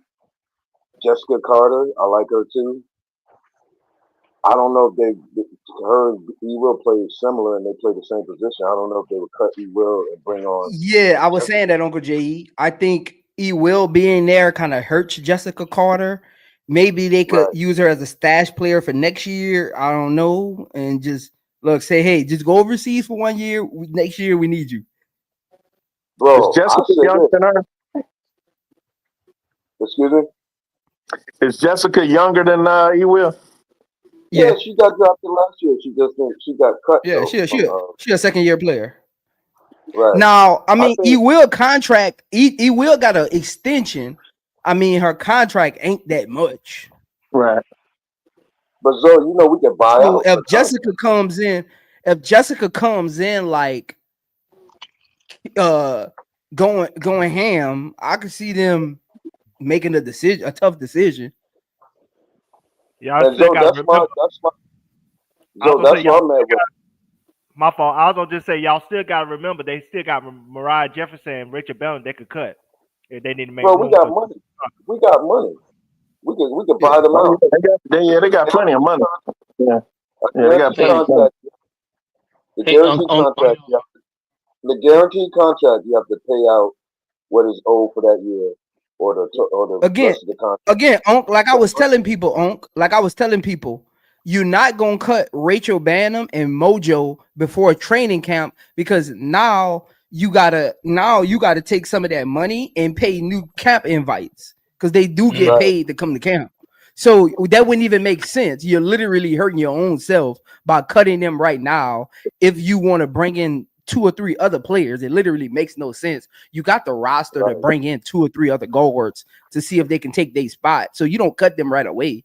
You see what training camp looks like. You will see how they work underneath Tyler Marsh's system, and then you make a decision on 2 players like that. Because I don't think people wanted to trade for them. Because if they could have, they would have been traded. They would have. Yeah, And I was gonna say. unguaranteed contract, you have to pay partial. You have to pay the partial amount. That's Yeah, because Mariah Jefferson's contract probably is the worst contract in WNBA. That contract. So she got 95,000 owed to her this year. I thought she had like 150. That's a high contract for her ability. That is a high contract, almost 100K for that. Because Dejanay was only getting 70. Well, it's because it's scaled. Their contracts are scaled based on seniority. Yeah, because Dejanay was still on her rookie deal. Yeah, so yeah, be well right. Because Dejanay was still on her rookie deal. So on her rookie deal, she was getting 70. It was like actually 69, I think she got last year. Close to 70. But Mojo was on her vet deal, which was close to 1K.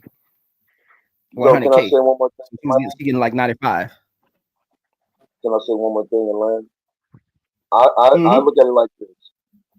In training camp, I want the best of the best. Whoever it beats out whoever, I think they should be on this team. I don't care if you're 10th draft pick, your 11th, whatever, a bet. If you're not the best, cut them. That's where I land right there. I know that's right. I agree, Uncle J.E. I'm with you on that, Uncle J.E. Look, we don't got time to be playing favorites. This is a new look. I hope Jeff don't come in with these favorites. I hope Tyler Marsh don't come in with these favorites like Jeff did with Dana Evans. Like Jeff, stay out the way. Let Tyler Marsh and Renee put together the best roster. Yep. But I think y'all wishful thinking. Uncle J.E. I'm hoping he do that, Uncle J.E. I really hope he follows that plan. Me I too. swear, because he come out there with Mojo and Rachel. I'm gonna be a little upset. I swear. Because ain't no way in the world they better than some of these girls. Ain't no way. You make me believe that. I think y'all wishful thinking on some of these cuts because he has a vision of how he want this team constructed. So somebody like a maddywestbeld gonna be on this team because I think the vision for her is to be that stretch forward to give either Angel a rest or to put Angel at the 5 if they want to run a certain lineup. So it's a vision. I think the rookies will make it. Yeah, I think the rookies will make it. Yeah, I think Mariah Jefferson and Rachel Bell are the 2 spots that's open. They might not be open today. And E will got to show up. I don't know. Look, you got to show up. I don't know. You got to show up. Yeah, you got to show up. durability. She has durability concerns too. So You got to show like up. they got overseas. I think they'll hold on to E will at least for this year. They're gonna really try to get the 2026 when everybody's gonna be a free agent. they trust her to stay healthy though. But they don't need her to give heavy minutes. They just need her to give. She didn't have heavy minutes last year. Not really like that. Shoot. I mean, yeah, but she was a starter. But I'm just saying, hell, they were barely into the damn season. She got hurt. But that's because Miller was out. I know. We don't know how because Miller. I believe Miller got hurt in training camp or early in preseason. I think preseason number 2. Yeah, preseason. Yes. Yep. Because she hurt the shoulder. Yeah. Like the way the team is constructed, they constructed with a vision, and so they're gonna mold this team based on the vision that they have. So there's gonna be certain players that they're gonna keep based on the role that they envision them playing throughout the season. That's why I think he will gonna be safe. The people that I think not gonna be safe is Rachel, Mariah Jefferson, and that's about it. They're the only 2 I can say for a fact they ain't gonna be safe. But DeVore, how many players they got on their roster right now? But DeVore, why would I do that route when I could get Jessica that does the same thing as he will? I sign her on a rookie contract. I have her for the next 4 years. That's gonna be a hard one, Uncle J. And what you saying, B Will, my brother? I'm sorry. I was just saying. First of all, man, I feel like I ain't heard y'all in a long time. I've been a little bit close. I know it's been a while. But for me, like right now, how many people they got on there signed to either on contract or rookie? Training camp. 18, right? So they got 18, 19? 18 or 19, right? How many roster spots? 20 players in camp. Well, 20 players on the team. Okay. Yeah, there's 20 players going into camp. There's 20 players going into camp. But 12 spots. They got 12 spots. Right. So how many of y'all think they're gonna come to the preseason with? I don't know. Oh, you mean after training camp ends? And they start playing preseason games? Yeah. Ooh, I don't know. Probably about they probably go in with like 15. Now I think 16. 15. Right. They gotta cut to 15. I think so that you can actually get people playing time so you can make some decisions. But they already got 10 lots though. That's the thing. They got 10 lots. They got what? 10 lots in my opinion. 10 locks? Yeah, 10 lots on the team. My whole point open is like Mariah Jefferson and Rachel Bell. I don't see nobody else getting cut. Well, I see it like this. It's a whole lot that nobody knows right now, right? So we projecting things. Even I specifically wanted to talk about Uncle J.E.'s concern about Haley Van Lith. We projecting a whole lot of things, but right now they heavy. They real heavy. And so we really can't even talk until training camp is up and we see who they keep after training camp, because that could look very different than any of us think right now. So once training camp ends and they start their first preseason game, that's when we can start seeing what's going to be what, because brought up the whole Haley Van Lith situation and how she going to fit running that second team. Well, who is that second squad? Who's the first squad? Who do we see starting? It's kind of hard to tell because of what the moves that they made in free agency, right? The common wisdom might be, your Your Angel and your Miller gonna be a lock, right?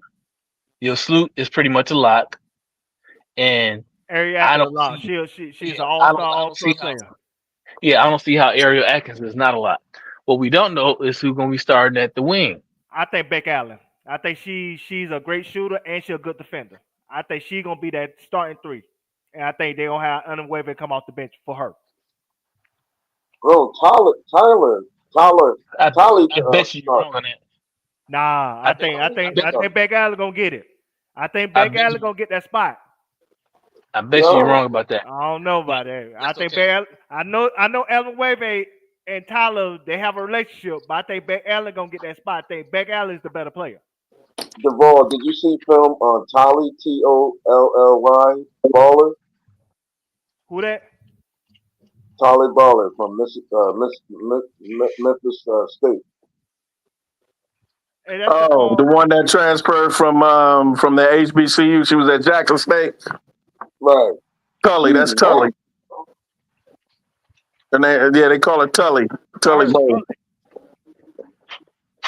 What about Well, her? look, She's gonna be hard to cut. we'll see. But that's the thing. That's my whole point. Her athleticism. They're gonna look at that athleticism that I'm sure they already have. They're gonna look at that athletic. Now they want to see how she plays in the mix.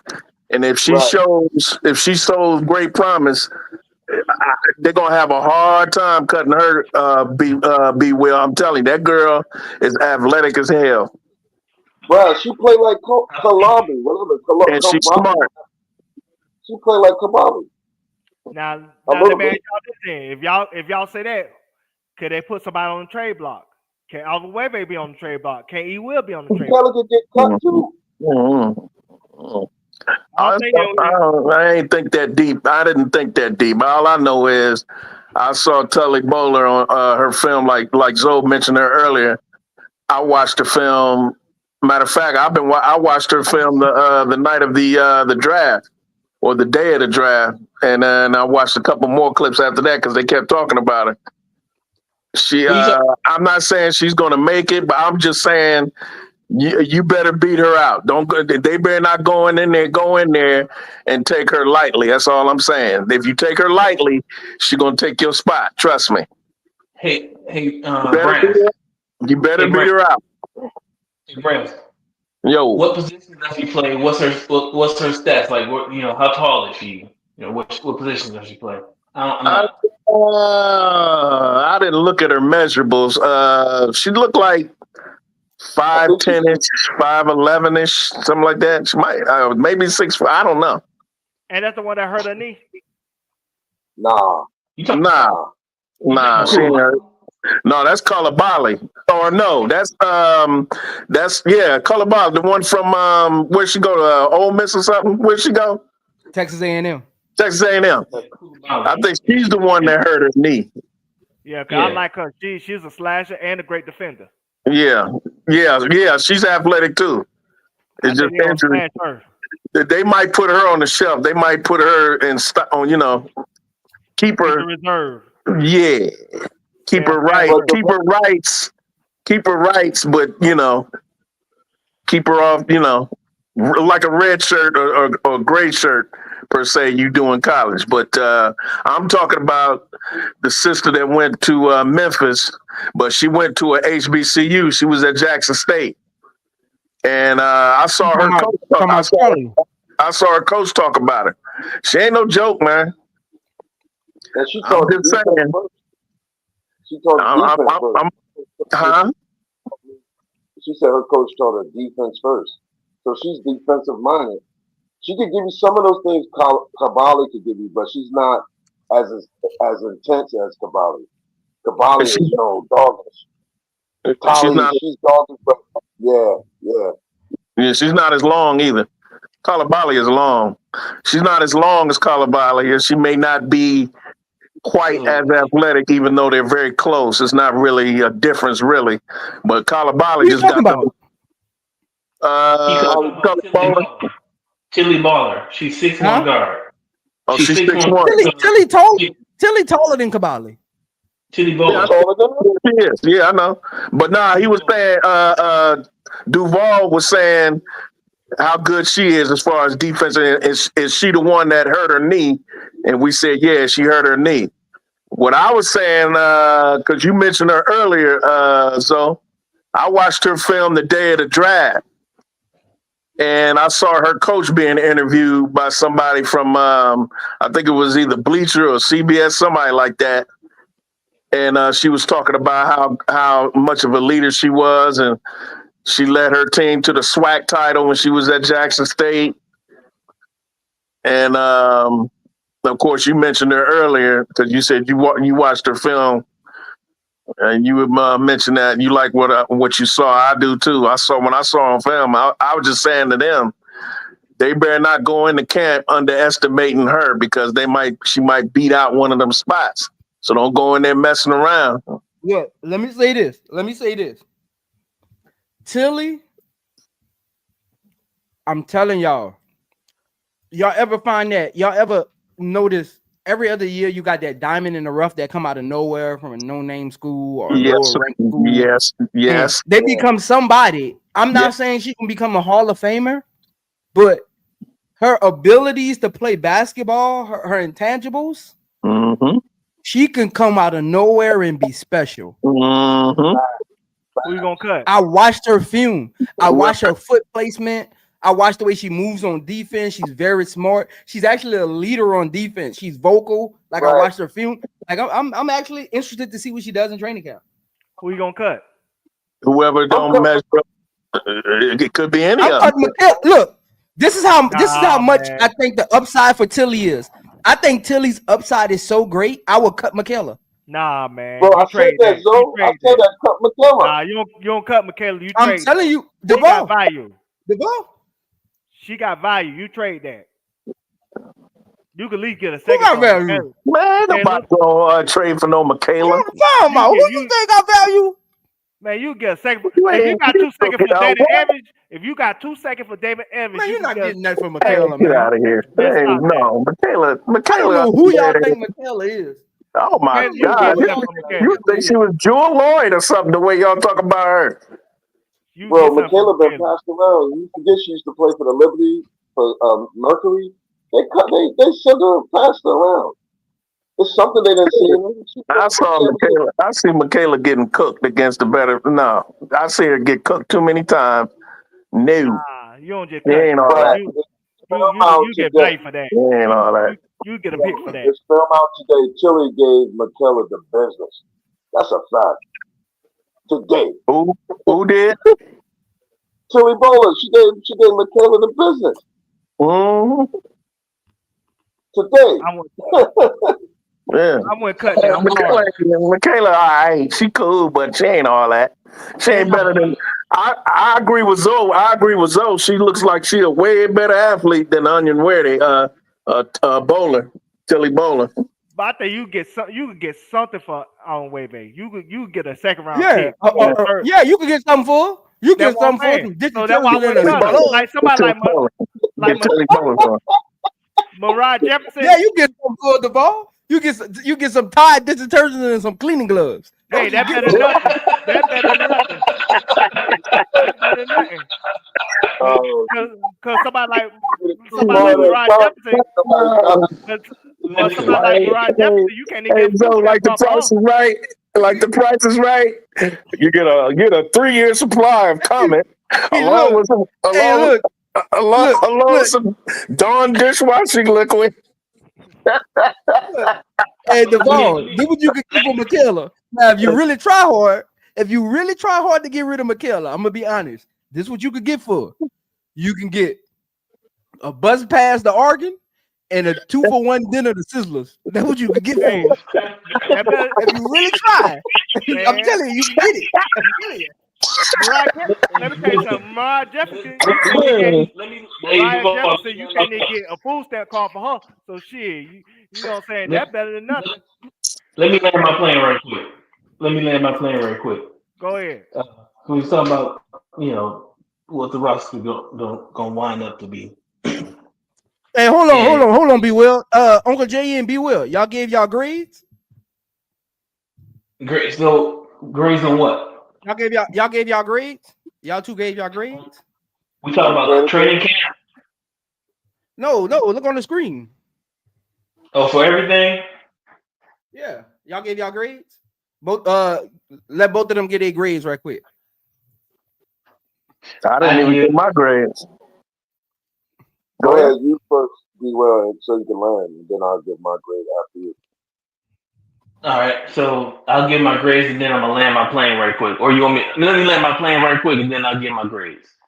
That way we can stay on topic from there.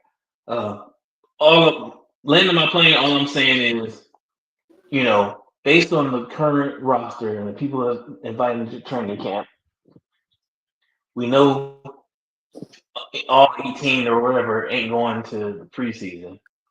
And once they come out of the preseason, they only got 12 spots. And once they start the season, those 12 spots, based on even the best projection of the players that could possibly be on the final roster, ain't no way Tyler Marsh running 5 in, 5 out, and then subbing 2 in, right? So it's gonna be probably 3 to 4 players that's at the back of the bench, just on the practice squad, pretty much. So before we start making, deep projections, it's a lot that needs to be found out first. We don't know how any of these pieces are going to fit together. We probably won't know until, middle of the first half of the season, So, but anyway, to give my grades, I agree with the coaching. I would say it's probably a B minus. Might be more like a C plus. Just kind of depends on. We'll know when we get there, but I think they made some, in particular their assistant coaches. I think they made some good moves with how it looks like their assistant coaches are going to match the pieces that they have as players. Franchise players, I give A. Core.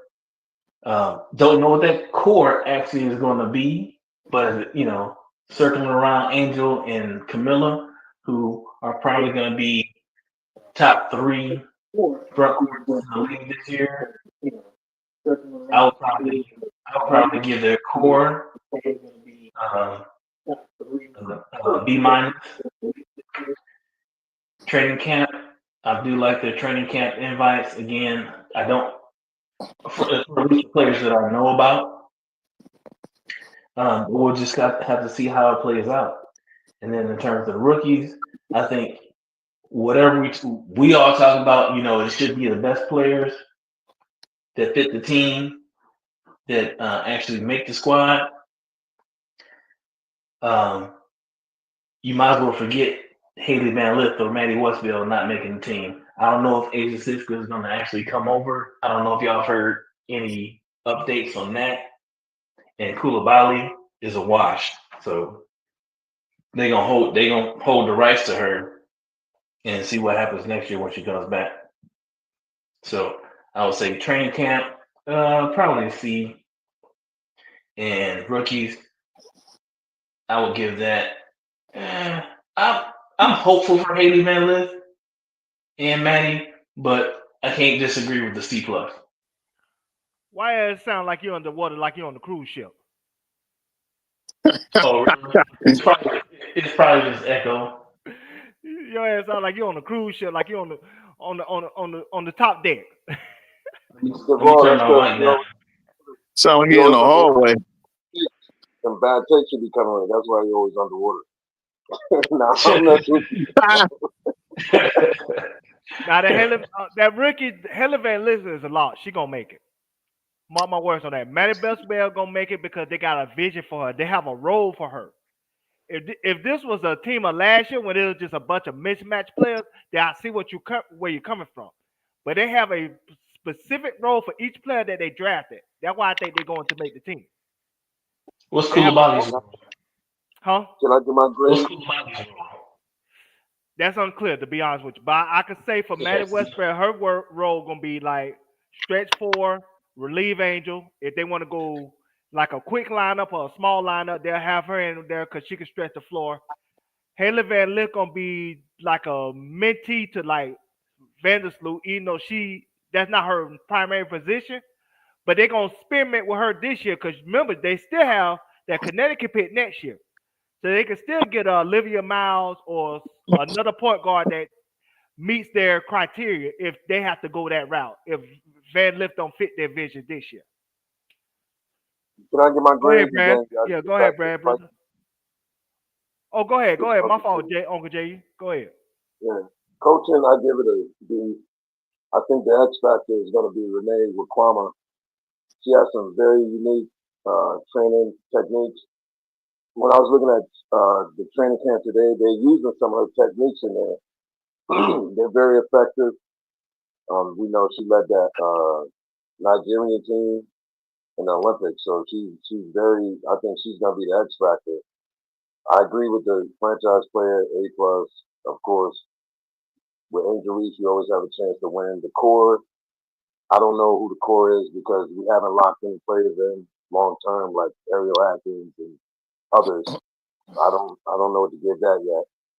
Training camp, I give it a B. I like the training camp invites.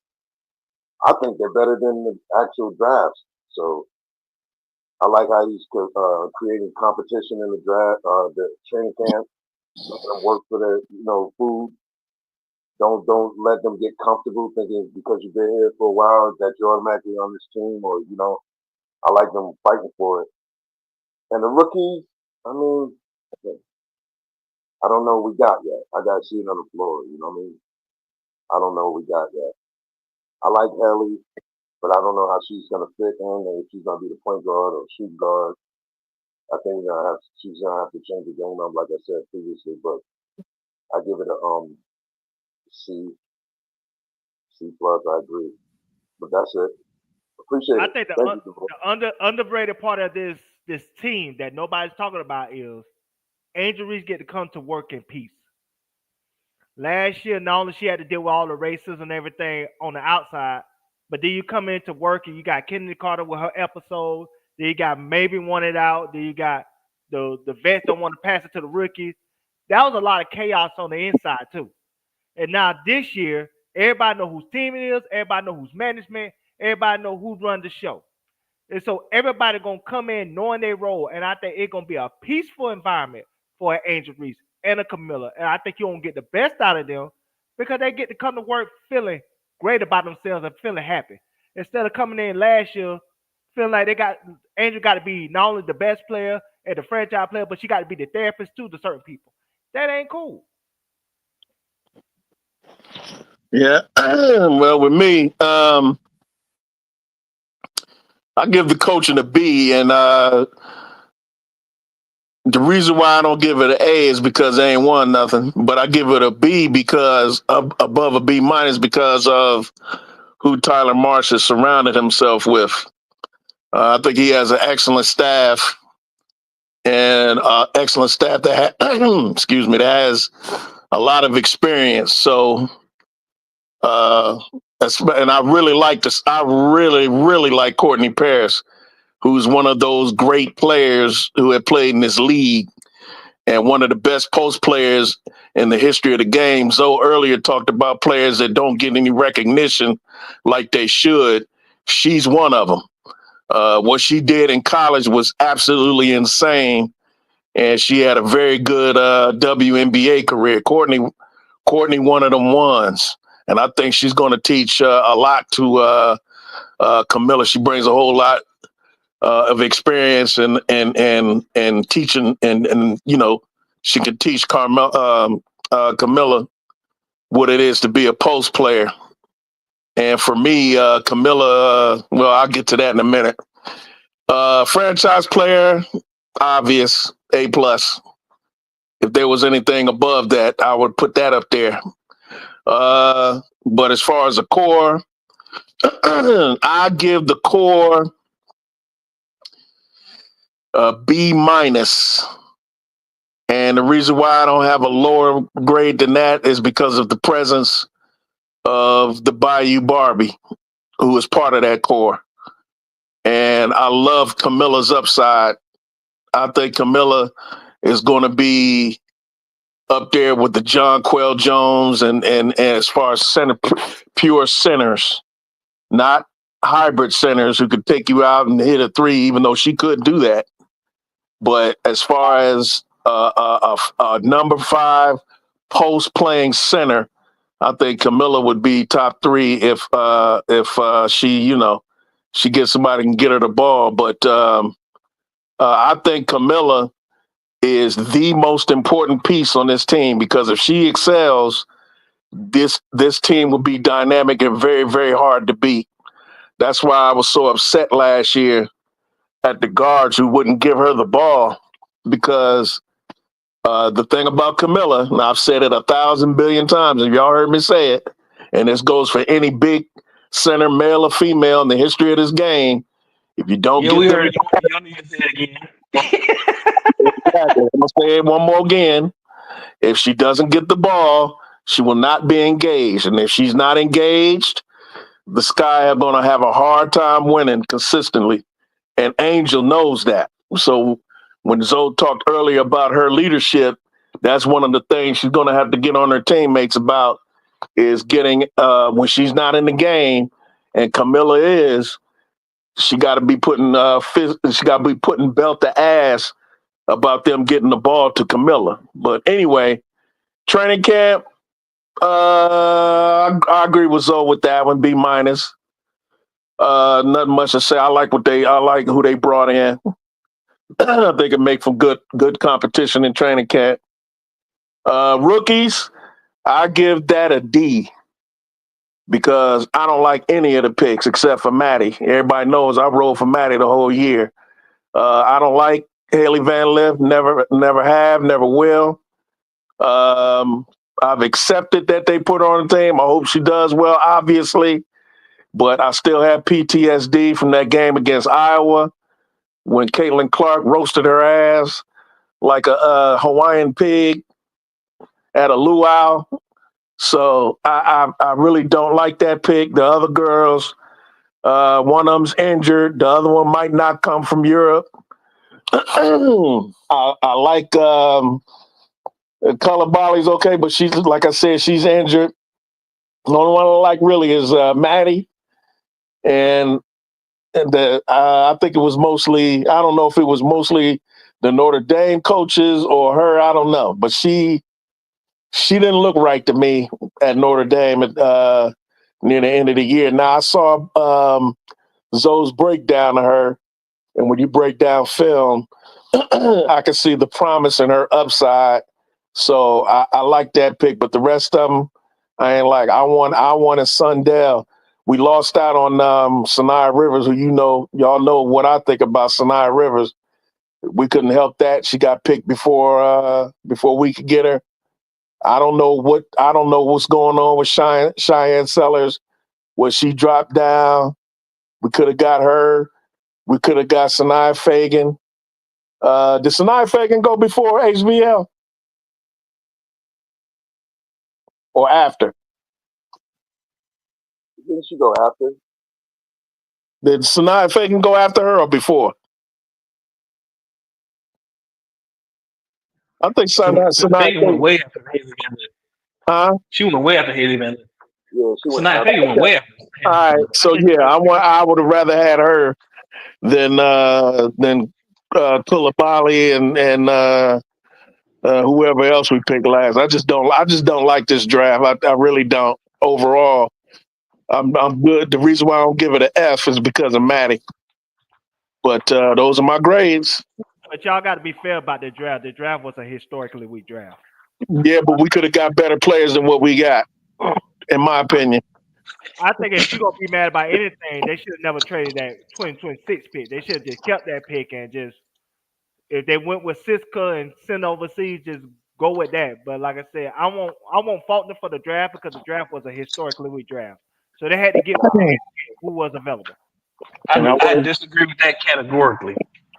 Right. I don't care how weak this draft was; they could have made better picks. You ain't lying. So, if we didn't get Sellers, They had too many picks. Especially with the players that was left on the board when they picked HVL. There was a few other players I would have liked for us to have other than her. I just don't like her. I don't like her. She's But overhyped. Brad, She's overhyped, and she can't. Brad, listen for a second. She can't play no damn defense. Brad, listen for a second. You don't think HVL pick is an Angel Reese call? I don't give a damn if it was an Andrew Reese call, the call from Chicago. I don't care if it was a call. I don't care if it was fall. I don't care if it was Warren Ball. HBL, like Shannon Sharp said, HBL and 5, get out. Brad, you know who we could have got? Who? And I just recently saw some film on it. Lucy Olsen. We could have got her. She's 6 feet tall. She's like a combo guard, but she can play the point too. We could have got Sundell. We could have got Sundell, who's the best pick and roll guard, a big guard who plays hard on D. She's a better defender than HBL, and she took TCU. I'm just saying if you didn't want I agree with you, Uncle J.E. It's better than HBL. I just don't like that pick. I don't like her. She's gonna have to prove to me. Now, if she ends up being better, then way better, then okay, I'll take my ass. But right now, for what I've seen from Louisville to LSU, that nightmare when Caitlin cooked her, and then now TCU where they overhyping her and playing in that weak league where there was no expectations of TCU. TCU wasn't picked to go to no damn Final Four when she was there. They were picked to be all right, but not no Final Four. There wasn't no expectations like they do at LSU and Louisville or any other the teams that are historically powerhouses like South Carolina. No, this is what I don't get about. I don't know if y'all heard my little tangent about HVL earlier. I don't understand what this mental tour she's on. I don't understand it. You just didn't play good. Facts. Like, am I missing something? Like, you just didn't play good. Like, you just got cooked. You got cooked by Caitlin Clark. Okay, whatever. Same thing happened with Raven Johnson. She came back the next year, played better. You don't see her on this tour. Redemption. I don't understand what this. I'm confused, man. I'm confused. So again, what y'all not realize is she's setting a precedent. She's setting a precedent that if you come back the next year after playing bad, you get a redemption tour. Like, what are we doing? On a team that had no expectations. I'm confused. I'm confused, man. I'm confused. She on this redemption tour, like they went to the championship game or something. I'm confused, man. Exactly. Or that she was on a team that was expected to go to the championship. They weren't expected to go to no championship. There's no pressure there. There's no pressure in Louisville. I mean, in TCU. Look, you had expectations. You didn't play well. Mm-hmm. You went to another school that lets you play like you want to play, and you just literally just play like you played at Louisville. I don't know why you need a redemption. Yeah, I don't see any improvement. If you ask me, she looks exactly like she did when she was a freshman at Louisville. Yeah, I don't see no, and that ain't a knock on her. That's just how good she was at Louisville. That ain't a knock on her. She was an All-American at Louisville, so that ain't no knock on her. But I don't get this whole redemption tour she's on. I don't see an improvement though. So is what I'm saying. She plays.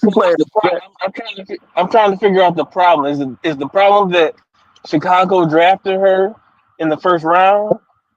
Do you think do y'all think Haley Van Lith should not have gotten drafted? Period, or is it that by Chicago? I don't give a God-given you know what about who else drafted her. Good luck to you. I don't care if Dallas did it. I don't care if the Sparks, Seattle, New York. I don't care. I just didn't like her for Chicago. So is her prototype like Odyssey Sims? Is she like Odyssey Sims?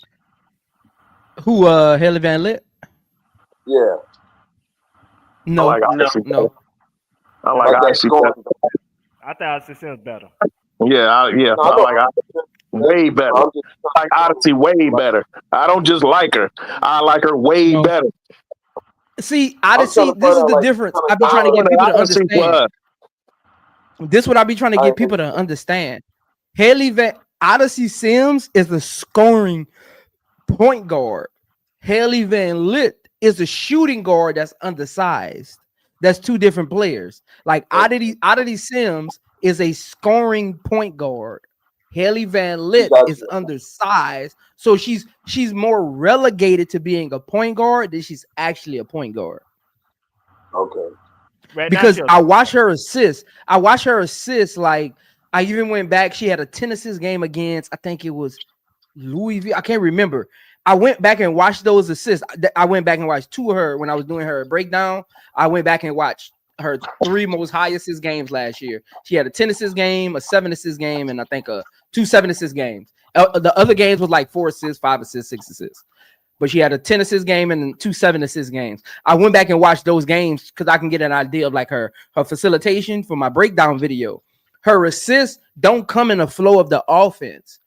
I think that's where people are going to get mad at. They look at her assist number and think they come in the flow of the offense. They don't. People don't know this, but Lindsay Allen did average 5 assists last year. Did her assists? Do you think her assists came in the flow of the offense? No. Actually, so they're going to be mad. They're going to be mad at Haley Van Lith the same way they was mad at Lindsay Allen. Their assists don't come in the flow of the offense. They come in situations where she's over dribbling, she gets in trouble, she gets in the double teams, and she kicks it out, or she gets it to a big last minute and they lay it in. Her assists aren't offensive game changing assists. They're not like running the offense to kind of assist. They're very, very weird. That's why I said I don't think Tyler Marsh's identity for Haley Van Lith is point guard. I think Haley Van Lith is going to be the scorer on the second unit. I think they looked at Haley Van Lith and said she has a connection with Angel Reese, comfortability, right? And she can actually score. If Haley Van Lith was 6 feet, Haley Van Lith would have probably went top 3. If she was, that's how much I think her scoring ability can help. If she was 6'3", she would have probably went top 3 because she does have her spots on the floor and she's consistent at her spot. At her spots. The challenge with her is she's so short, bigger defenders knock her out of her rhythm and her spots. That's when TCU lost last year. When she would get guarded by bigger perimeter players that wouldn't let her get to her spots because she likes to do the 1-2 dribble pull up at the elbow. She likes to do the step back 3 from the left wing, and she likes to do the dribble drive hesitation from the right side. They didn't let her get to those 3 moves. That's when she struggles. That's why she struggled at LSU, because at LSU system, that's 3 spots on the court that are already occupied. She had Angel Reese working high and low. She had Flaw J on the wing with Michaela, and she couldn't get to her step back dribble ISO. So that's why she struggled there. So I think Tyler Marsh is saying, okay, I can create a system where Haley Van Lith can flourish off the bench. I think Tyler Marsh is still on the lookout for his point guard. I don't think she's going to be the point guard. Again, he has Connecticut top pick next year that's projected to be top 3, perhaps top 2. Depending on what the ping balls land as far as like combining 2 years of records. So he can still go and get his point guard next year. That ain't out the realm. Or he can go into free agency at 2026 and get his point guard. I think Haley Van Lith's game style is fit. When I was doing like my film study on her, watching games, her game style is fit. Literally, Haley Van Lith, if she put her mind to it, I'm telling y'all, Haley Van Lith could be 6th woman of the year 2 times over. If she put her mind to it. If she says, I'm going to be the 6th woman off the bench and be the best in the league, she could literally be 6th woman of the year 2 times over just because of how she actually scores.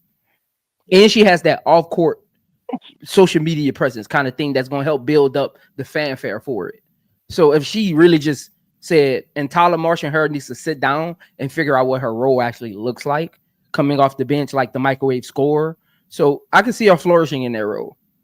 I think she got the same problem as Bronny James. Like he's a undersized 2 guard, so they're trying to make him a point guard, but he never plays like a point guard. Man, don't you dare compare my homegirl to no Bronny James. What you smoking? What's going on, Showtime? What's going on, man? Hey, man, we got 84 people in here, man. Hit the like button, man.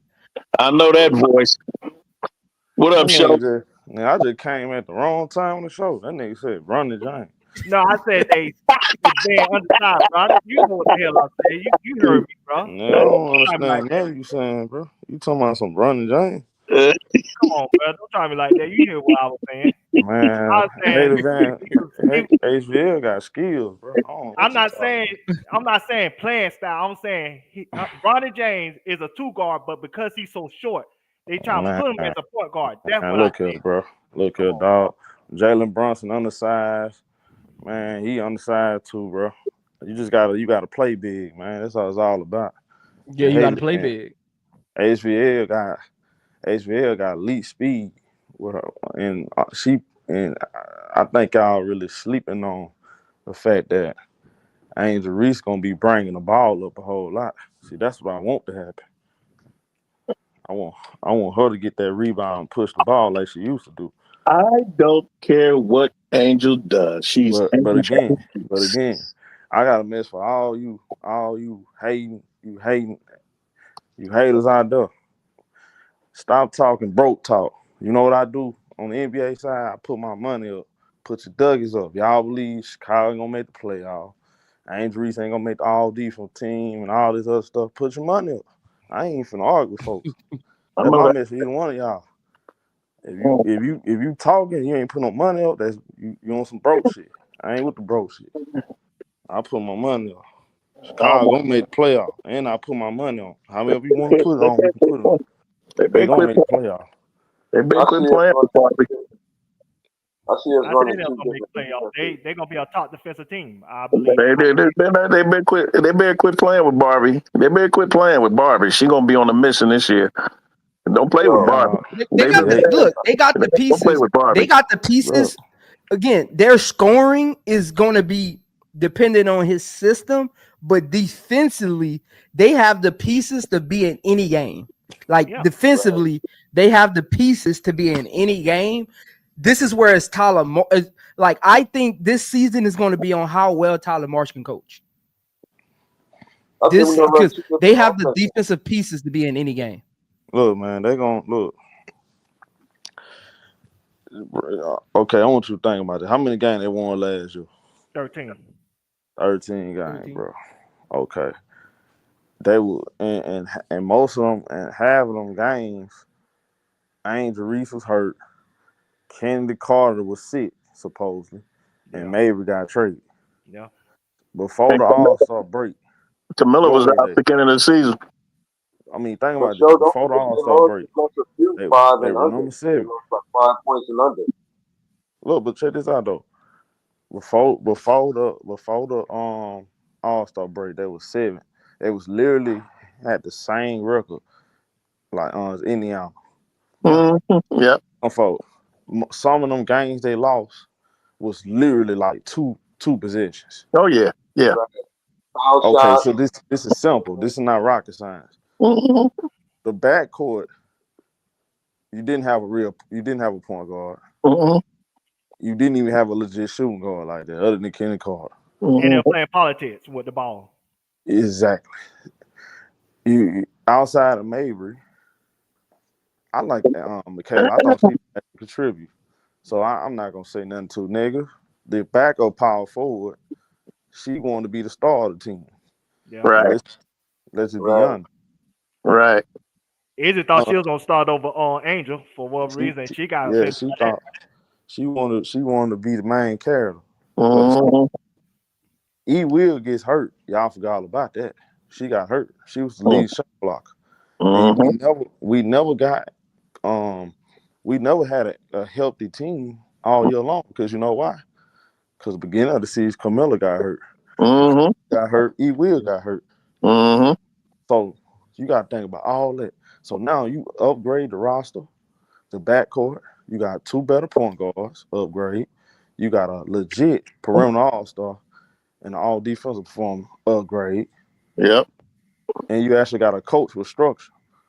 And I love T. Lou, but upgrade. Come on, what are we talking about? There's a vision for this team. Chicago needs to. So Chicago needs to take their conference more serious. Last year, I don't understand what Teaspoon's philosophy was as far as like how to win what games are most important. Like most coaches go into the year and say, okay, these is our important part of the schedule, so we know when to really lock in, because you ain't gonna lock in for all 40, right? But as a coach, you can play emotional intelligence mind games and say, okay, at this part of the schedule, we really need to lock in, guys. We really need to get on board. We need to show up to practice early, stay late, watch film. They were 2-8 in their conference. Their conference is the Liberty, the Sun, the Fever, the Dream, and the Mystics. If Chicago would have went 5-5 in their conference, they would have made the playoffs. They would, because they were only 2. They missed the playoffs by 2 games. Atlanta had 15 wins. They had 13, and Atlanta is in their conference. If they would have just took their conference serious, they could have made the playoffs last year. That's Teaspoon mismanaged the wins.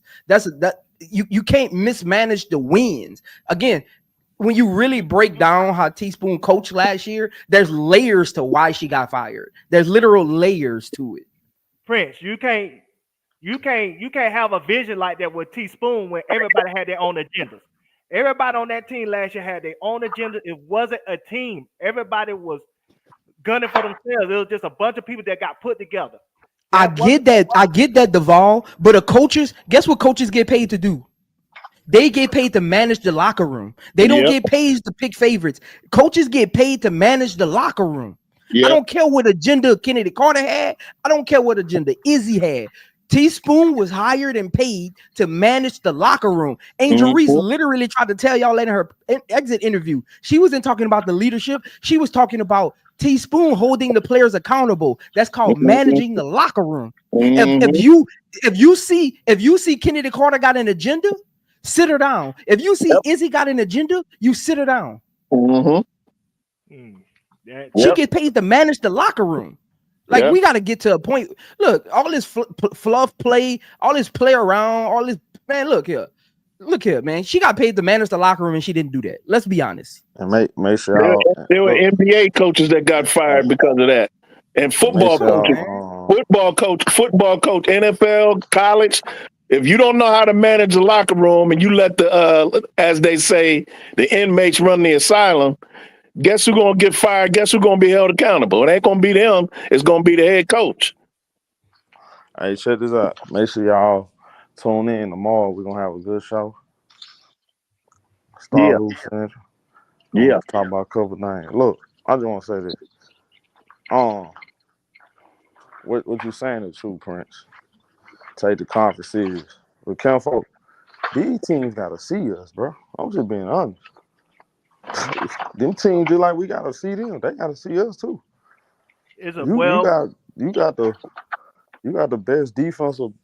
You got the Chicago got the best defensive front court in the league. I'm taking them. Best defender in basketball, Angel Reese, and you got them two.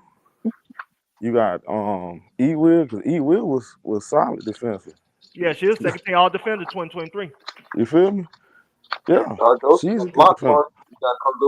Agnes was a perimeter defender. That's why I say they got good 8-9 defenders on the team. See what Tyler Moore's going to have to do is put together the right scheme for those non-defenders that's on the court. Put together the right scheme to hide them. Because they got high Vandersloot. They got high Vandersloot. Because I'm telling you, Michaela is the kind of player. She's going to go out there. She's going to work.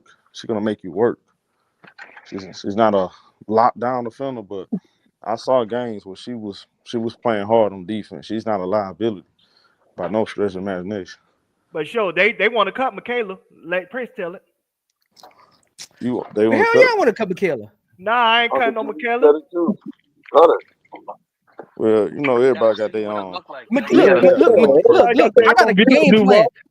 Look, show, I got a game plan for Chicago Sky, and Michaela's play style isn't part of it.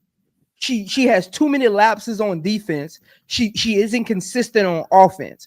Look, look, when you're building a team, Michaela's like stature in the league, her paycheck will be too high for her production. Her contract, if Michaela doesn't create consistency, her contract will become too high for her production that she would bring because of her stature in the league. She like her winning rookie of the year, and it's very hard to explain what I'm saying. Her winning rookie of the year puts her at a certain level, but she isn't consistent enough to honor the level she came in the league as a top pick, winning rookie of the year. Again, that's why every team keeps trying to take a flyer and a chance on her, because every team is hoping to unlock her. Well, look, like everybody's looking to unlock her. Well, hold on, hear me out though, bro. On account for, I disagree for the defensive part. She have a lot of lapses. Of course, you're gonna have a lot of lapses when only two of your teammates on the court play defense. Number one, number two, they didn't really have a real system. I mean, these players wasn't together, bro. I mean, I think we missing that point. This wasn't a team last year that was gelling together like that. They wasn't together like that, bro. You got more length on this team now. I think other than the Vandersloot, Heather Van Lee, everybody else taller, got more length.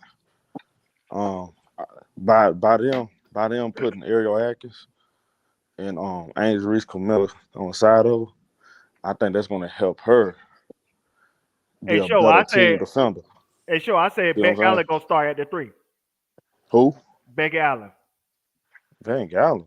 Beck Allen going to start at the 3. You said Beck. I think Rebecca. Nurse will start. I'm talking about Rebecca. I think Kia Nurse will start before both of them. Yeah. I like Beck Allen better. Beck Allen is a better defender and shooter. Nah, I like Kia Nurse better. I'm telling you. I like Kia Nurse better. Yeah, you can't look at last year's Kia Nurse. 3, you're not I'm telling winning. you, Kia Nurse. I'm telling y'all, I like Kia Nurse, and the start lineup. I just look the way I think she's she can space the floor. I don't know. As far as defense, Becca Allen, she got length. Footwork is not all that great, but again, certain players play better with certain personnel. You know, that actually play defense. It helps them to play better defense. So we'll see what kind of system Tyler Morris runs. If he put together the right system, I'm telling you, angelresse's ability to switch, y'all go look. If you ever watch the Golden State Warriors, Draymond Green, because his ability to switch and guard every 5 position, that covers up like Buddy Hield and Brzezinski bad defense. That's angelresse. She covers up a lot of holes for every team that she's on. Yeah, she's Deion Sanders defense. That's how I've been calling. Right. She's like a glove. She covers up a whole lot of mistakes. So yeah, y'all gonna see. Like, I can't wait till the season, bro. Like, seriously, I can't wait. And you got your girl Atkins, who is also a great defender. So you got Exactly, 2 elite defenders. You got 2 good defenders, and your only bad defender is gonna be Vandersloot. You got to hire her, just like they hired Caitlin Clark on the Fever. And you then, got 2 defenders. And then on your bench, you got a good defender in E-Will. You got a good defender in Nurse. If she coming off the bench, you got a capable defender of wnba. Like I said, you got a good 8-9 defenders. This is going to be a defensive team. It's going to be like the Connecticut Suns of last year. You're going to have a great defensive team. It's all going to depend on, and Prince is telling y'all the truth, if Marsh can bring in the right system. What I like about Marsh, he's been around the NBA and WNBA. Yeah. He's been around the 2021 championship team. He's kind of started up close. He's been around the Indiana Pacers. He's been on the Las Vegas Aces. He did G League. So there's a lot of things he learned with those teams he's going to bring to Chicago. And the coaching staff he has, look, they got some. I like that coaching staff. They got defensive. What's the name I'm looking for? They got some coaches that knows defense. You know what I'm saying? Yeah, but the problem is they don't have an offensive coordinator. Who the offensive coordinator on that coaching staff? It could be Tyler Marsh. I mean, we'll see. Tyler Marsh. I don't know why you keep saying that, Devon. Tyler Marsh is the offensive coordinator. What you talking about? No. What you talking about? That's a done deal. That coach on Nigeria. Oh my God, she knows basketball. Coordinator too. She knows basketball, y'all. She knows basketball. Period. She could do both. I'm telling y'all, bro. Both. Man, you just need people that know You just need people that know basketball. That know Everything else kind of basketball. like fits into it. Yeah, I'm telling you. Like once your coaching staff gets together, they say, okay, what we want our team identity to look like with the players we have, who's our franchise player, how do we want the players to complement them, and that's how you come up with your play style. Because Tyler Marsh can come in and say, I want to run a motion offense, but if your franchise player and the players around them aren't suitable for that offense, he got to be able to adjust and change it up and figure out ways to improve the team performance over time. So the flyer is still out on Tyler Marsh. I get he's a developmental coach. I've been around a lot of them. I've seen it. Showtime, you notice in the NFL, how many times you get a great defensive mind, they just not a head coach. And that's okay. That's no knock to them. Some offensive coordinators that are considered quarterback gurus on Super Bowl winning teams, they get head coaching jobs. Because when you're a head coach, you got to manage so many different parts, so many different moving parts. You got to manage grown men, other coaches, the system, responsibilities, adjust within the game. When people are having down games, figuring out play style, you got to do so much. It's different than just helping develop a player or unlocking a player's offense. So for me, Tyler Marsh's offense is still up for me. With first year head coaches, I need to see you in games when it's close and it's 10 seconds left and you got 12 players looking at you saying, Coach, what do we do? That's when I'm going to give I haven't gave no analysis on Tyler Marsh yet because I need to see it. I like the staff he built. I give him a B- for the staff he built. So I just need to see it play out. So that's why I understand why y'all keep saying Tyler Marsh is the offensive coordinator when we don't know what type of offensive mind that he has. We don't know what he's going to do. That's why I asked that question earlier, Zoe, about the coaching staff. That's the most important part of this team is the coaching staff because they're going to set the tone. They set the culture. They establish what they want to do, the foundation of what they want to do, what style they want to play, what they want to be, what's their identity. They're the ones who dictate that by the way they structure whatever they want to structure around the team that they have. And the talent that they have. That's the reason why I asked that question. That's the reason why I agree with I gave it a B because of because I like the staff that Tyler Marsh has around him.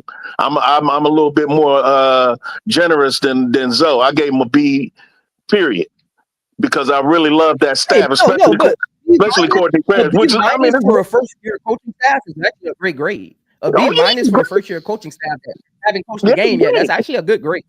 Yeah, it is. There ain't no the B- ain't no knock now. That's not that's honor roll. But I'm saying, my B came off of the intangibles that each of them bring to the coaching staff. Exactly.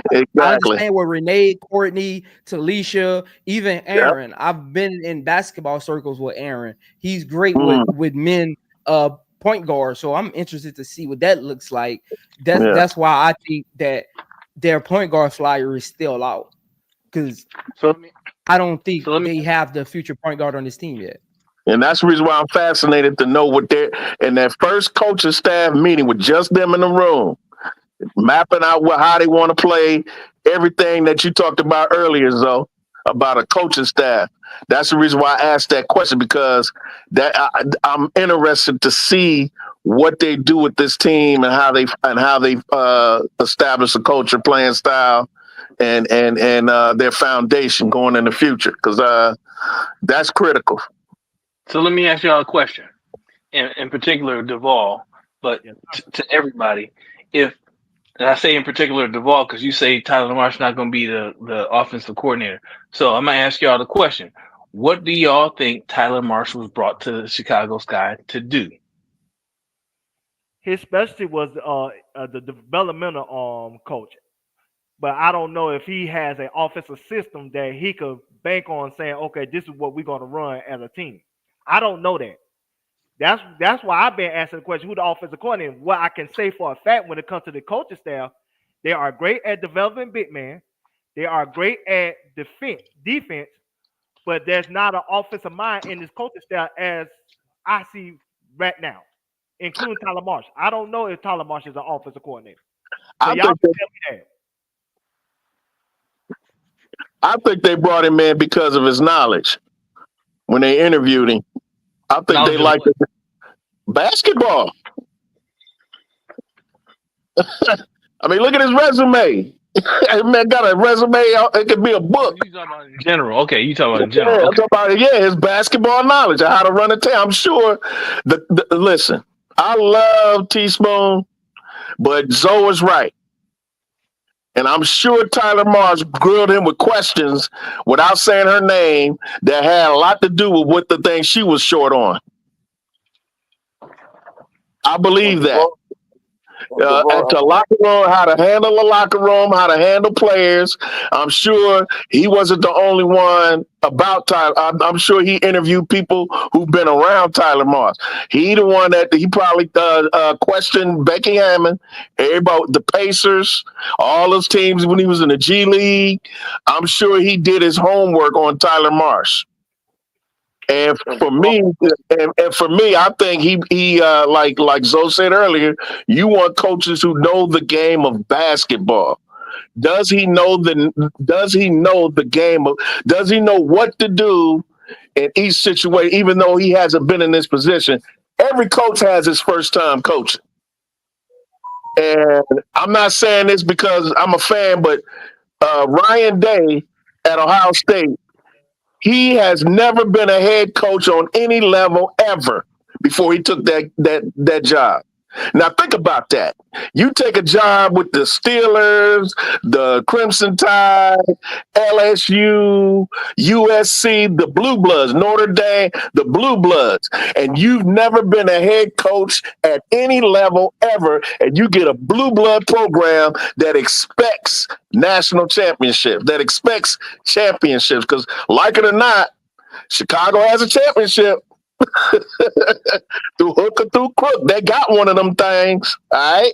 So going into a big time, big city, big time program, and you're a first time coach, hey, they expect a whole lot out of you, and they must have confidence in you to do the job. So he has a reputation.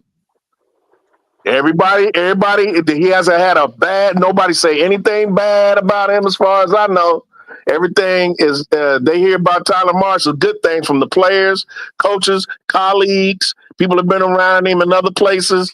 They all say that this man is ready. So we'll see. So basketball knowledge for you. Yeah. All right. And DeVon, he could run the same thing he was running with the Aces. He could run the same thing. We don't know what he's going to do. You know what I mean? We don't know, and that's why We don't know. I wasn't saying for sure that I knew. That's why I asked. He asked the question as to why they hired him. Now, if you want to ask the question, do you think he'll succeed in Chicago? That's another question. No, that's not my question at all. Yeah. It's too early to tell. It's too early to tell. It's too early to tell. I mean, we can't tell. My question is strictly what do we think, Jeff? So I understand your answer, Brass. You say in general basketball knowledge, but for me, I think bringing in a head coach, I would think a GM. And again, I'm out of my depth. This is just me as a fan thinking. I think a GM should be looking for something like some kind of intangible, something that puts that person above and beyond, the next likely candidate. So that was the nature of my question. What y'all think? So Zoe, Show, what y'all think? Show gone. Oh, okay. What was the question? What do you think? Why do you think Jeff P and Chicago Sky brought Tyler Marsh in? What do you think they brought him in for, specifically to do? Like, First of all, he has the reputation of helping develop players. They're a rebuilding franchise that's trying to create a new regime of play style. His pedigree of being under championship organizations is something that they, even as top brass, can learn from, right? Of how the Aces are doing things, how they're developing players, how they built their core right through the draft. If you look at the Aces, they literally built through the draft. Like they didn't build free agency and trades. They built through the draft. They were patient. They found the right pieces that fit, and they were able to build camaraderie, find the right coach, the right systems that work for the players they drafted. Because if you watch Asia when she first got to the Aces, that's not the same system. They adjusted to the players that were drafted. So a lot of intangibles that Jeff been around, that Tyler P has been around, his up and coming prodigy as one of the young up and coming head coaches, a lot of that played into the hire. Becky Hammond wasn't even there. I think it was an intangible hire. Got drafted, was she? What? No, she only been there 3 years. Yeah, I was about to say, Becky wasn't even there. No, she didn't draft Asia. She didn't draft. Yeah, she didn't draft Asia. Yeah. No one picked for 3 straight years. Right. Say that again. Because they got Kelsey. They got Kelsey and Asia back to back. They had no one pick for 3 straight years because they got Jackie Young in one of them picks too. That's similar. That's similar to Indiana. 3 straight years after. So I think Tyler Marsh got hired off of his intangibles and the vision that Jeff has for Angel and Camila moving forward, and it kind of fits like what the Aces did, like building through the draft, finding their core, developing them. Like it fits. So I think a lot of his intangibles was the reason for the hire. I don't think he hired off of experience. I think it was the intangibles. So so based on that, so it's a separate question. Do you think they in win now mode or still building? Both. No, they're still building. That's why my series is called Building Blocks. They just need to look, like I said, they just need to stop worrying about picks and start winning games. Stop worrying about picks and start winning games. Oh, he will. I think they in both. I think they in both win now and building. I think they want enough veteran experience to win now, but at the same time, they want to try to find a core as they build the team up.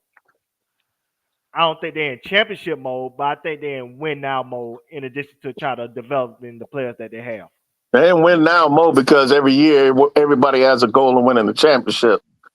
That's the goal. But reality would tell us they're not ready for that level yet. But as I look at these moves, look at this grading thing. Like I told him earlier, Zoe, I don't know if he was on. I gave a D to the rookies, but other than that, the coaching, the franchise player core, training camp, I agree. I ain't mad at your grading on that. It's pretty similar to mine. I ain't mad at that. So they got potential building blocks to keep winning at the same time, continue to build up the franchise. But I think it's going to be interesting to see if they can actually build this through I think nowadays you have to build through the draft plus veterans, because these 2 drafts, this year's draft and next year's draft, are pretty weak. Not next year's draft. Nephew's draft gonna be strong. Yeah. All right. So, but you always build like the building process has never changed. The building process has never changed. I don't know who changed. You build through the draft, but you need veterans in your locker room to help them understand the next level of the game. So you can build through the draft, but you still need to sprinkle in veterans. Your young players might be the core of the team, but you'll still have an Alicia Clark around, right? That can help get them over the hump as far as mentally, as far as just understanding what it takes day in, day out to be competitive. So you still need to sprinkle in veterans, but the process has always been the same with rebuild. You don't just got a team full of 2-3 year players. That's not how that actually works. Because you only get so many picks in the draft. You're gonna have to bring somebody in. You got to have 12 people on the roster. Right. All right. So what makes next year's draft so strong to y'all? Well, hold on, real quick. So now we having a conversation. So now, based on I asked that question, and everybody said they doing both. They rebuilding and kind of in win now. So based on that, looking at the current roster, who besides I didn't say that. Oh, you just said okay. I said that. I said that. You only can do look. It's basketball, man. I don't know. Look, Duvall. I'm sorry, but it's basketball. You can't do both. I'm telling you, You they can't trying- do both. So you think they? That's not a successful. No team has ever. Yes, that's never been a thing. You can't do both. You can't do both. You can go into a season saying, okay, we're gonna be competitive while we rebuilding, but we ain't gonna be in no win now mode. You can be competitive and still build. Win now mode means we're aiming for a championship and a great seeding in the playoffs. That's two different situations. That's not. I'm not saying that. I mean, that mentality gonna be next. That's year. what win now means. But that mentality gonna be basically next year, because 2026, that's when everybody gonna be a free agent. Well, you played. So in your mind, win now means championship. But to the layman, no coach has ever walked in a locker room and said we're gonna win now, and we gonna get a certain amount of games. As a fan who never played at that level, we don't think like that. We think win now means win some games, at least make the playoffs. that's what we mean. Right. That's what we mean. I be having to catch myself sometimes when people say stuff. Yeah, I be forgetting that we mean two different things. Yeah, I be having to catch myself. You're right. You say that they are contenders. There's no way in hell we contenders are nothing in the WNBA the way we currently constructed. And as much as I ring the bell for Angel Reese, she ain't ready for that yet. I don't know, but so based on y'all's respective responses to that question, looking at the roster, based on where y'all think Chicago their trajectory is now, whether it's win now or rebuilding. We're using Zone's vernacular as a former player himself, a player who played at a high level. Yeah, they're competitive, competitive as they build. We're saying the same thing, but using different language. Because think about this. Win now mode. Like people think rebuild means, well, that means Angel Reese and Camila not gonna be winning. That's not what that means. You can still be in a rebuilding phase 3 years into it. Like you can, like even last year, like with Indiana, yes, they made the playoffs, but they are still in rebuild mode. Because they aren't a consistent playoff team. They only made it last year. Last year, Indiana Fever was still in rebuild mode. You can still be in rebuild mode and be competitive. When you think about your top, nobody had Indiana winning the championship. Nobody had them in that top echelon. They was up there with the Aces, the Liberty, and the Lynx. Nobody had them, even with Seattle. Nobody had them up there. They was in one of the top. When you're one of the top 4 teams, that's win now mode. You got to be in the top echelon. When you're in the top 4 seeds, then you're in win now mode. Other than that, you're always going to be in rebuild. See, my thing is straight rebuild. I don't know what people be coming up with these new vernaculars. People be coming up with these new vernaculars and definitions. You're either in win now mode or rebuild mode. Either you're a contender or you're not. Like there ain't no in between. Yeah, put it this way: like a true rebuild is like what Golden State is doing. Like they starting for ground zero. I don't think we starting for ground zero. I think we still gonna be competitive. No, Golden State is not rebuilding; they're revamping. They're building. They're just revamping. They're revamping and retooling what they already have. Because the only person from their core that is gone is Clay. Looney's still there. No. Gary Payton II still there. Kaminga's still there. The Valkyrie. No, that's a new franchise. That's why I say that's a new franchise. Washington is rebuilding. That's who's rebuilding. Washington. Nah, they're in build. They got to figure out what they're not even in rebuild mode. They're in new franchise build mode. Right. They're trying to build a team, period. They're in build mode. I agree with Big Will on that. They're in build mode. Yeah. So based on where Chicago is, now we having a conversation. So based on where Chicago is, and I think we might be saying different language, but I think everybody's saying the same thing in terms of where they actually are. Based on that, besides the obvious two that everybody pretty much agrees on, Mo Jeff and Rachel Banham, who needs to go and who needs to stay? I can't make that determination right offhand because we don't know how these players in the camp. Somebody like Zoe said, they might be a diamond in the rough, like the one we was talking about earlier, Tilly Bowler. She might creep up and pop her head up and bump Michaela up out of there. We don't know. So I mean, I need to see. I need to I need see to what see. the new regime looks like. They got a new coaching staff, new locker room. I need to see what their play style looks like before I actually make that decision. Yeah. Some of these players could surprise y'all according to the play style. Yeah, it's way too early to answer that question. B. For me, at least for me. That's what I said earlier. So good, yeah. I think it's way too early.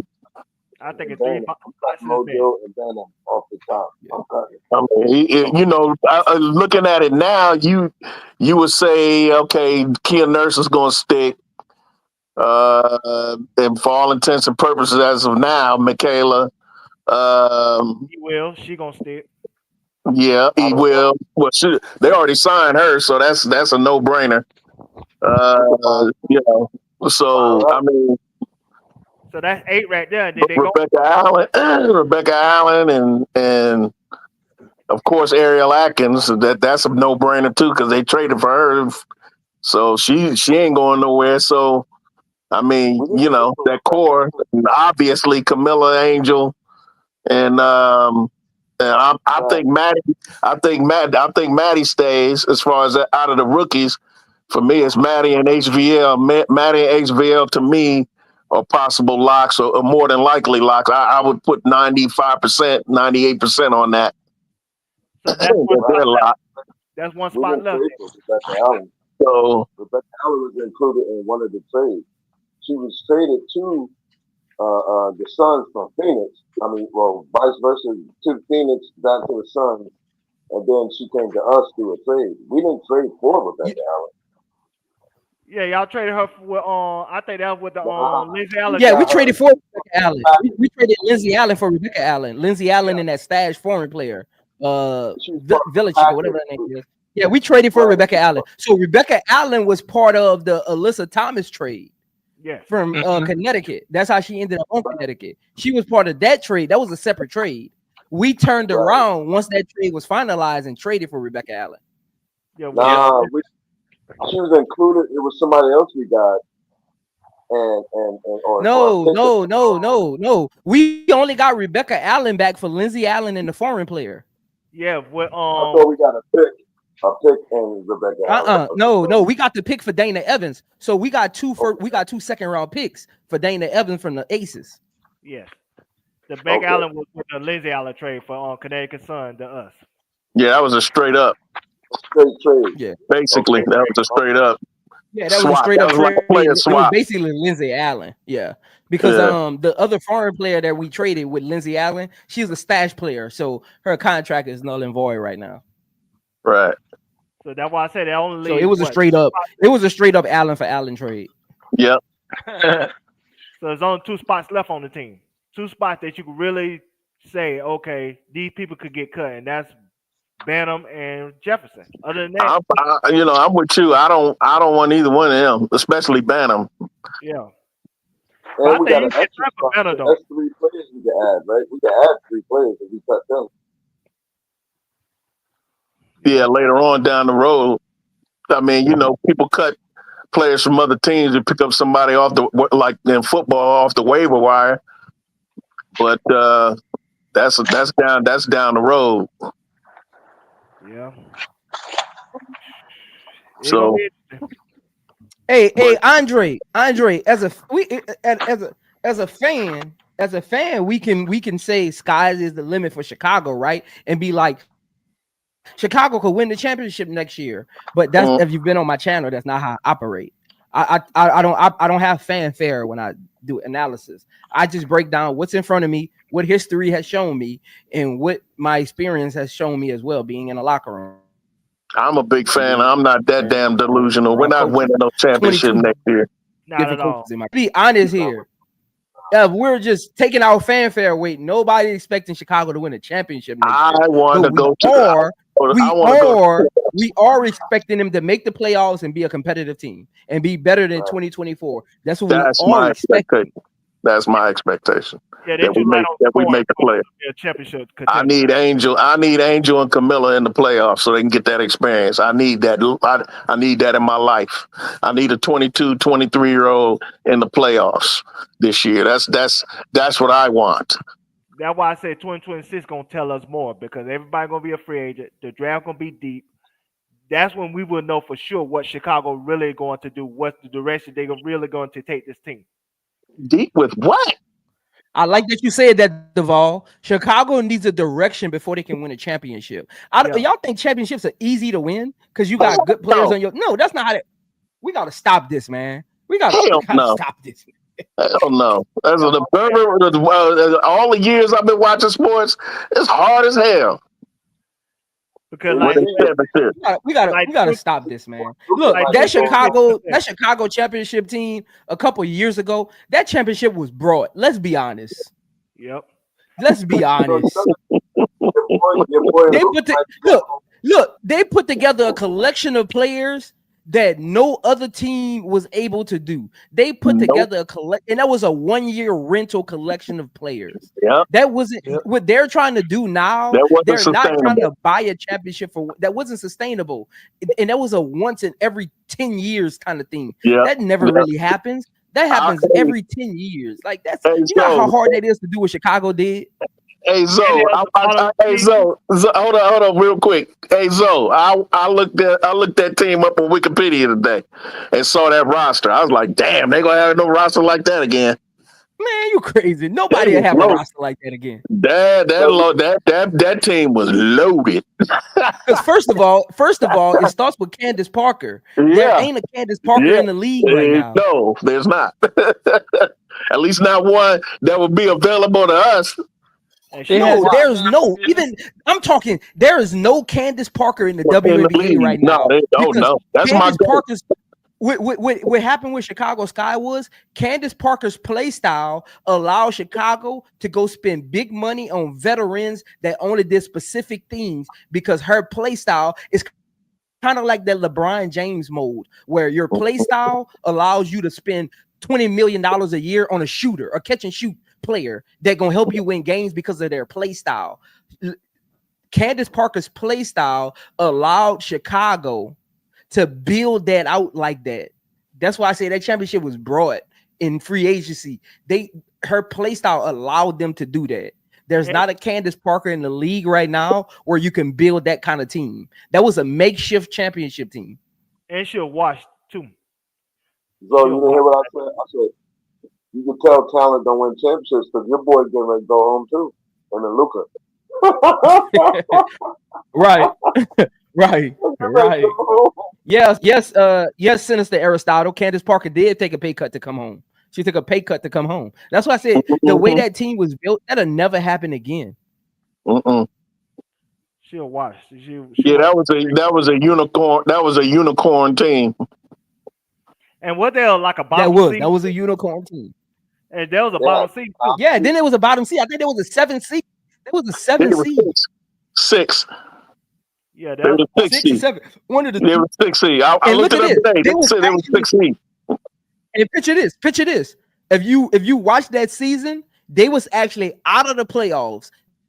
They made a playoff push with 10 games left. They was actually out of the playoffs. Yeah. They made a push with 10 games left and made it into the playoffs. That's called getting hot at the right time, though. Yep, they peaked at the right time because they were veterans.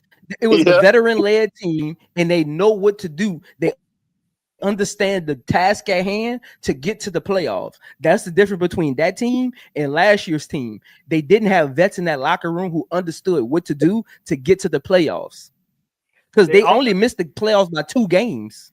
Mm-hmm. And the offense last year was basically passes the wheel, and that just wasn't sustainable. It wasn't sustainable for Kenan Carter just to be the offense all last year. They needed more than that. They needed more of a structure of that team, and they did not have it. Showtime perfectly broke down, in my opinion, what happened with that team last year. Between injuries, agendas, a green ass coach, and a mercurial head case. Yeah. And still almost made the play. And still almost made the playoffs. If Angel would have played those last 6 games, they would have made it. And I think if we'd have made the playoffs fully and in full throttle, like all the players available, including E. Will, we would have won the first round, in my opinion. Yeah, they shouldn't have traded Mabry at the deadline, but they did, and that would hurt the team as well. Because Mabry was a consistent passer, and she was a shooter that kept spacing. And so once she was gone, we didn't have no spacing. We would have been playing Liberty though. You think we could have beat Liberty in the series? Nah. I think we would have had. I think if we were at full strength last year, we'd have had a better seating position. Probably would have been 6 seed. Probably would have been in front of Phoenix, because Phoenix wasn't no good last year. We could have beat Phoenix.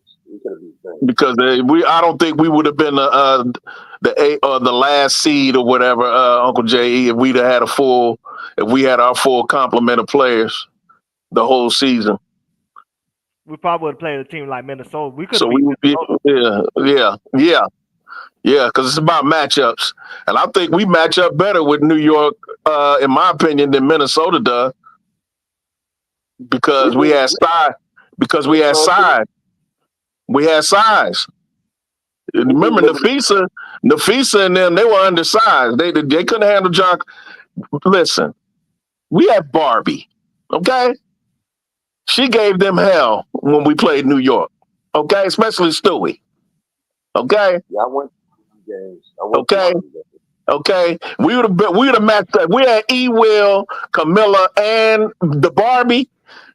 Come on, they wouldn't have. No, they wouldn't have. No, we'd have had a shot, bro. The only person, I'll tell you what, the only person that probably would have gave us problems was Phoebish because of our lack of perimeter defense. Other than that, John Quell wouldn't have got that ish off. But I was at that game when not on Barbie. From getting the double. I was at that game, bro. They all came on. They was trying to stop us from getting that double. It was crazy, man. 4 players. Yeah. Home players did that. They ain't even Exactly. You watch the film on that. Lindsay Allen held the ball trying to pass it to him. Both Kenny Carter and Lindsay Allen did that. More than that defense. So it is what it is. That's why a lot of those players are gone. Like I said, Angel could come to work in peace, and she come to a team where she could really be herself and really feel like, you know what I'm saying, she could just focus on her instead of trying to focus on everybody else. I'm not saying we would have beat the Liberty, but we'd have matched up better with them than Minnesota is what I'm saying. Because of our size. And Minnesota almost beat them. So, in a series. So, but anyway, we're bigger this year than last year.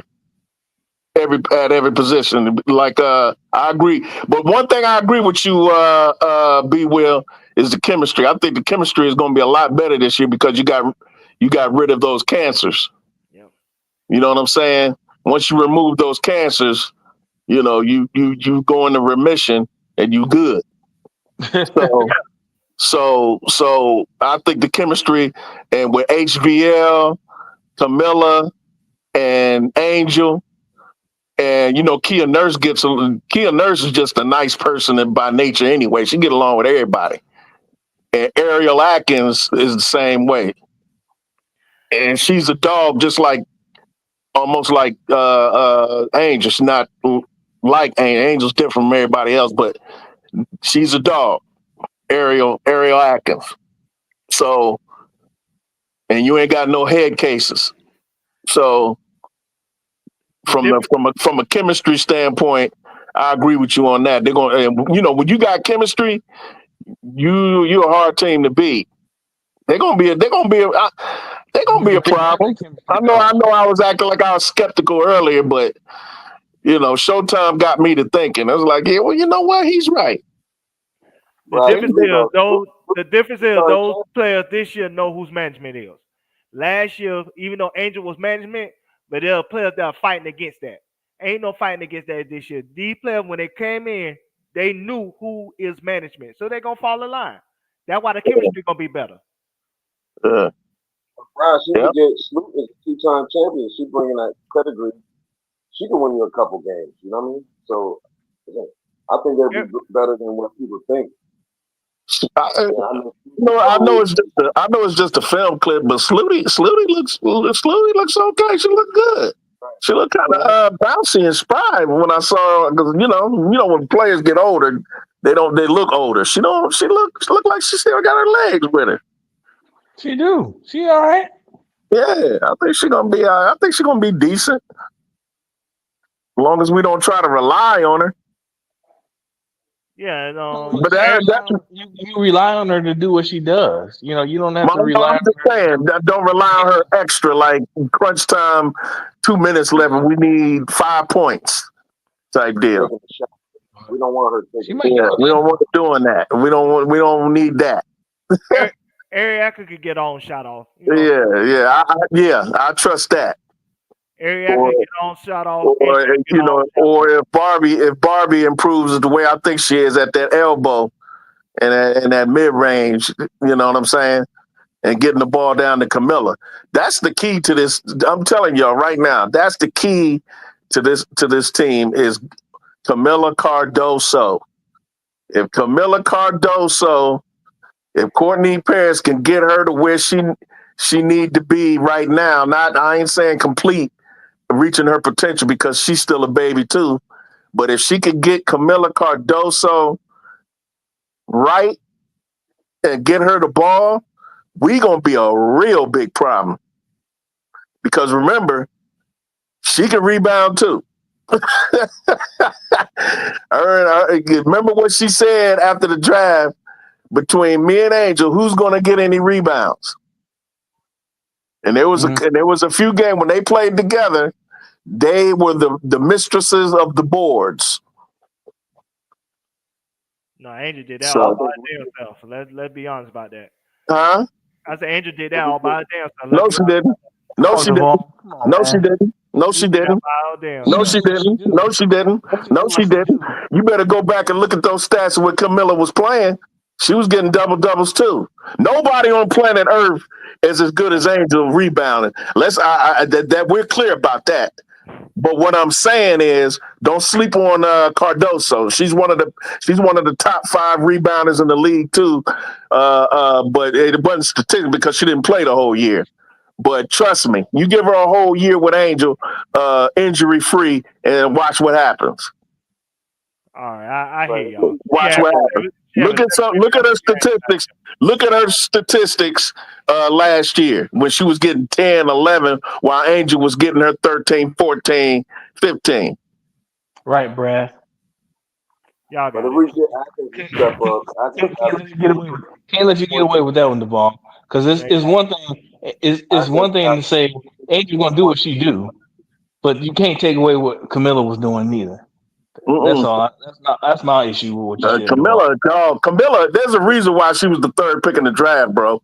She's a dog. She's a dog for real. I'm watching her play right now. She just didn't have no damn body to give her the damn ball. When she doesn't listen, Duvall, when she does not get the ball, she does not do anything else because she doesn't want to, because you're not involving her. She's like every other center in the history of the game of basketball, male or female. Is a general rule. You have to reward your big man for running the floor. And one of the things that Camila does best is run the floor. And when she's running that hard after playing defense and tiring herself out, sacrificing herself to play defense, and she's running the floor, down the floor before everybody else, and Dana Evans and them fools ain't getting her the ball, how you think she gonna react? I'm not, and Witherspoon ain't saying nothing to him about it, as Zoe so eloquently outlined earlier. You letting the inmates run the asylum, and they're not getting Camila the ball after the hard work she do. She's going to check out. Bro, all you need is Atkins to step up too. Atkins could have a breakout season too. She only averaged 14, 15 points last year. If we can get her in that, I'm not worried about her, Uncle J. She's going to 18. 18, can I finish? I want to land. If we could get into that 18 to 20, that can be very helpful, very impactful. You got Angel get 15, Camila get 15, that's 30, that's 50 points right there. You need the bench to give you 15, 20 points a game or more, whatever. So we need Atkins too. Atkins to be that guard that we're looking for, that could supplement what Kennedy Carter was giving us. So I think she's gonna be key too. So we can't leave her out, man. Yeah, the big's gonna be there, but you need that guard. Yeah, but nobody's questioning Ariel Atkins though. I mean, there's some players in this league you just don't question. Her resume speaks for itself. We know if she's gonna get hers. I'm talking about these young players, these young core players who are going to be our future down the road.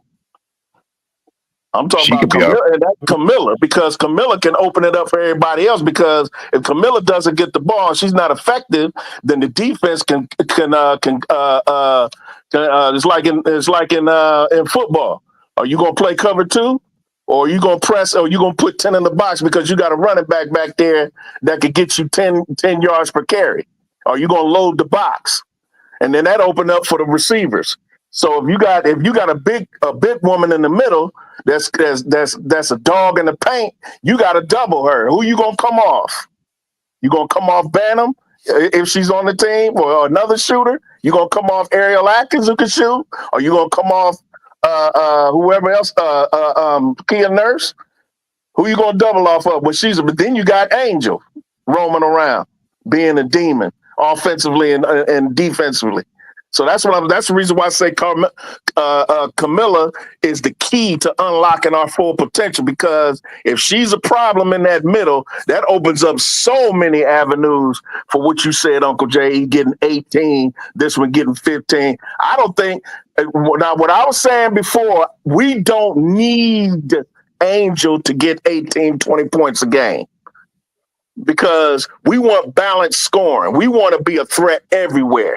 Jonquel Jones didn't average no 20 points a game, and she got MVP of the finals. She didn't score. She wasn't scoring no 27, 25, 20 a game.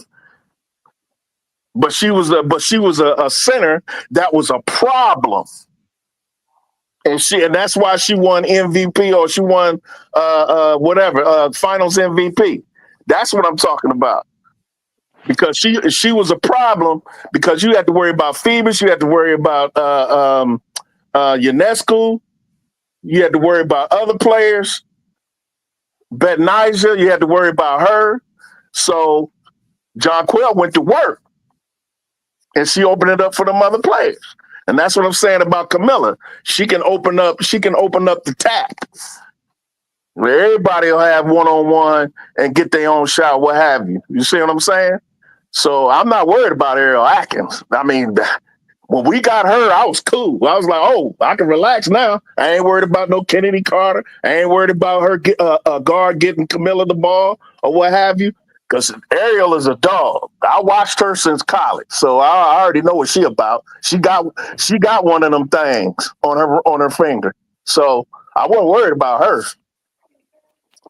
I want Camila to be unlocked. I want somebody to get her the damn ball. Because when them other fools didn't, Angel did. Because Angel understands you play inside out with the kind of players we got. We play inside out. We winning more than losing. So, and that's what Angel is about. She's about winning. So on another team, okay, she can score 20 and get 15.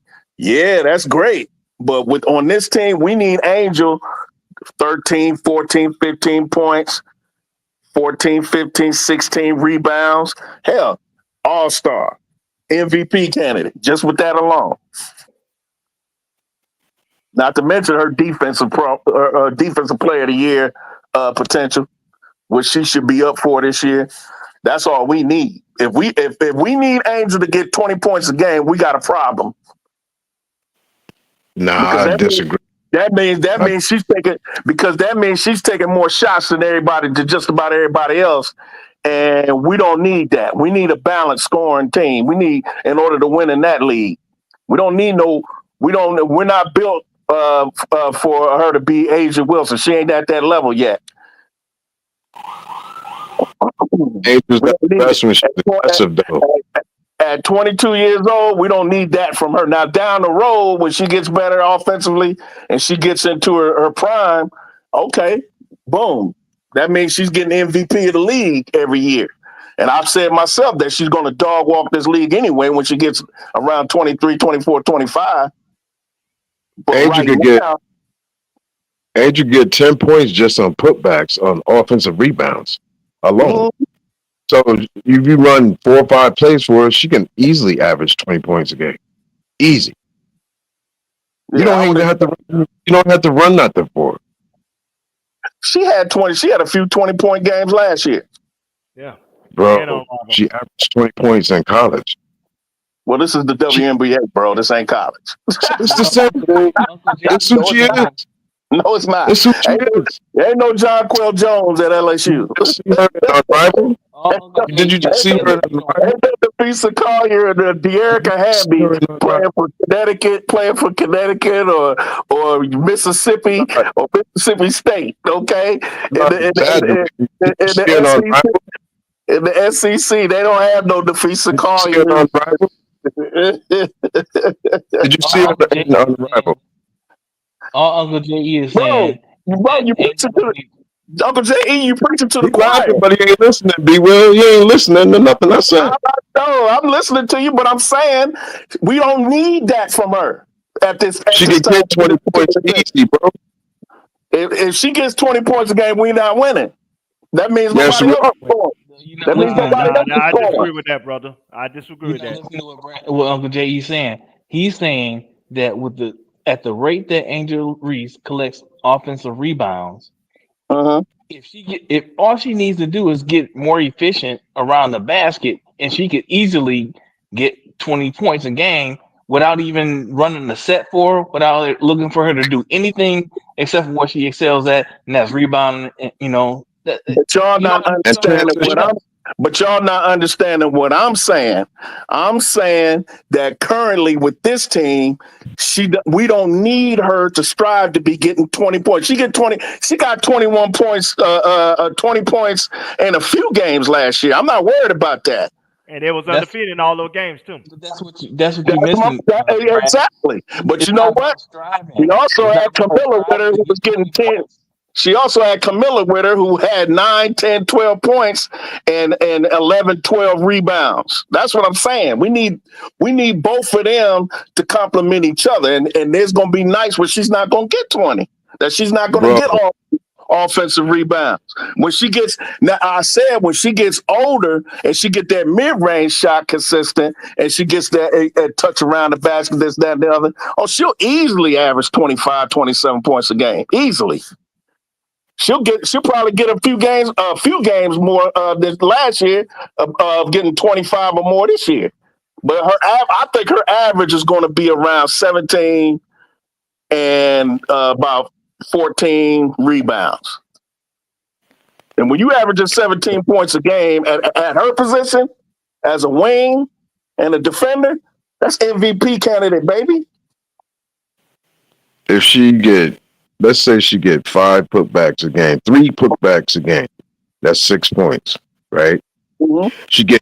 Let's say she make 5 regular shots. That's 16 points. She gets fouled 4 times. That's 20 points. That's 20 points. That's easy. That's only 5 shots she taking. That 5 plays you running or whatever. I didn't say she can't do that. That's how her makeup is like that. You don't have to run nothing for her. You don't have to run nothing for her. She gets it all in the flow of the game. No question about it. If Angel wants to, she can get 25, 27 points a game. She did it in college, and you laughed at me when I said that. Well, I didn't laugh at you. I'm just saying it ain't college. This is WNBA. These are the best players in the world. You did laugh at him, but yeah. I laughed, but not at him. I laughed, but not at him. I laugh because it's funny that you're comparing college to pros. There's a world of difference. You talk about the top 1% players on the planet. She's gonna play her game. She's getting back to Maryland Angel. She's gonna play her game. She could easily average 20 points a game. Easy. She did it in Unrivaled, bro. That's what I kept saying. Did you watch Unrivaled? You said she did it in college, but yet she didn't average 20 last year. She did. She averaged 19 points a game. With Morrow there. Morrow even averaged 18 points a game. No, in the WNBA, she didn't average that. That's because they didn't have no point guard. And they didn't have no system, really. The X's and O's was all messed up. And she was inefficient around the rim relative to her what we used to, which she's going to definitely get better. Her percentage was way down from college, from the shots she did make. When you have bad point guards, then that means your percentage should have been skyrocketed. Her percentage is way down from when she was in college. Way down. But the last game she got hurt, you know how many points she had? Huh? The game she got hurt. She played. Uncle J.E., I understand that she'll every other game or a few games out of the year, she's going to score 25, 30 points or whatever. She could. She has that ability. I get that. I'm not saying she can't do that. But I said average. She can average. Not last year is what I'm saying. She went from, you said she did it in college. She was in the WNBA last year. She didn't average 20 points. I'm trying to tell you she could do it in the W. Hey, fellas, she's 25 years old. Rand, give it just a second. I just want to say, y'all have a good night. Thank y'all. Yeah, I'm trying to get off too. It was a pleasure, talking with y'all. I love y'all, fellas, man. And good hearing from you again. It's been a while. Don't be a stranger, bro. I won't. I just want to say good night, Prince. Good night, everybody. Peace out. Yes, sir. Peace. Ooh, I ain't know it was 12:42. I gotta get up off of here too. Yeah, I gotta go to take my daughter to school in the morning. Good conversation. Love y'all, man. Where's Zoe at? Did he say yeah, he up doing something with wifey or something, doing some cooking or something. I don't know. You got cooked too. I was getting ready to cook you too on that Angel Reese, man. I'll get you next time though. You ain't cooking me because I know you don't know nobody that ride harder for her than me. So you ain't cooking. You cooking yourself. I know how great she could be.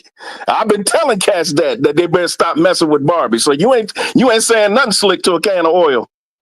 Well, I appreciate it. I don't know how close panel or whatever. Braz, I don't know if you got control or whatever, but I'm gonna step down. I appreciate talking to y'all though, man. All right, Uncle. I enjoy it. Zoe in the chat talking to Israel. Oh, is he? So he around. Yeah, he around. Yeah. Oh, okay. All right, Peace. bro. Peace. All right. Yeah, but yeah, man. Yeah, I think I can't wait. Uncle was just saying that, I understand what you're saying. I understand what Uncle's saying. You were saying basically, we don't need Angel. This guy don't need Angel to average 20 points a game given the current roster construction. I get it. Let me rephrase that. Let me rephrase that. No, I get what you're saying. No. I want to be more clear. I don't want us to depend on her to get 20 points a game. Put it that way. Even though that would be very entertaining to watch her do so. The entertainment factor would be tremendous. But so here's the thing. And it would throw pie in the face of these haters. All Uncle J.E. was saying is that Angel could easily average 20 points a game just doing the same. If she didn't do anything better next year except for improve her efficiency around the rim, that she could easily average 20 points a game because of how she plays the game. That's true. She doesn't need to get a shot off. She doesn't need to get set up for a shot and stuff like that. Because of how she plays the game, all she has to do is improve her efficiency around the rim. Pretty much that's added at least 7-8 points a game. That's true. That's true. All he was saying. Yeah, bring up that percentage. Yeah, I have no doubt about that. She can easily average 20 points a game. the way she played last year and all, her the way her efficiency around the rim is. Yeah, I mean, yeah, I didn't disagree with him. I just don't want us to depend on that. But if she gets that, I ain't mad. And then we win. I just want to win.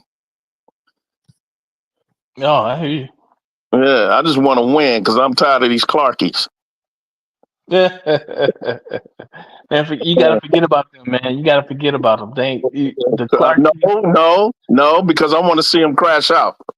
They gonna crash out anyway. Well, I mean, I want to see them really crash out because they think Angel Reese is going to be out of the league in 2 years.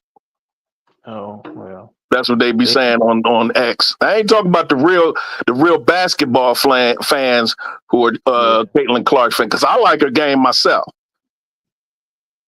Okay, but I'm not as big a fan of her game as I am of Angels and Rakia and Cameron. I even like Aaliyah. I like Aaliyah Edwards' game a little bit, but I just don't put a lot of stock in logo threes. That's for the kids. That's circus stuff. That's globetrotter stuff. Okay, yeah, you can shoot, but when your ass got in the playoffs, you got swept. So it didn't work then. Okay, but so what do you do other than that if that doesn't fall for you? If those shots don't fall for what can you contribute to winning? Nothing. So. I think she's gonna be better. I think she needs to work on a couple things. Yeah, she need to work on the defense, and she need to. But I think it's between her ears more than anything else because you got to have want to. You got to have intangibles, and that's the difference between her and Angel is intangibles. I don't like her intangibles. To me, Caitlin Clark doesn't have championship intangibles. She has entertainment intangibles. She can entertain you. She can put the ball in the hole. But when it comes down to it, championship time, she puckers up. And that's what I noticed in those championships against South Carolina and the year before against LSU. When she needed to hit them threes and she was jacking them up at the end of the game, the one that was giving people the business was Gabby Marshall. She's the unsung hero of that team. Her and Caitlin and Kate Martin. They were the ones who did more at crunch time than she did. Yep, Kate Martin was a dog. And people forget about Gabby Marshall. Yep. Who's from Ohio, by the way. But yeah, people forget about them. But that's the thing. That's the thing that separates Angel from is the intangibles, man. Them intangibles are real.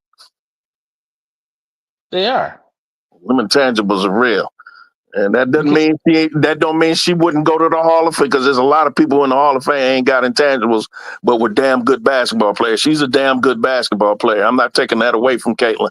But when it comes to like the upper echelon, top 1% in history that have intangibles, she ain't got that. She ain't got championship intangible. That's the reason why they loading her team up with all these damn veterans and all-stars and Hall of Famers. She got about 1,000 Hall of Famers on her team. Yeah, you can't teach or coach what Angel got. At all. You're either born with it or you don't. And her brother don't have it. And he's damn good. He's good, but he ain't got his sister's intangibles. But Julian can ball. He can ball, but he ain't got his sister's intangibles. I noticed that. I was watching him this year for Maryland. He's good. And of course he can rebound. It seems to run in the family. But he ain't got that it fact. That other cat that was with him does. What was his? I don't know if you watched Maryland this year, the men, but they had a dude on their team. He a one and done. He going in the NBA draft this coming June. I forget it. He from Baltimore too. I forgot his name. He is a dog. But they just couldn't. They couldn't beat the big boys like Auburn and Duke and Florida, and I think they lost to Florida. No, they lost to they lost to Florida, I believe. Maryland did. The eventual national champs. Yeah, I only watched. Honestly, for the men's, I really only watched the Final Four. Yep, me too. Yeah, that's the only reason why I know about how Maryland, because I think they were in the Elite Eight or Sweet 16, and they was talking about it on Twitter. Angel Reese's brother. So I said, let me watch this cat, see what he's about, because I never seen him play actually. because I don't pay much attention to the men. So when I seen him, I said, number one, he a big dude. And number two, he's a rebounder like his sister. But as I watched him, he doesn't have that it like his sister does. And she was at the game too. Let me ask you something, and I'm gonna tell you I'm asking you because I'm watching the last year's one of the Sky versus Sparks games. Uh-huh. But given how Rakia improved in Unrivaled from the start of that season to the end of that season, what do you think? What do you see from Rakia this year? Oh, I love Rakia. She's gonna be a dog. I think more highly of her than HD does. Like you said, she need to get in the weight room, this, that, and third. She don't need to be no power lifter. Of course, she has to grow into her woman, but she's just a baby. She's going to grow into her woman's body. She's going to get in the workout program and whatnot. She's going to get stronger. She's going to get better, but I think she's going to be a dog. She's going to be a perennial all-star, in my opinion. Her and Cameron. Yeah, I love Rakia Jackson's game. Yes. Yeah, she's going to be a perennial all-star, bro. The thing that for me that I don't know if anybody else paid attention Ain't she from around your way? Yeah, she's from the D. Yeah, that's what I thought. Yeah. But the thing I saw her improve at in the Unrivaled more than anybody, and nobody talked about it, but her defense from the start of that season to the end of that season, her defense got tremendously better. Just her understanding and her effort. She was pretty good at defense when she was in Tennessee. She just wasn't an angel. No. But that's what the knock is on. That's what the knock is on Rakia is her defense. Like, okay, remember, Beware. I don't know if I told you, but I grew up a Tennessee fan, so I watched Tennessee religiously. I grew up I was a young adult when I was watching Tennessee because I first started watching Tennessee in the 90s. Early 90s when Nikki McCray was there, God rest her soul. That's the reason why I became a fan, and I've been watching them ever since. So I'm still a fan. Okay, so I watched Rakia. I knew some players develop slower than others. You're not going to get those first year players that come out the gate. I thought Rakia had a very good season last year. I like Rakia's game, bro. She's a smooth athlete. She got a little dog in her. She ain't got the Angel Reese level dog, but she got a little dog in her, and she ain't afraid. That's the one thing about her that I like. And that's how you know she from around the lakes. You know what I'm saying? She one of them lake girls, and they ain't scared of nothing now. Ain't scared of nothing now. All right. Yeah, she ain't gonna back down. She ain't gonna back down. So that's what I love about her. She ain't gonna back down. And so she'll be all right, man. She, like I said, she's gonna be a perennial all-star when it's all said and done. She didn't make the all-star team last year because there's a lot of dogs in that league, but Hey, what do y'all think? I want both of y'all to answer this. It's a two-part question. Who do y'all think on Chicago Sky has a chance of making all defense? So it's a three-part question. Who on Chicago Sky in chat? Y'all can answer this too in the chat. Who on Chicago Sky has a chance of making one of the all defensive teams? Who on Chicago Sky has a chance of being all NBA? And who on Chicago Sky will make the All-Star game next year? Angel. Go ahead. Oh, I'm sorry. You gotta answer. Look, okay. Go defense first. Look, no, hold on. Go defense first. Both of y'all answer defense you mean first. The teams? Okay. Yeah, then go all NBA and then go All-Star game. Now you said all first team defense? No, either one. Or either one. Just all defense. Okay. All defense, all NBA first or second team, and who has a chance of being an All-Star next year on the Chicago Sky team? Angel for defensive player of the year. I mean, player of the year. First team defense, and Ariel. But if I had to just name one, I have to He go didn't with say just name one. huh? He didn't say just name one. Okay. If you could Those do are more, No, just aim who you look. just- I'm gonna tell y'all mine. I'm gonna tell y'all mine. So I'm gonna tell y'all mine. Ariel Atkins, Camila, and Angel Reese has a chance to be all defense. okay. Ariel Atkins and Angel Reese both have a chance to be all NBA. Oh, SBA. And Okay. Ariel Atkins and Angel Reese has a chance to be all all-star invites. Yeah. Yeah. Yeah. People That keep was forgetting. People keep forgetting. A lot of people keep forgetting who Ariel Atkins actually is. yeah. I haven't forgotten. I haven't forgotten. You heard what I said at first. I said her and Angel and Ariel. If I was Hey, a name, look, B. Will and Brass. Y'all already know how this goes.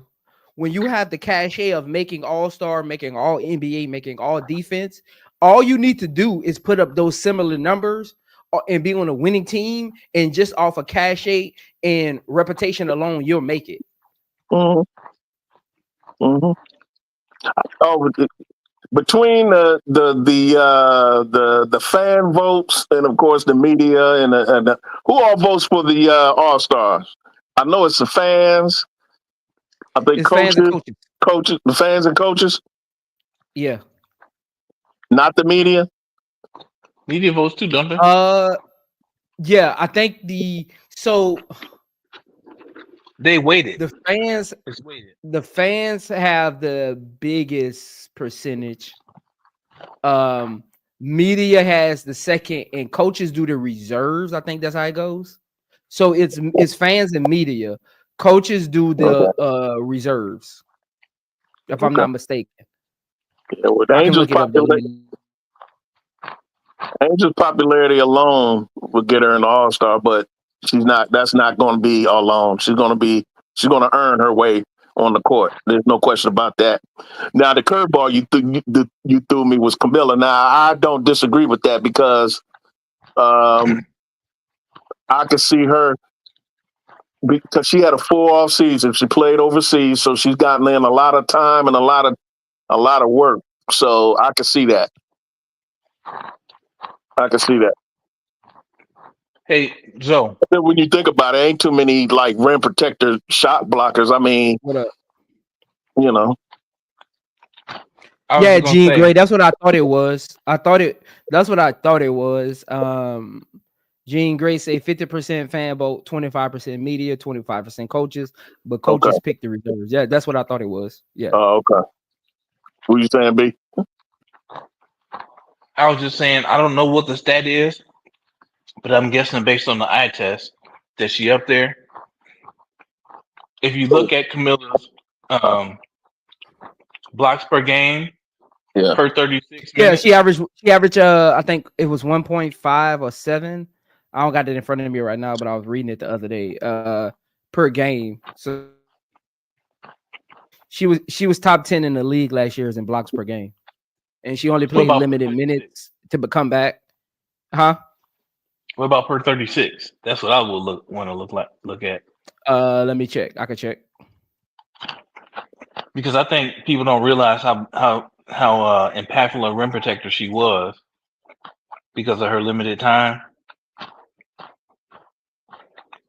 Because even when she was back playing, she had a lot of games where she was on limited time.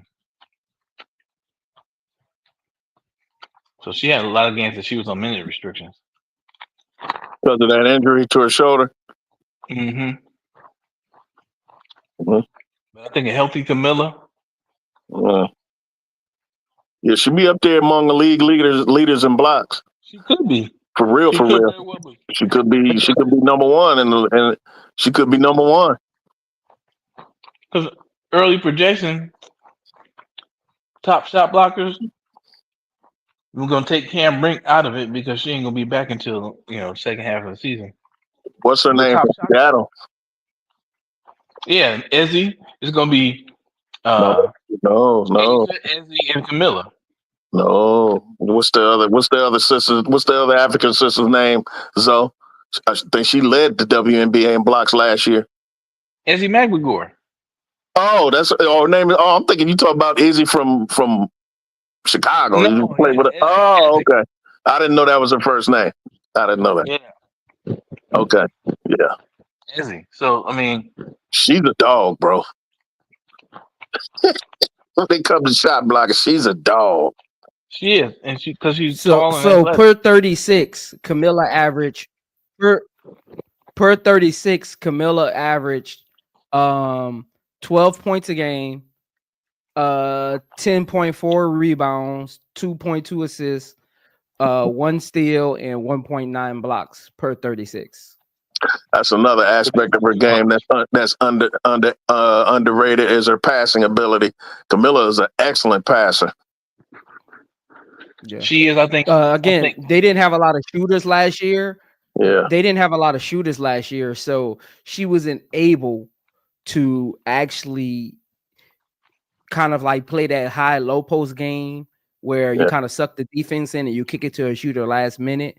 They didn't have a lot of that going on, so her passing ability really didn't show. Per 100 possessions, so per 100 possessions, Camilla averaged 18 points, 14.8 rebounds. So basically 18 points, 15 rebounds, 3 assists, 1 steal, and 3 blocks per 100 possessions. Wow, that's all-star numbers. Yeah. See, that's what for me. And she had a 104, and she had a 104 defensive rating. So that's why I was going to say, who has the ability to make all defensive teams? I was going to say the same three that you said. Miller, Angel, and Ariel Atkins could all make all defensive teams. They could probably, if Tyler Marsh worked this right, they could probably be the number 1 defensive team in the league. I think all three of them could also make the all-star team. Yeah, right. Yeah. All WNBA is going to be hard for any of them because it depends so much on like all the other teams and like some of the at their, especially at their positions and what those other teams are gonna need those similar players at their positions to do. Now, how loaded is Angel's position? So this is why. Again, this is I want to bring it to context. I just read Camilla's like per 100 and her per 36. So for Asia Wilson, per 36, Asia Wilson averages 28 points, 13 rebounds, 3 assists, 2 steals, 3 blocks a game. That's per 36. Per 100. I mean, you know, per 100. When per you're 100. Oh, Asia Wilson averages 40 points, 18 rebounds, 3 steals, 4 blocks a game. Yeah. Per 100. That is laughable, isn't it? That's why I said we gotta stop this, man. Like y'all literally watching the GOAT right in front of y'all eyes, and y'all letting these narrative pushers take y'all out of what y'all actually seeing. You ain't getting no argument out of me. I ain't never argued. It's never been a debate with me, ever. Not even close. She's the best player on the planet, and it has been that for the last few years. Yep. She's the best. There's no question. You ask any basketball player that knows that plays basketball, man or woman, who's the best women's player on the planet? Every last one of them is going to say Asia Wilson. I've already heard a lot of NBA players say it anyway. And let alone the women. And it's not even close. And again, as much as they give Nafisa, sorry, Zoe, as much as they give Nafisa her props for last year, she ain't Asia. Not even close. And I want y'all to bring this to the concept because I seen some people in the chat saying Cheryl Swoops was better than Asia Wilson, right? Like they got her Cheryl Swoops as the GOAT, right? I think Uncle J.E. said that in a couple I got Candace. This what I'm gonna do. That wasn't even Asia Wilson's best season that I named as her per 36. And she still averaged 40, 18, 3 and 3, 3 steals and 4 blocks a game, right? Mhm. 40 points, 8 rebounds, 3 steals, 3 assists, and 4 blocks a game. Mhm. Cheryl Swoops' best season.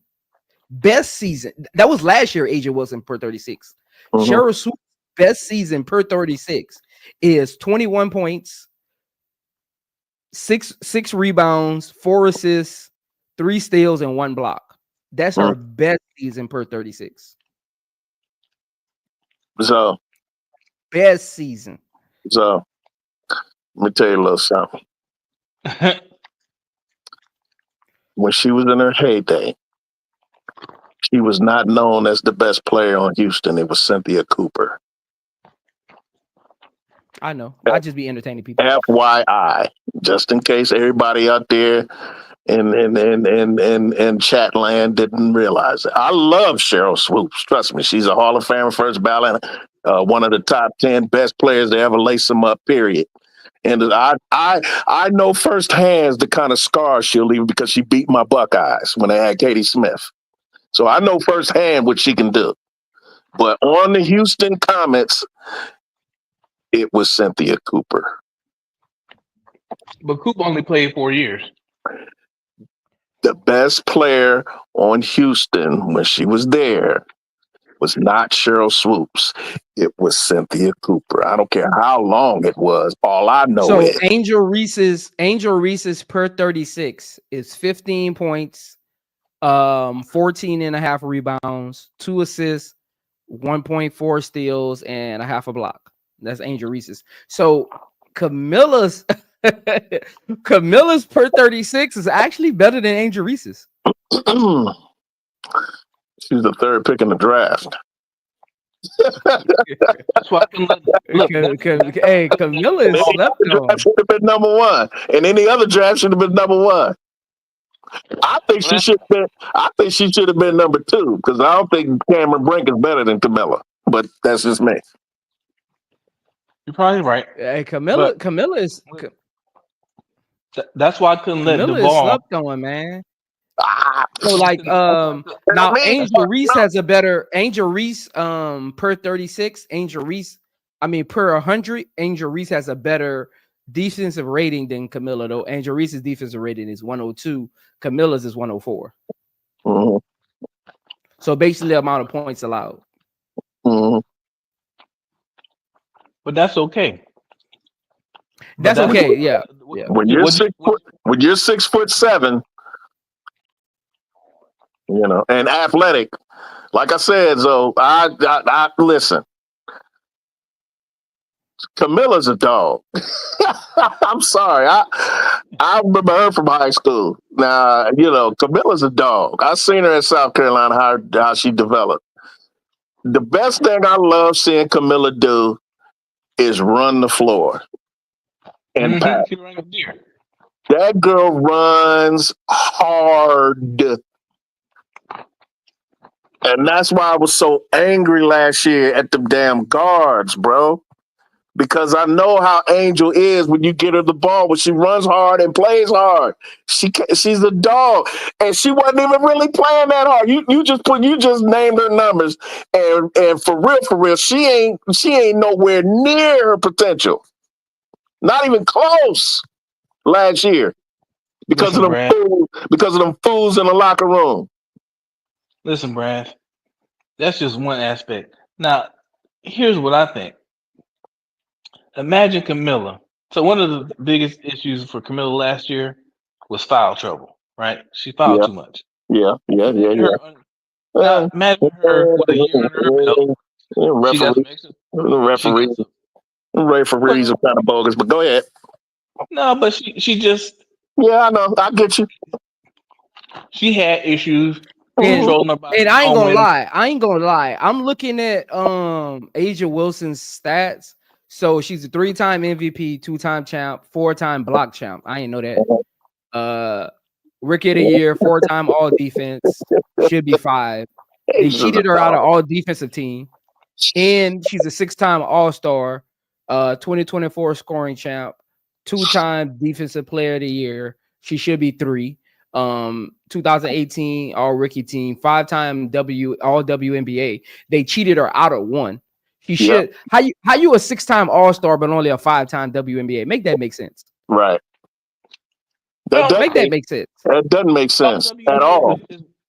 It does though, because It does. All-Star is, yeah, I mean it can. You can make sense out of it. It just kind of depends on that year. Not when you a big. If you with the guards, yeah, because it's so saturated. But when you're a big, if you made All-Star, you should be All NBA. How? Fact. It's 2 teams. It's Fact.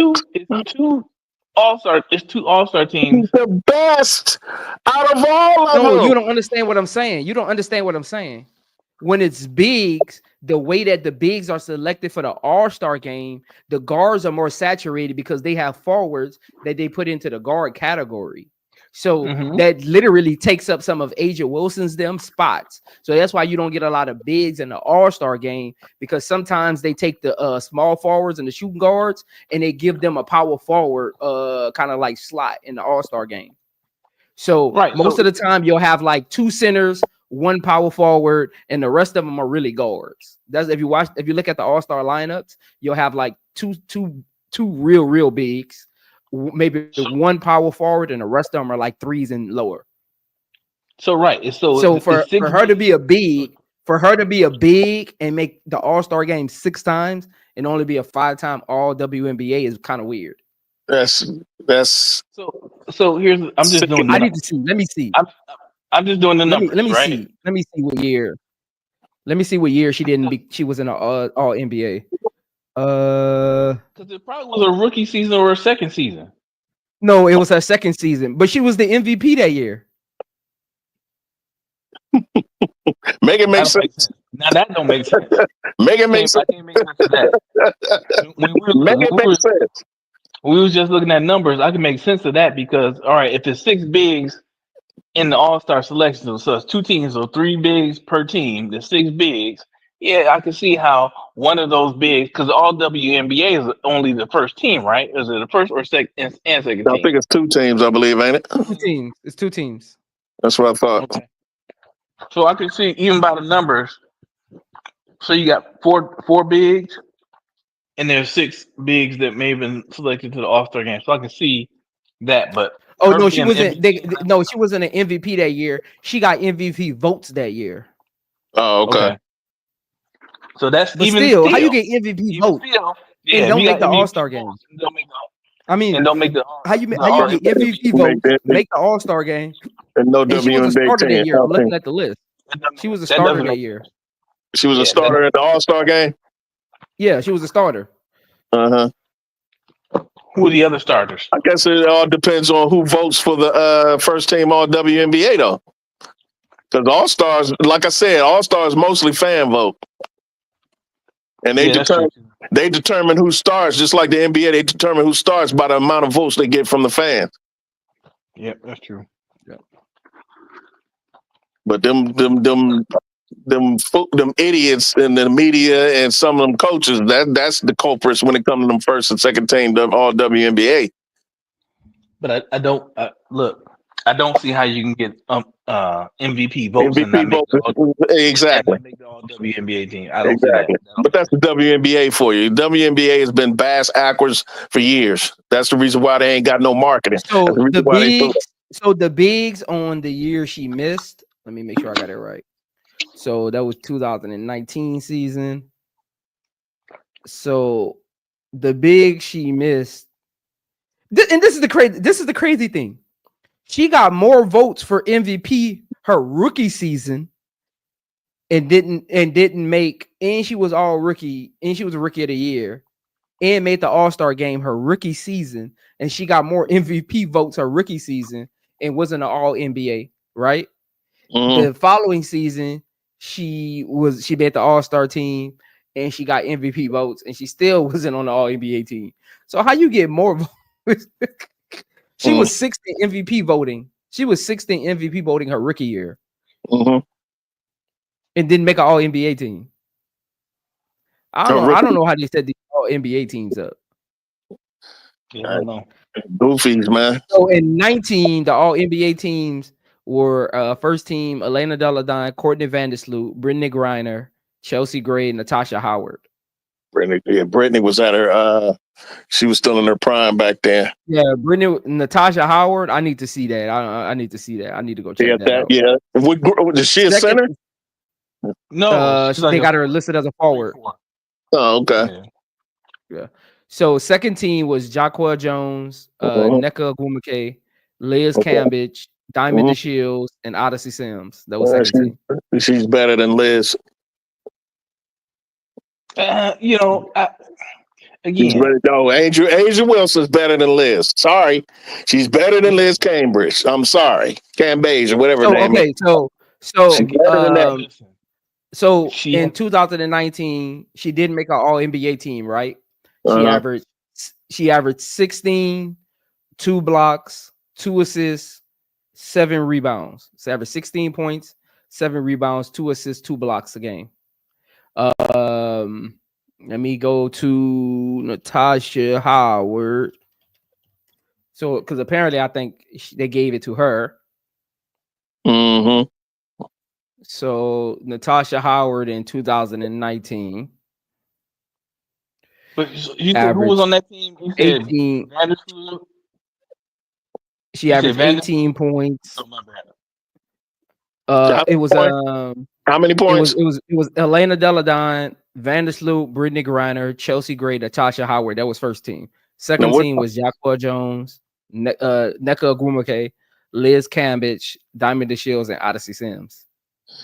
So yeah, of that team, that first team, I would say Tasha Howard was probably the 4, and Deladon was. Now she was balling though. I'm looking at it. She had 18. She averaged 18 points. So she averaged more points than Asia. Asia averaged 16. And she averaged more rebounds that season because Asia only averaged 6.4. She averaged 8.2. Asia averaged more assists. She averaged more steals, and Asia averaged more blocks. Who did Natasha play for back then? Seattle. She was on Seattle when what you call them? Yeah. Oh, that's what she was with Sue and them. Yeah. Did they win the championship? They won the championship too, didn't they? Yeah, they did. Yeah. Yeah, because Seattle won it in 17. Was it 17? Their first one? Yeah. Something like that. It was a while back. They won 2 though, didn't they? Yeah. Sue Bird got what? 2 rings, 3 rings, something like that. Because I know Stewie was Stewie on all those championship teams with her, or just one? Let me see. They won 2. Yeah, I know. Yeah. And Jewel too. Stewie. So Stewie won 2 of them. I think I don't know. I have to look at the stats. I know she has at least 1 before she went to New York. Oh yeah. But I'm wondering if she was on that team with Natasha Howard, though. Yeah. So all that to say, though, I can understand. Like again, excuse me, as good as Asia was coming out of college in her first 2 years, yes, she was rookie of the year, all rookie team. She got some MVP votes, but Asia has gotten better and better and better and better and better. Oh hell yeah! So like for me, she's been in the league. She came in the league in 2018, right? 2018 was our rookie. Yeah, right. She about to go into her 7th season. So all of those 6 seasons, she made All Star. She made All WNBA 5 of those 6 seasons. Times. Yeah, 5 times. Yeah. So to me, that's not a slight at all. Like I can see that. Like who? But Zoe makes a good point though. How you get them MVP votes but not get on the? I mean, she at least should have made second team. I'd have took Liz Cambage off of there. Yeah, but it goes by position too. So if she got MVP votes, is she considered a center or a forward, or just strictly a forward? Because I seen her play center too. It Asia depends on Wilson. who you asking. It depends on who you asking, who was on the team at the time, and the scenario and I still matchups. would have took Cam Bays. Who was the other forwards on that second team? So Because they had NECA. It was NECA, Liz Cambridge, and Jacquel Jones. because her and Liz had to be on the same team for one of those votes, right? that was the second team. That was the second team Yeah, on W. Liz was on the same team in 19 when Yeah. So Liz made it over Asia. And her and John Quayle was on second team. Yeah, Liz Cambridge, NECA, and Aguma Cake was the front court on second team in 19. What was NECA's average? Let me see. I like NECA Aguma. She's a dog.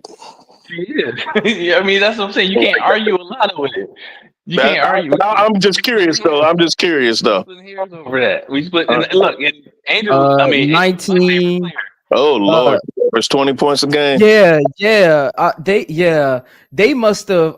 They must have said, we gonna just take one player from the Aces because NECA averaged 16, 6, half a block, and 1.9 steals. Oh, she averaged 16. Yeah, she averaged 16 and 6. What about Cam Bays?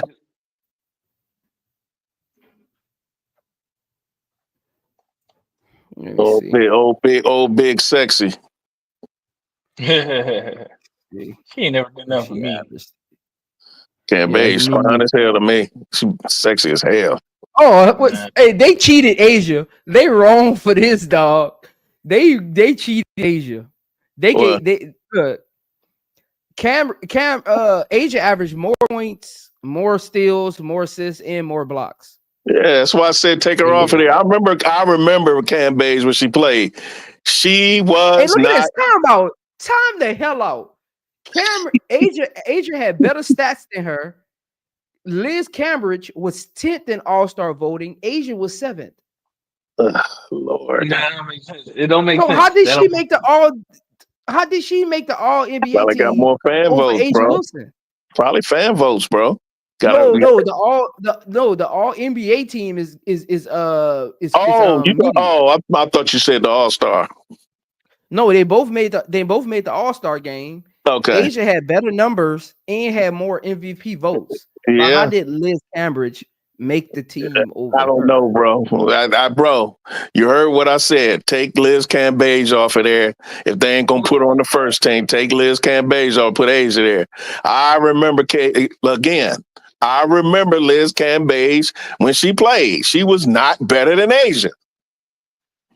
Only thing I can see is maybe they really looked at it positionally, and they compared power forwards to power forwards and centers to centers. But she should have made it over NECA. Yeah. Because Asia Wilson was 7, NECA was 8 in MVP voting. Yeah. That's why I asked though, what did NECA average per game?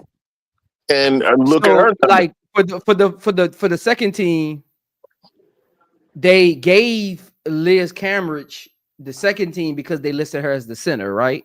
Asia is a forward. So and Jacquel Jones is not a forward. Not a forward. No, she's not. They gave her the forward slot. They gave her the forward slot on the second team.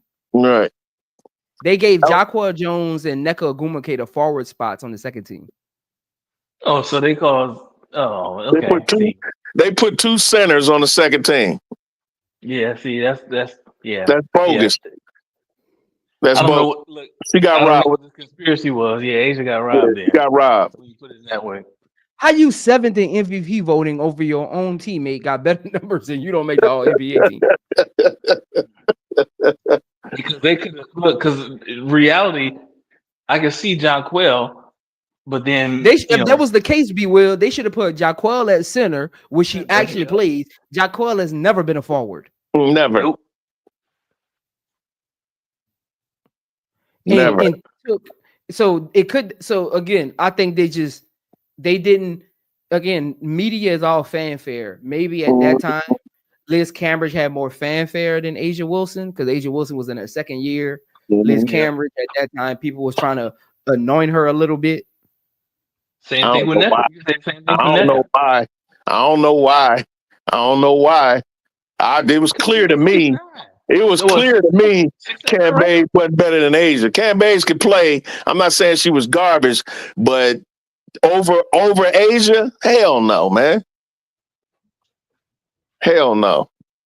Hell no. Hell no. I watch my own two eyes. I use what I call the eye test. And I watched both of them play because that was a little bit before my little hiatus from watching the WNBA because I got tired of all them studs. But anyway, I saw them too, and I was like, Asia better than her. I didn't know they did that to her though. I didn't pay attention to that. Yeah, so but I knew she got robbed one year. That must have been the year because Asia still remembers that. Yeah, because she made it every other year after that. It's just that didn't make the All-NBA. He talks about a year where she got robbed, and I think she was talking about that year. Yeah, it got to be that year because she made it every other year. Yeah, she got robbed. She got robbed of the MVP last year too. Yeah, I was going to say she got robbed last year of the W. Yeah. Oh yeah. When they gave the Stewie, yeah. Like what? Like what? Right. Like, man. Hey, look. I'm glad. Know what I am though. B. Will. I'm glad we have more eyes on the WNBA because now some of these media people, I'm telling you, I've been watching WNBA. They be doing some shady stuff. So I'm glad there's eyes on the WNBA now. Because now they can't push their narrative. They could probably straighten them out. Like, what are y'all doing? Yeah, they got to be a little more legit now because they know they got eyes on them. They need to kill the narrative that Caitlin Clark is the face of the league and she ain't won nothing. The face of the league should be Asia Wilson. I don't know what they have against Asia Wilson. She ain't did nothing to nobody. I've never figured that out yet. I don't know what the problem is. She doesn't get in trouble. The problem is Asia too pro-black. She's too pro-black girl. Little black girl. That's what she is pro-black. That's what she's playing for. She is pro-black. She is pro-black. She is pro-black. I'll give her that. She's at the top of the game. She's one of them Southern geechies with knowledge of self. She's at the top of her game, the top of the game, and she can see how even that has not been good enough for the media, right? That's why we need to control the narrative. It's not been good enough for her to get the shine that she deserves. And she's vocal about it. Because I'm tripped out, B. Will. I ain't never seen nothing like this in sports in my life. Me neither. How you got one of the GOATs, arguably the GOAT, in their prime, and every year you have somebody else challenging them for best player in the league. Make that make sense. It doesn't make any sense. And I love, I ain't gonna say love. I admire Stewie. She is not Asia Wilson, and she was definitely not Asia Wilson last year. I don't know what the hell these people are thinking about. Hey, listen. I guess she white, so I don't know. Prime Stewie, hey, that's a beast. That's a beast. I ain't even mad. I didn't say she wasn't. All I said was last year she was not the beast. In 2024, oh no, of course not. I didn't say she was never a beast. I didn't say she's a unicorn, as a matter of fact. Stewie. Who? Oh, Stewie. Stewie done digressed a little bit. Yeah, she has. She got a good team that complements where she is in her career right now. So, but she is not no MVP or no league. Not when somebody named Asia Wilson is wearing an Aces uniform. No. And the number she put up last year. She got one of those. Crazy. She got one of those Charles. Want me to tell you what it is? She got one of those Charles Barkley, Derrick Rose, Dirk Nowitzki awards, man. Like they just like LeBron could have won it 8 years in a row. Jordan could have won it 9 years in a row. Like she got one of them. She got one of them, man. Like it's one of those like Steve what do Nash they call over it? Shaq. Yeah. Like what do they call it? What do they call it? When you keep getting something. Oh, you talking about perennial. No. I'm talking about like with the media. fatigue. You know, like when the media just get tired of giving you something. Yeah, it's like something fatigue, like Yeah. She got voters fatigue. voters A'ja fatigue. Wilson Yeah, had got voters fatigue. Yeah. Yeah. When it came to the MVP, yeah, she had got voters fatigue. But they're like, damn, again? Why not again? That's weird. Next year, it's gonna be 3 in a row. We can't. Yeah. That's weird. That's weird. I don't give a damn if she gets it 10 years in a row. If she deserves it. Yeah. I don't give a damn. Fatigue, well, you will get in shape then and prevent the damn fatigue. Yeah. Shit. Give a damn if you wore out about it. Man, That's crazy. That's you just ran out those accolades, man. That's crazy. Her resume is stupid. The only listen, and I keep saying that, and she's creeping close to being my GOAT. But my GOAT is still Candace Parker because she played 5 different positions and she played all of them at elite level. Nobody's done that. No, I got no problem with nobody GOAT. I got no problem with nobody GOAT. Right? I got no problem with how people rank them. Me neither. But again, A'ja Wilson is the GOAT of this era. It ain't even up for debate. It ain't an argument. It's not even an argument. Yeah. Yeah. That's inarguable. That's inarguable. Look, it's not even close. Look at the Olympics. Look at the Olympics. You had everybody on that team. Yeah. And who they deferred to? Who they said, A'ja, give her the ball and move out the way. A'ja. Yeah. She didn't even have to demand the ball. They gave her the ball and moved out the way. And when she struggled, they struggled. But there wasn't that much struggling. And that's the thing with a player like A'ja Wilson, she ain't gonna struggle. Their biggest struggle was when they played France, when Gabby just lost her mind. But and the thing is, but think about this with A'ja and players like A'ja who are literally great players all around, great players. Yeah. When you say A'ja struggles, what are you talking about? What aspect of the game are you talking about? Well, when she's not superhuman, she's just great human. Damn. This is what I tell. Let me tell you this. Look. When she scores 23 instead of 30. Want me to tell you this? Look, you talking about scoring. Look, B. Will and Brass. Tell me if this makes sense. I always tell Angel Reese fans this. You want to help kill the narrative between Caitlin Clark and Angel Reese? Push A'ja Wilson. Because see, you're letting fans compare Angel Reese and Caitlin Clark. You have a debate. If you push A'ja Wilson, you set a standard. Mm-hmm. See, Angel Reese hasn't set a standard yet because she's only been in the league 1 year. A'ja Wilson set a standard. Mm-hmm. You would kill all their narratives if you actually push A'ja Wilson because she set a standard. Yep. And guess what? The Clarkies know Caitlin Clark will never reach that standard. They know that. They know that. Mm-hmm. But so they know that. And that's why I said y'all feed into what they actually trying to do. Mm-hmm. They trying to make A'ja Wilson go away and push that narrative to create a Caitlin Clark standard. I bring in A'ja Wilson when they talk that face of the league. You really got to pay attention to what be going on. You really got to pay attention to what be going on.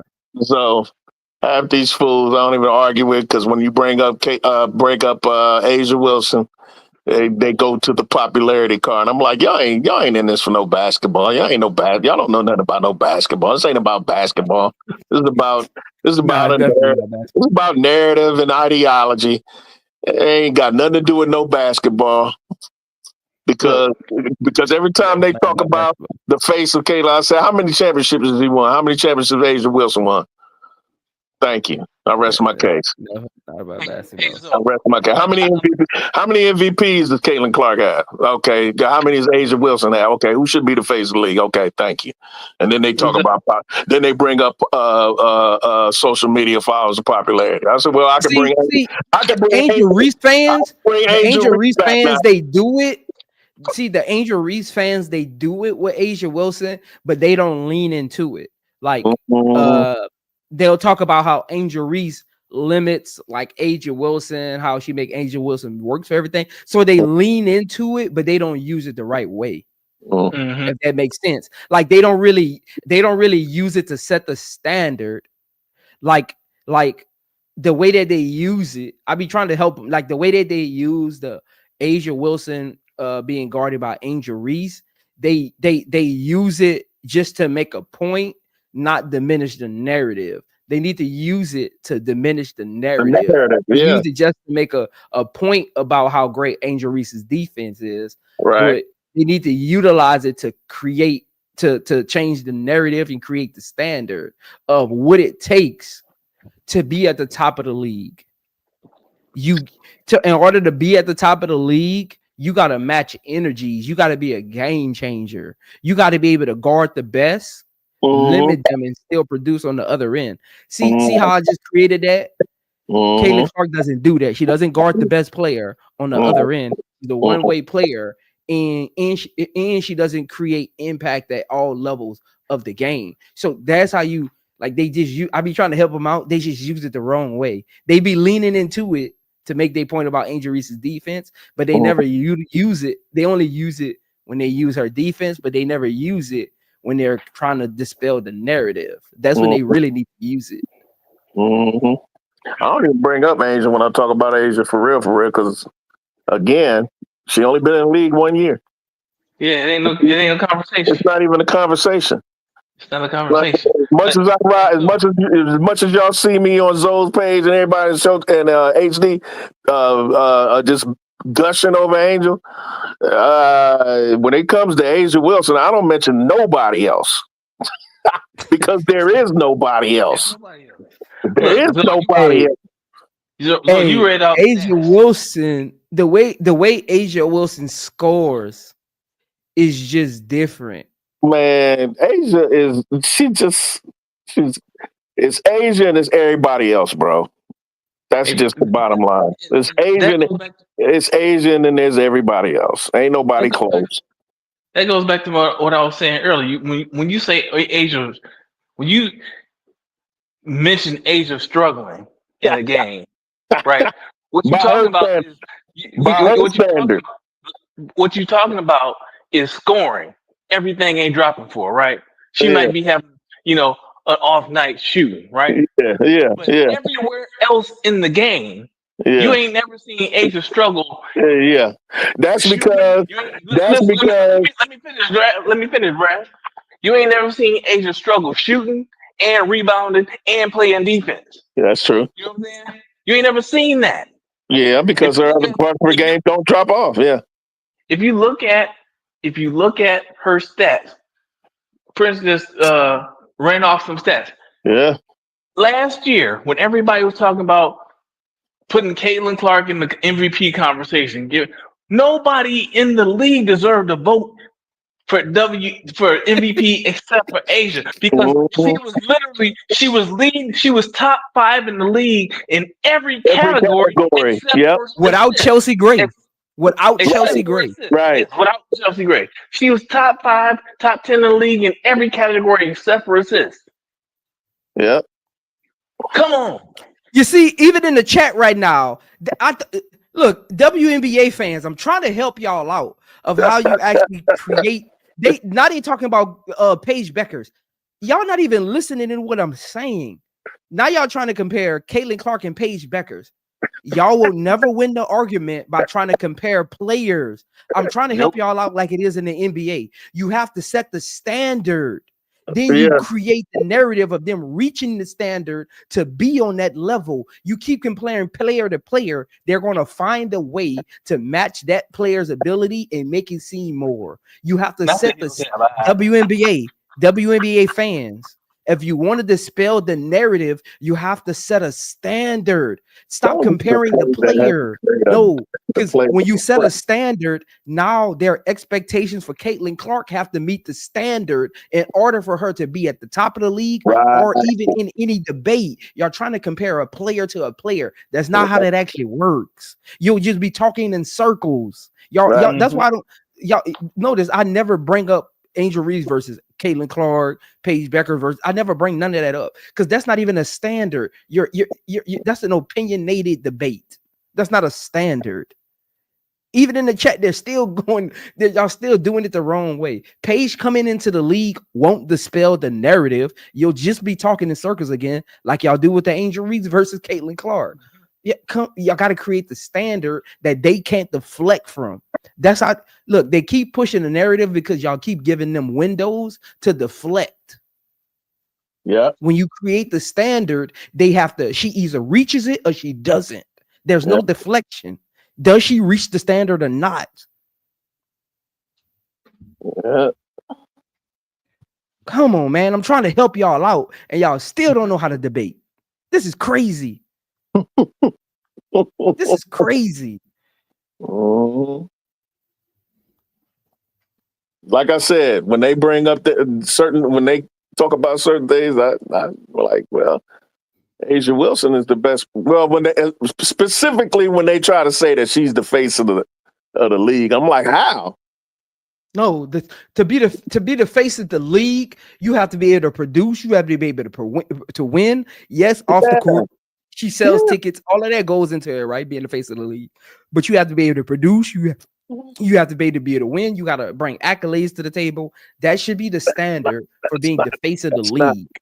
That's not basketball because she got Instagram and TikTok followers. That's not basketball. The face of the league implies best player in the league. The face of the league, the standard by which everybody else is measuring themselves. She's not the standard, like you said. It's Asia Wilson. She's the standard.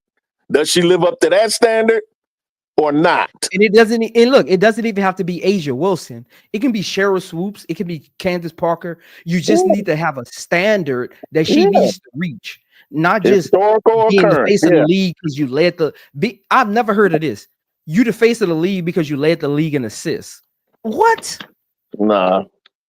What? I ain't never heard of that. That's a goalpost move. They moved that goalpost. That's a goalpost move. Guess what?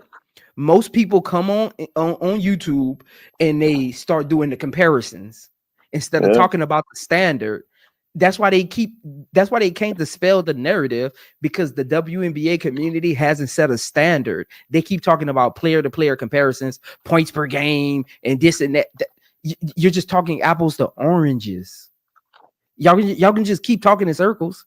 It's just gonna go in circles. It's just like football. It's just like football. Drew Brees for a long time led the NFL in passing yards and touchdowns, completion percentage, but nobody thought he was the GOAT while Tom Brady and Peyton Manning was in the league. He wasn't even winning. People don't know this, but Drew Brees doesn't even have an MVP. Nope. He got an offensive player of the year, but he doesn't even have an MVP. To say he had all those yards, he's a Super Bowl winner. He has the highest completion percentage in NFL history. He's number 2 in passing touchdowns. Tom Brady had just passed him when he was with Tampa Bay, right? Right. But Tom Brady and Peyton Manning and Joe Montana set a standard. Yeah. That's why Drew Brees was never in the quarterback GOAT conversation because they had a standard. If you just wanted to compare their accolades, yes, you can go and say Drew Brees was better than Tom Brady, right? If you just want to go accolade for accolade. But no, there's a standard that goes with those accolades. You can't just come to the table with accolades. And a lot of people go into debates with accolades with Caitlin Clark. You're not going to win it.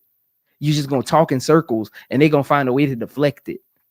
Yeah. See, when you got to reach a standard, that's when you get them. You say she got to do this to be in this, and you pause all of this.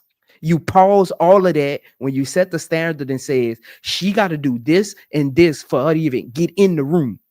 Yeah, they shut up. Y'all debates are letting her accolades put her in the room.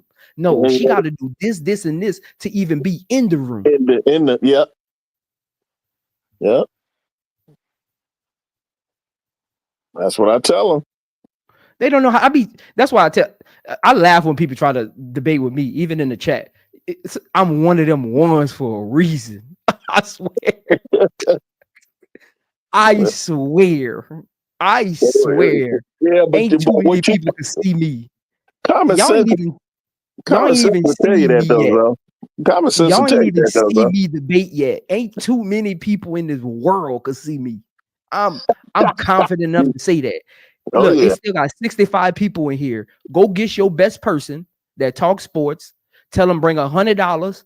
I'll bring $200 for each person you bring. I'll put $200 in the pot, and we'll send it to somebody else just to let you know I'm serious.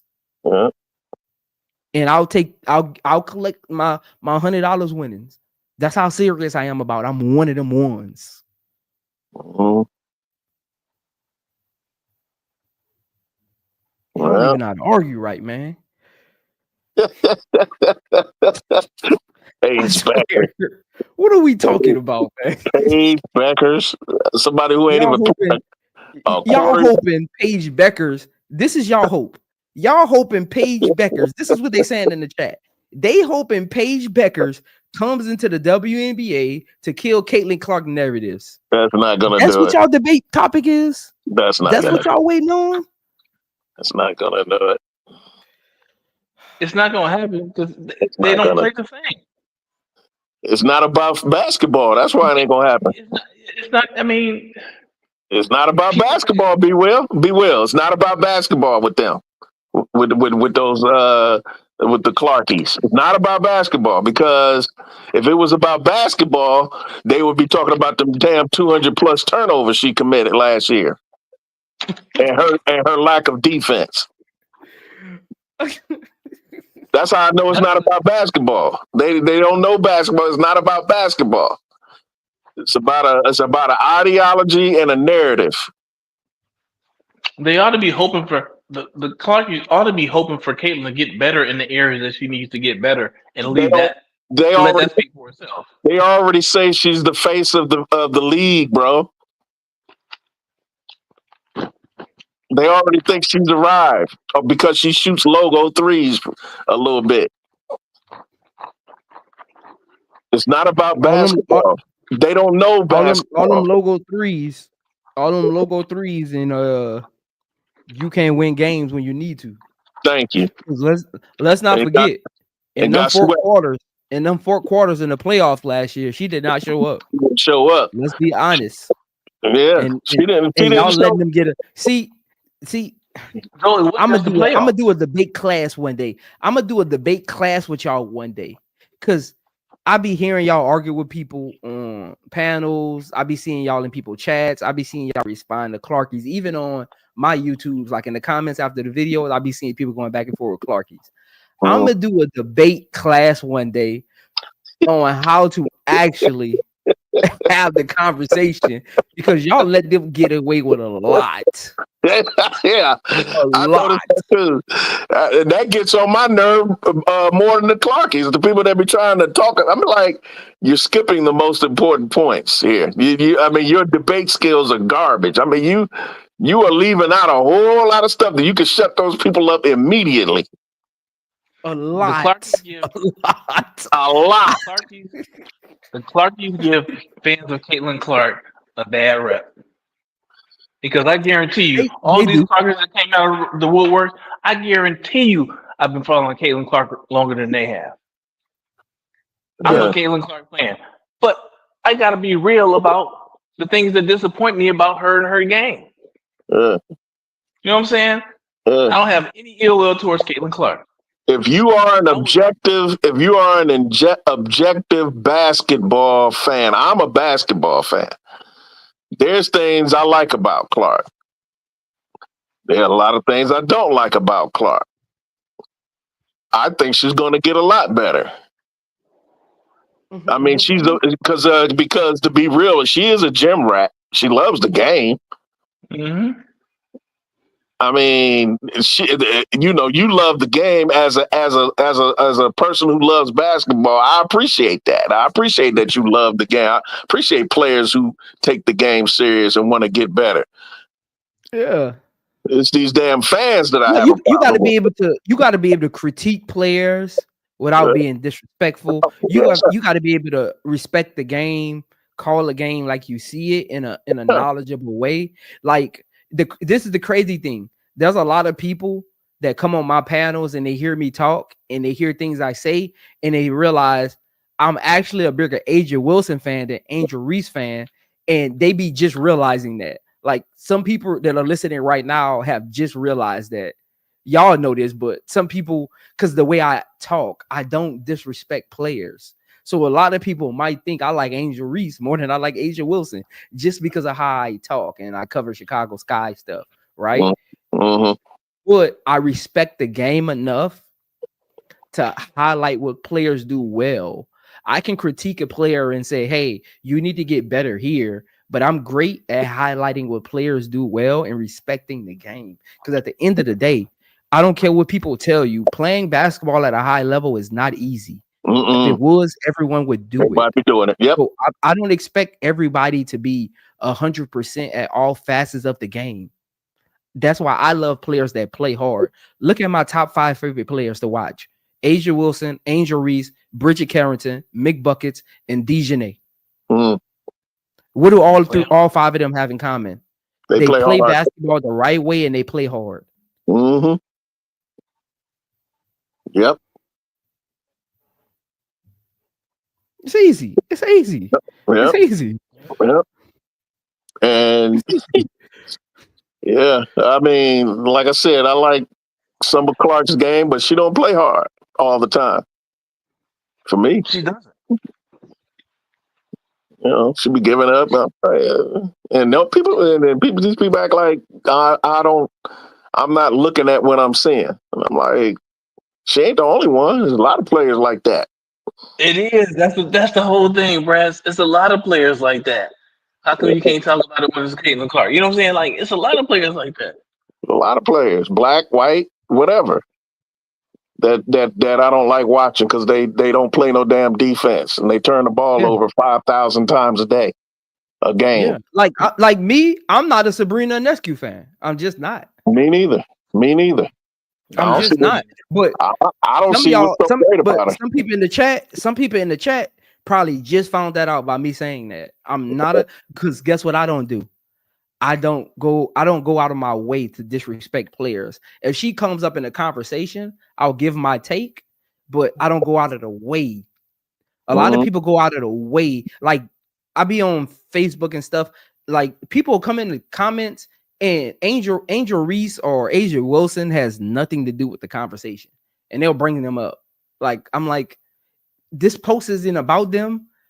I'll be confused. So like they push the hate narrative because sometimes Angel Reese gets brought into conversations that nobody even said her name.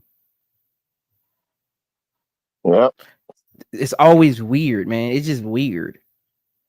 But again, it's keyboard warriors, right? It's keyboard warriors. That's why I don't make the videos. I don't do the content about the breaking news stuff because I don't like to feed into that. I just love the game of basketball. Yep. Yeah. Like my favorite players get about the same list as yours. Angel, Dejanay, I like Nneka Ogwumike,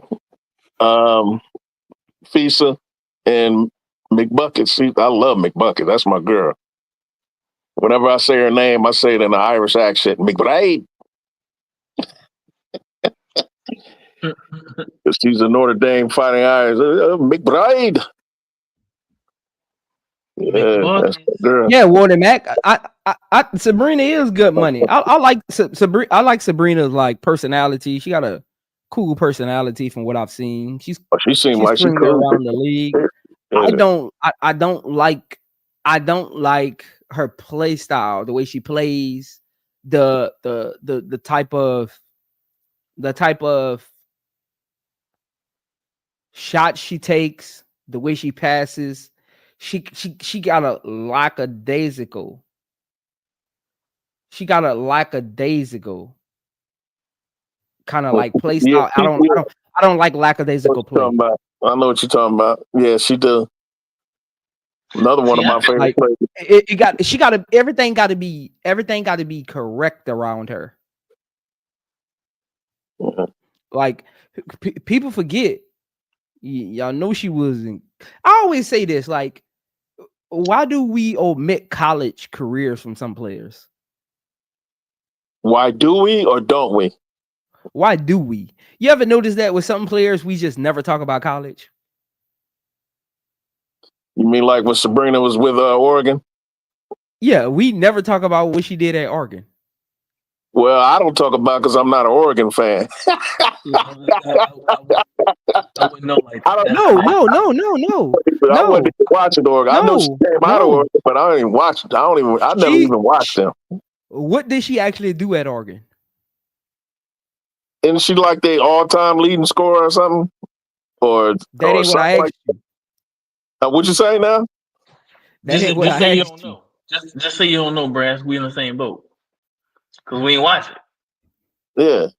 I mean, but I've heard a couple of her records she got at the school when they talked about her. But I'm saying I don't know. I never saw her play because I'm not an Oregon fan. I mean, you know what I mean? I can't tell her. I can't tell you what she did against USC, Washington, UCLA, Arizona State. I don't know. Apparently, she did something because she got records at the school. So close your eyes and tell me what you see. I see green duck. 3-point shooter. That's what you see. And look, that takes nothing away. That takes nothing away from Sabrina as a player. But that's why I started watching her at. You know what I'm saying? Because Kobe was pushing her. She was with Nike. She was supposed to be the next great shooter, right? So that's why I really started paying attention. That's when I really heard of her, Zoe. That's when I really started hearing her name ring bells everywhere because she was under Kobe's tutelage, and she was a Kobe disciple, quote unquote. You know what I mean? And when he passed away, she was at his funeral and this, that, and the third. That's when I really, paid attention to her like that. But while she was in college, I don't know. Again, she's just a great shooter to me. She's another one, just a great shooter. Yeah, but she could play. I mean, but I'm not a fan. Yeah. That's not nothing to take away from her game. Like, I'm not a fan. Like, that's why I again liking a player's game and thinking they're not good is two different things.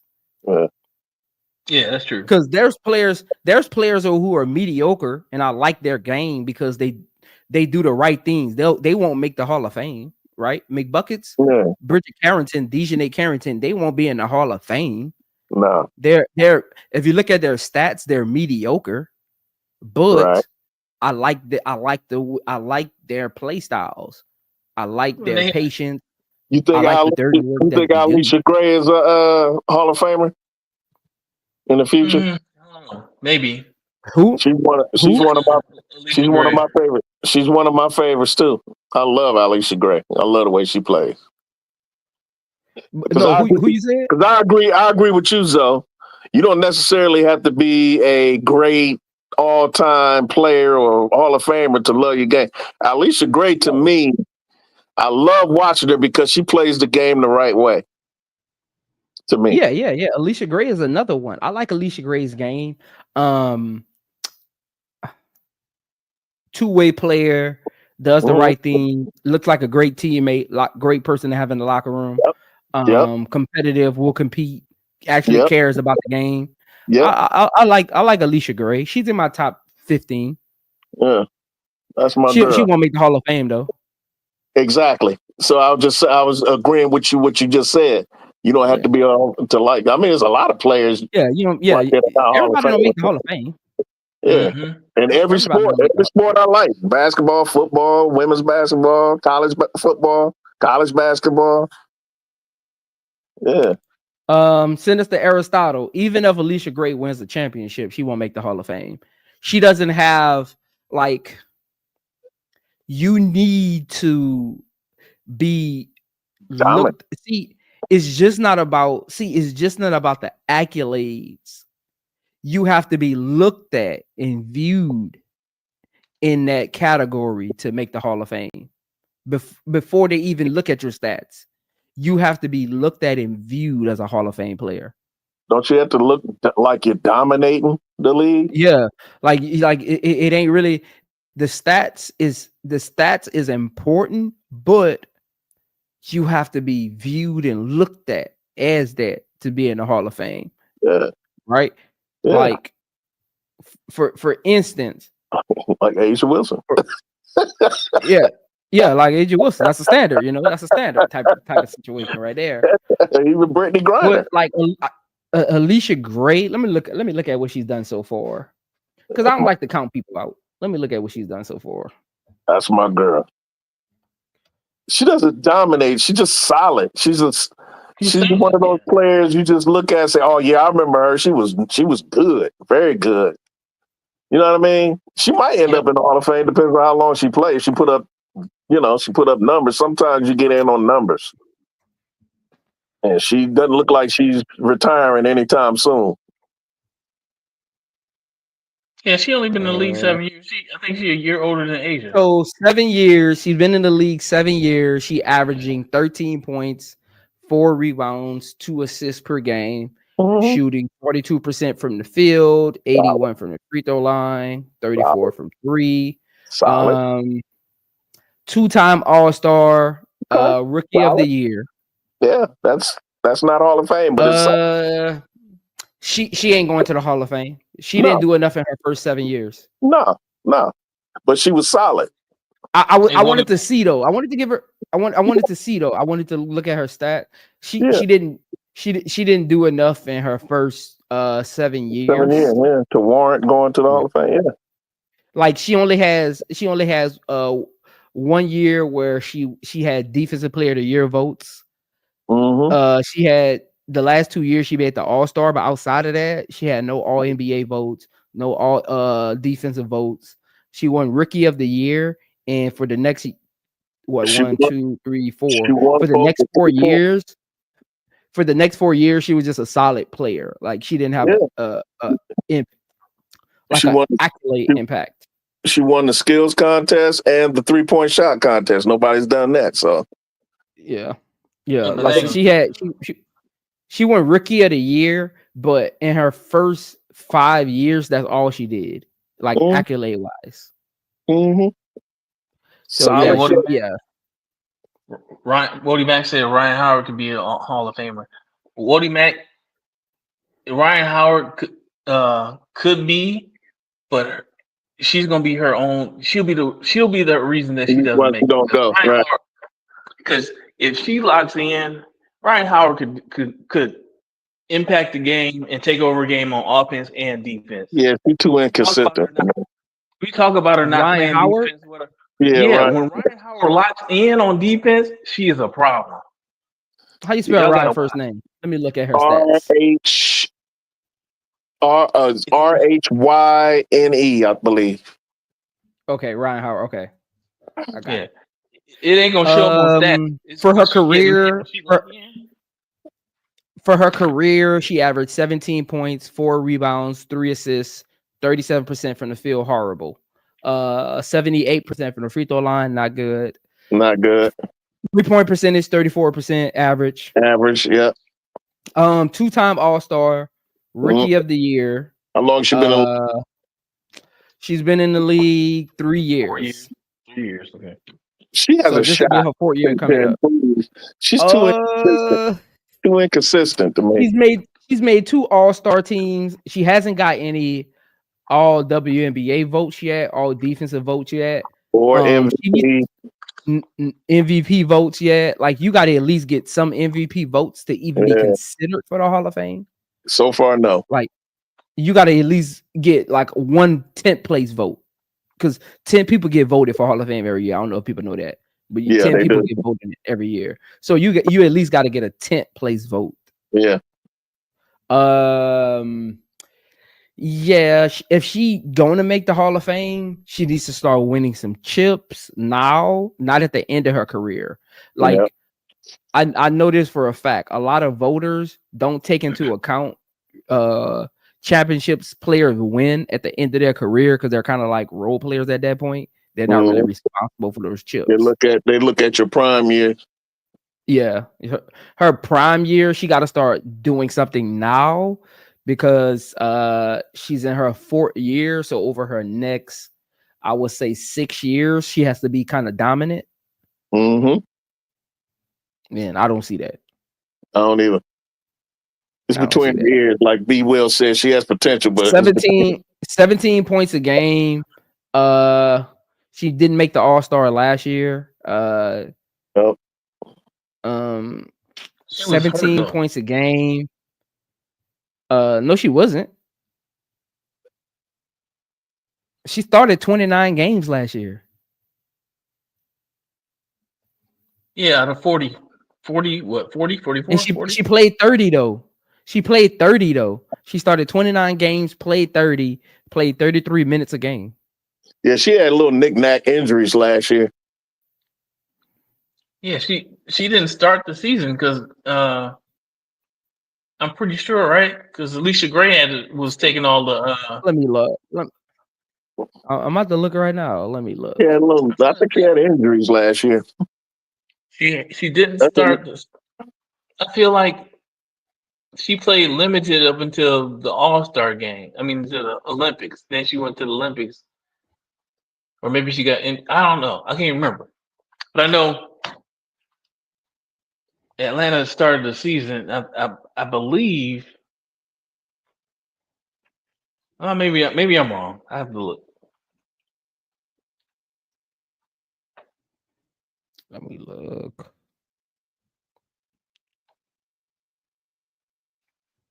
Regular season. I can't remember exactly when she missed. I think it was the beginning of the season, though. She with Atlanta, right? Yeah.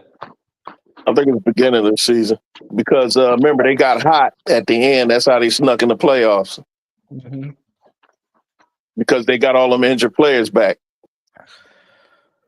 Oh, let me see. They had a boatload of injuries at the beginning of the year because they started off like 0-10 or something like that. Wasn't it something like that, B. Will?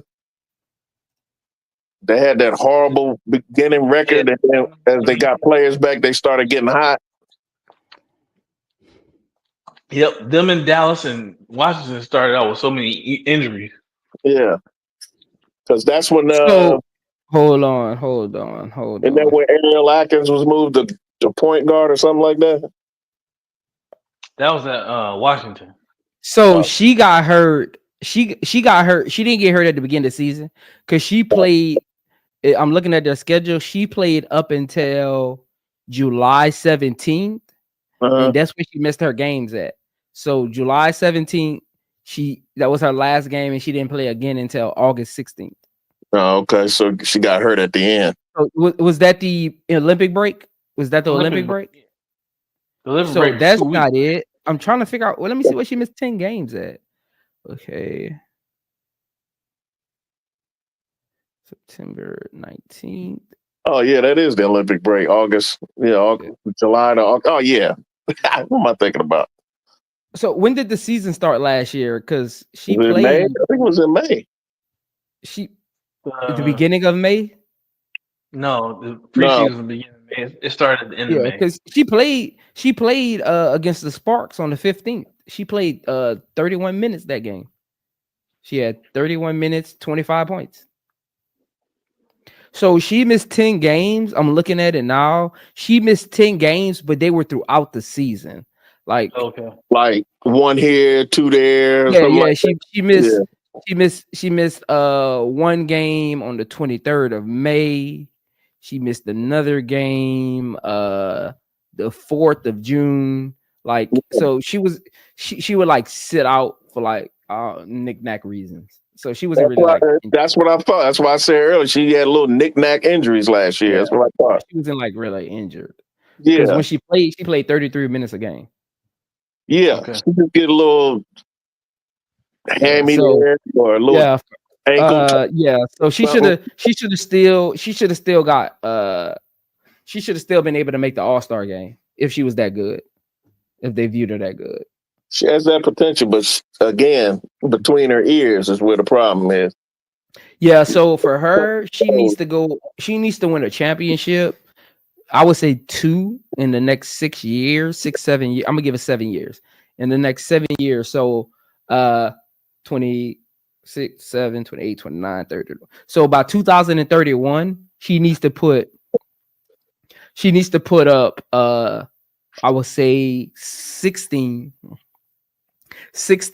and 6 for the next 7 years.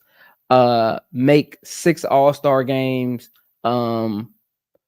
Get at least a 8th place MVP vote 4 to 5 straight years, and perhaps she got a chance at making the Hall of Fame.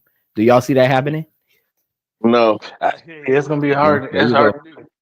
Yeah. no, I don't. And there you go. Yeah, so she would be wasn't she like hot and cold during Unrivaled? She was yeah, with the she was another one. She got the 3-point record though, but she was another one. She'll have like 8 threes one game, the next game 2. Right. That's what I'm saying. She could run hot and cold. Wasn't she she was in the 3-on-3? I mean, the 1-on-1 tournament, right? Yeah, she got put out first round. Yeah, she got put out. Yeah, exactly. And that was the off Ryan Howard. No, I'm sorry. I take that back. She didn't get put out the first round. She played Lexi Hull the first round. I think. Yeah, too big. Oh yeah. She did. Lexi was too big for her. Yeah. I mean, not too big, but Lexi was shooting lights out in that one. Yeah, she did. And she disappeared. That's what I'm saying. And that she should have beat Lexi Hall. How you let Lexi Hall beat you 1-on-1? No, she did beat Lexi Hull. She did beat Lexi Hall. Who did she She lose lost to? Didn't she lose to Edwards? Edwards. She lost to Leah Edwards, I believe. Right. That's right. She beat Lexi Hall. That's right. Yeah. Leah was too big for her. Yeah, Leah was too big for her. Yeah, I can't put that on Ryan. I can't put that on Ryan. She just was outsized. Nah. No, she wasn't. What? Ain't nobody that was bigger than her. Yeah. What? Yeah, she was leaning on her. She wore her out. Okay, Yeah. so Leah Edwards is 6'2", 137 pounds. I mean, Ryan Howard is 6'2", 175 pounds, right? Yeah, Leah Edwards like 6'4", 6'3", 6'4". She's 6'3" and So- heavy. Yeah, she a big. Hold on, I'm about to see. Hold on. Leah I'm about to Put that body work on her. She put that body work on her. Edwards. Leah put that weight on her and wore her ass out. So Ryan Howard is 6'2", 175 pounds, right? Yeah. Leah Edwards is 6'3", 173 pounds. No, I don't believe that. I'm looking at you right now. I don't believe Ryan Howard weighs that much. I don't look. I believe you reading what you're reading, though. But when I will look at them I don't believe what you're reading. I believe you when you say that's Hold on. How much you think they weigh? How much you think they weigh? Ryan Howard may be 150, 160. She's not thick like that. She's not. And what is Leah Edwards? Yeah, now that sounds about right with Aaliyah, but about 170 something, 180. She's not girth. She doesn't have girth. She's not. Now you gotta remember though, height weighs differently. Like they're 6'2", 6'3". So for every inch, you gotta take that into account as well. So let's say like a person that's like for instance, a person that's like 5'4", right? If they're 175 pounds, you see the 175 pounds because it ain't spread out. But a person that's 6'2", you don't see the 175 pounds. You see the height. Well, listen, if Ryan Howard, but Ryan Howard is slight. She's not skinny, but she ain't How much you say? What's the difference in weight? Ryan Howard weighs 2 more pounds than Aaliyah Edwards. What? I refuse to believe that. Not at all. Not at all. Ryan Howard. I don't believe that. Ryan Look, Howard I'm gonna go to weighs more than Google Aaliyah Edwards? because Hell no. WNBA is telling me Aaliyah Edwards. Let me see. So Google has her weighing 1 more pound less than Ryan Howard. So Google has WNBA has 173. Google has 174. For Ryan Howard? No, for Aaliyah Edwards. Aaliyah Edwards. Oh no. Man, Ryan Howard is 175. We don't know when the last time. We don't know when the last time they got weighed. Those might be combine numbers. That might have been, if anything, it might be Ryan Howard on Google. I went to ChatGPT too. On ChatGPT, Google, and WNBA.com. Yeah. Ryan Howard is 175. Yeah. On ChatGPT and WNBA.com, Aaliyah Edwards is 173. On Google, that's rookie. That's that rookie baby fat. That's that rookie baby fat. I don't believe that. Well, anyway, all I know is I saw. Now I'm gonna say this though. I'm looking at Ryan Howard. Like just standing. She got some short shorts on. She does have some nice sized thighs. Ryan Howard does, and her arms look a little heavier than Aaliyah Edwards. I'm looking at a picture of both of them right now. I mean, like I said, she's not skinny, but look, I saw the one-on-one matchup and she wore Ryan's ass out. Ryan was hanging in there for a minute, but that size was too big. Again, I think Showtime said it earlier, like, think about Jalen Brunson, right? He plays bigger than his height. Like Aaliyah Edwards, Ryan Howard, we always talk about Ryan Howard. What's one thing we say about her? She doesn't realize she's 6'2". Yeah. So you can be it's like a bully on the block, right? It's like a bully on the block. I've seen a lot of them fall. Yeah. Like you can your personality can be smaller than your weight. Ryan Howard is one of those people. Her personality is smaller than she is. Yeah, Leah's exposed it.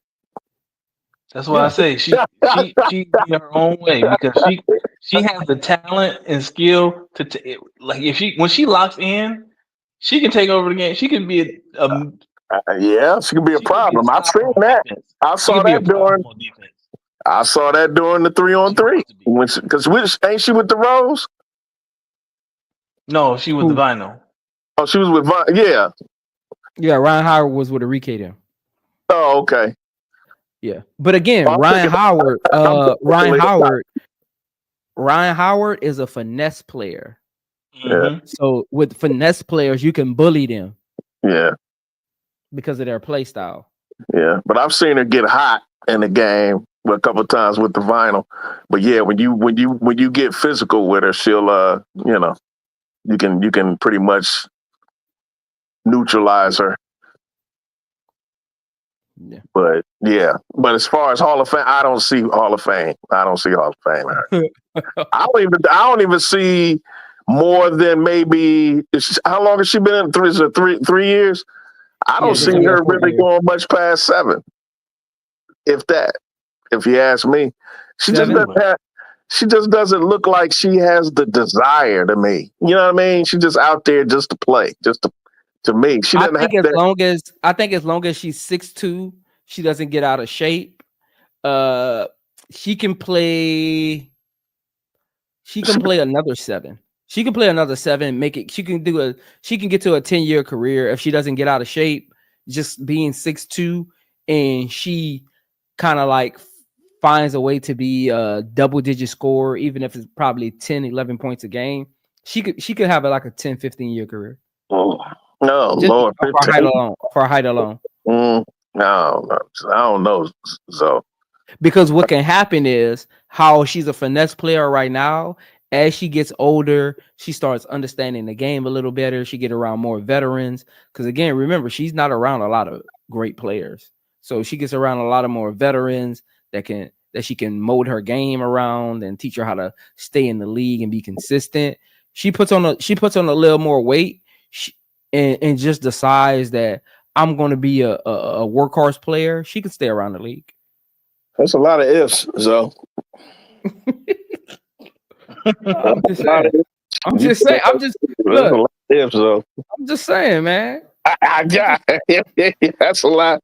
I'm hearing a bunch of ifs. If she does this, and if that, and if this, and if that. Okay. If was a fifth, we'd be drunk as hell. I like giving people hope, man. I'm big on hope, man. You just never know.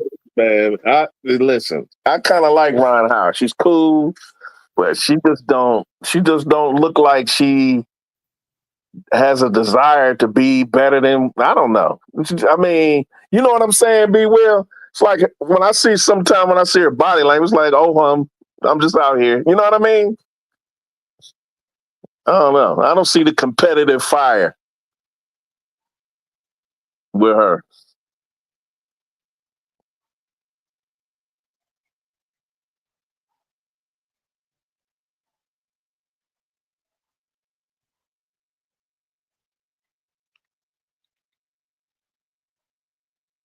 We'll see, man. But I'm gonna go ahead on and let y'all go, man. Hey, we've been on here for almost 8 hours, dog. Just running it. It's good to be back behind the microphone, though, man.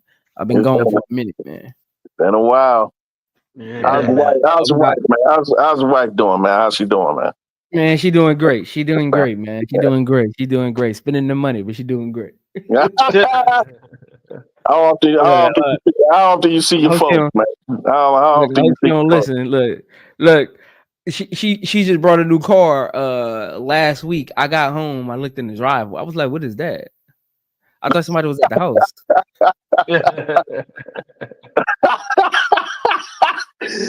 For real? She went and bought her. Yeah, I was like, that's why you needed a picture of my driver's license. Oh, wow. That's funny. That's wifey though, man. That's wifey. Yeah, she been good though, man. The family good. It was good to be in Louisiana. I ain't been back to Louisiana in a minute, man. It was good to go back to Louisiana, even though it was under, you know. Your parents still stay there? No, my parents are in North Carolina. Okay. My parents are in Raleigh. Yeah. Oh, okay. That's where my dad's side of the family is from, North Carolina. There's a bunch of my cousins and distant family there. Okay. Yeah. My baby brother, he's in Germany playing basketball. That's our youngest one.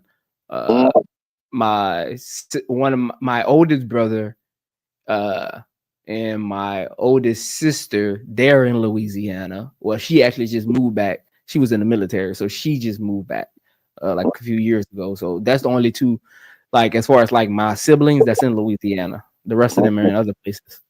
Yeah.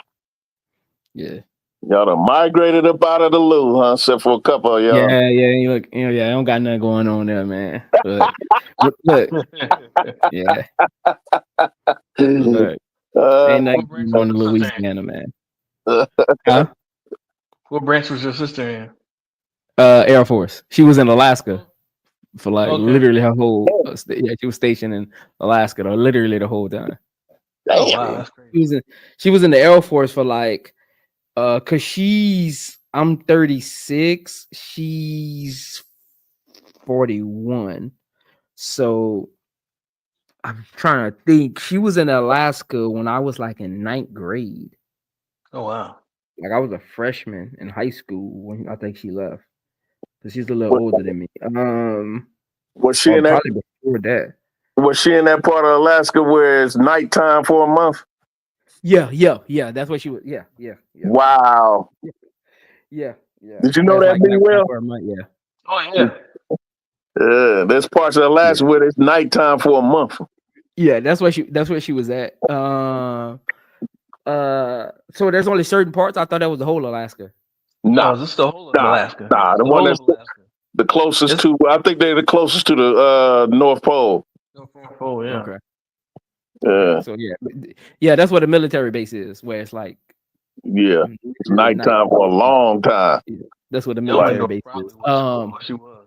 Elmendorf. So she was in Alaska because she got back in like right before pandemic, so like 2019. So she was in Alaska for like, man, my freshman year was 03, so she graduated in 01, so 02 to 18, so what, like 16 years. Oh, she Wow. didn't retire. No, she's still not retired. She goes to Reserve. is either Illinois or Milwaukee to do like, you got to go do like every 6 months you got to go work in a warehouse or something just to Yeah, she's doing just to stay reserves. reserved. So she'll go Yeah. work in a warehouse for like a month at a time. Like every 6 months or something, she'll go work at some kind of like reserve warehouse for like a month, then go back home.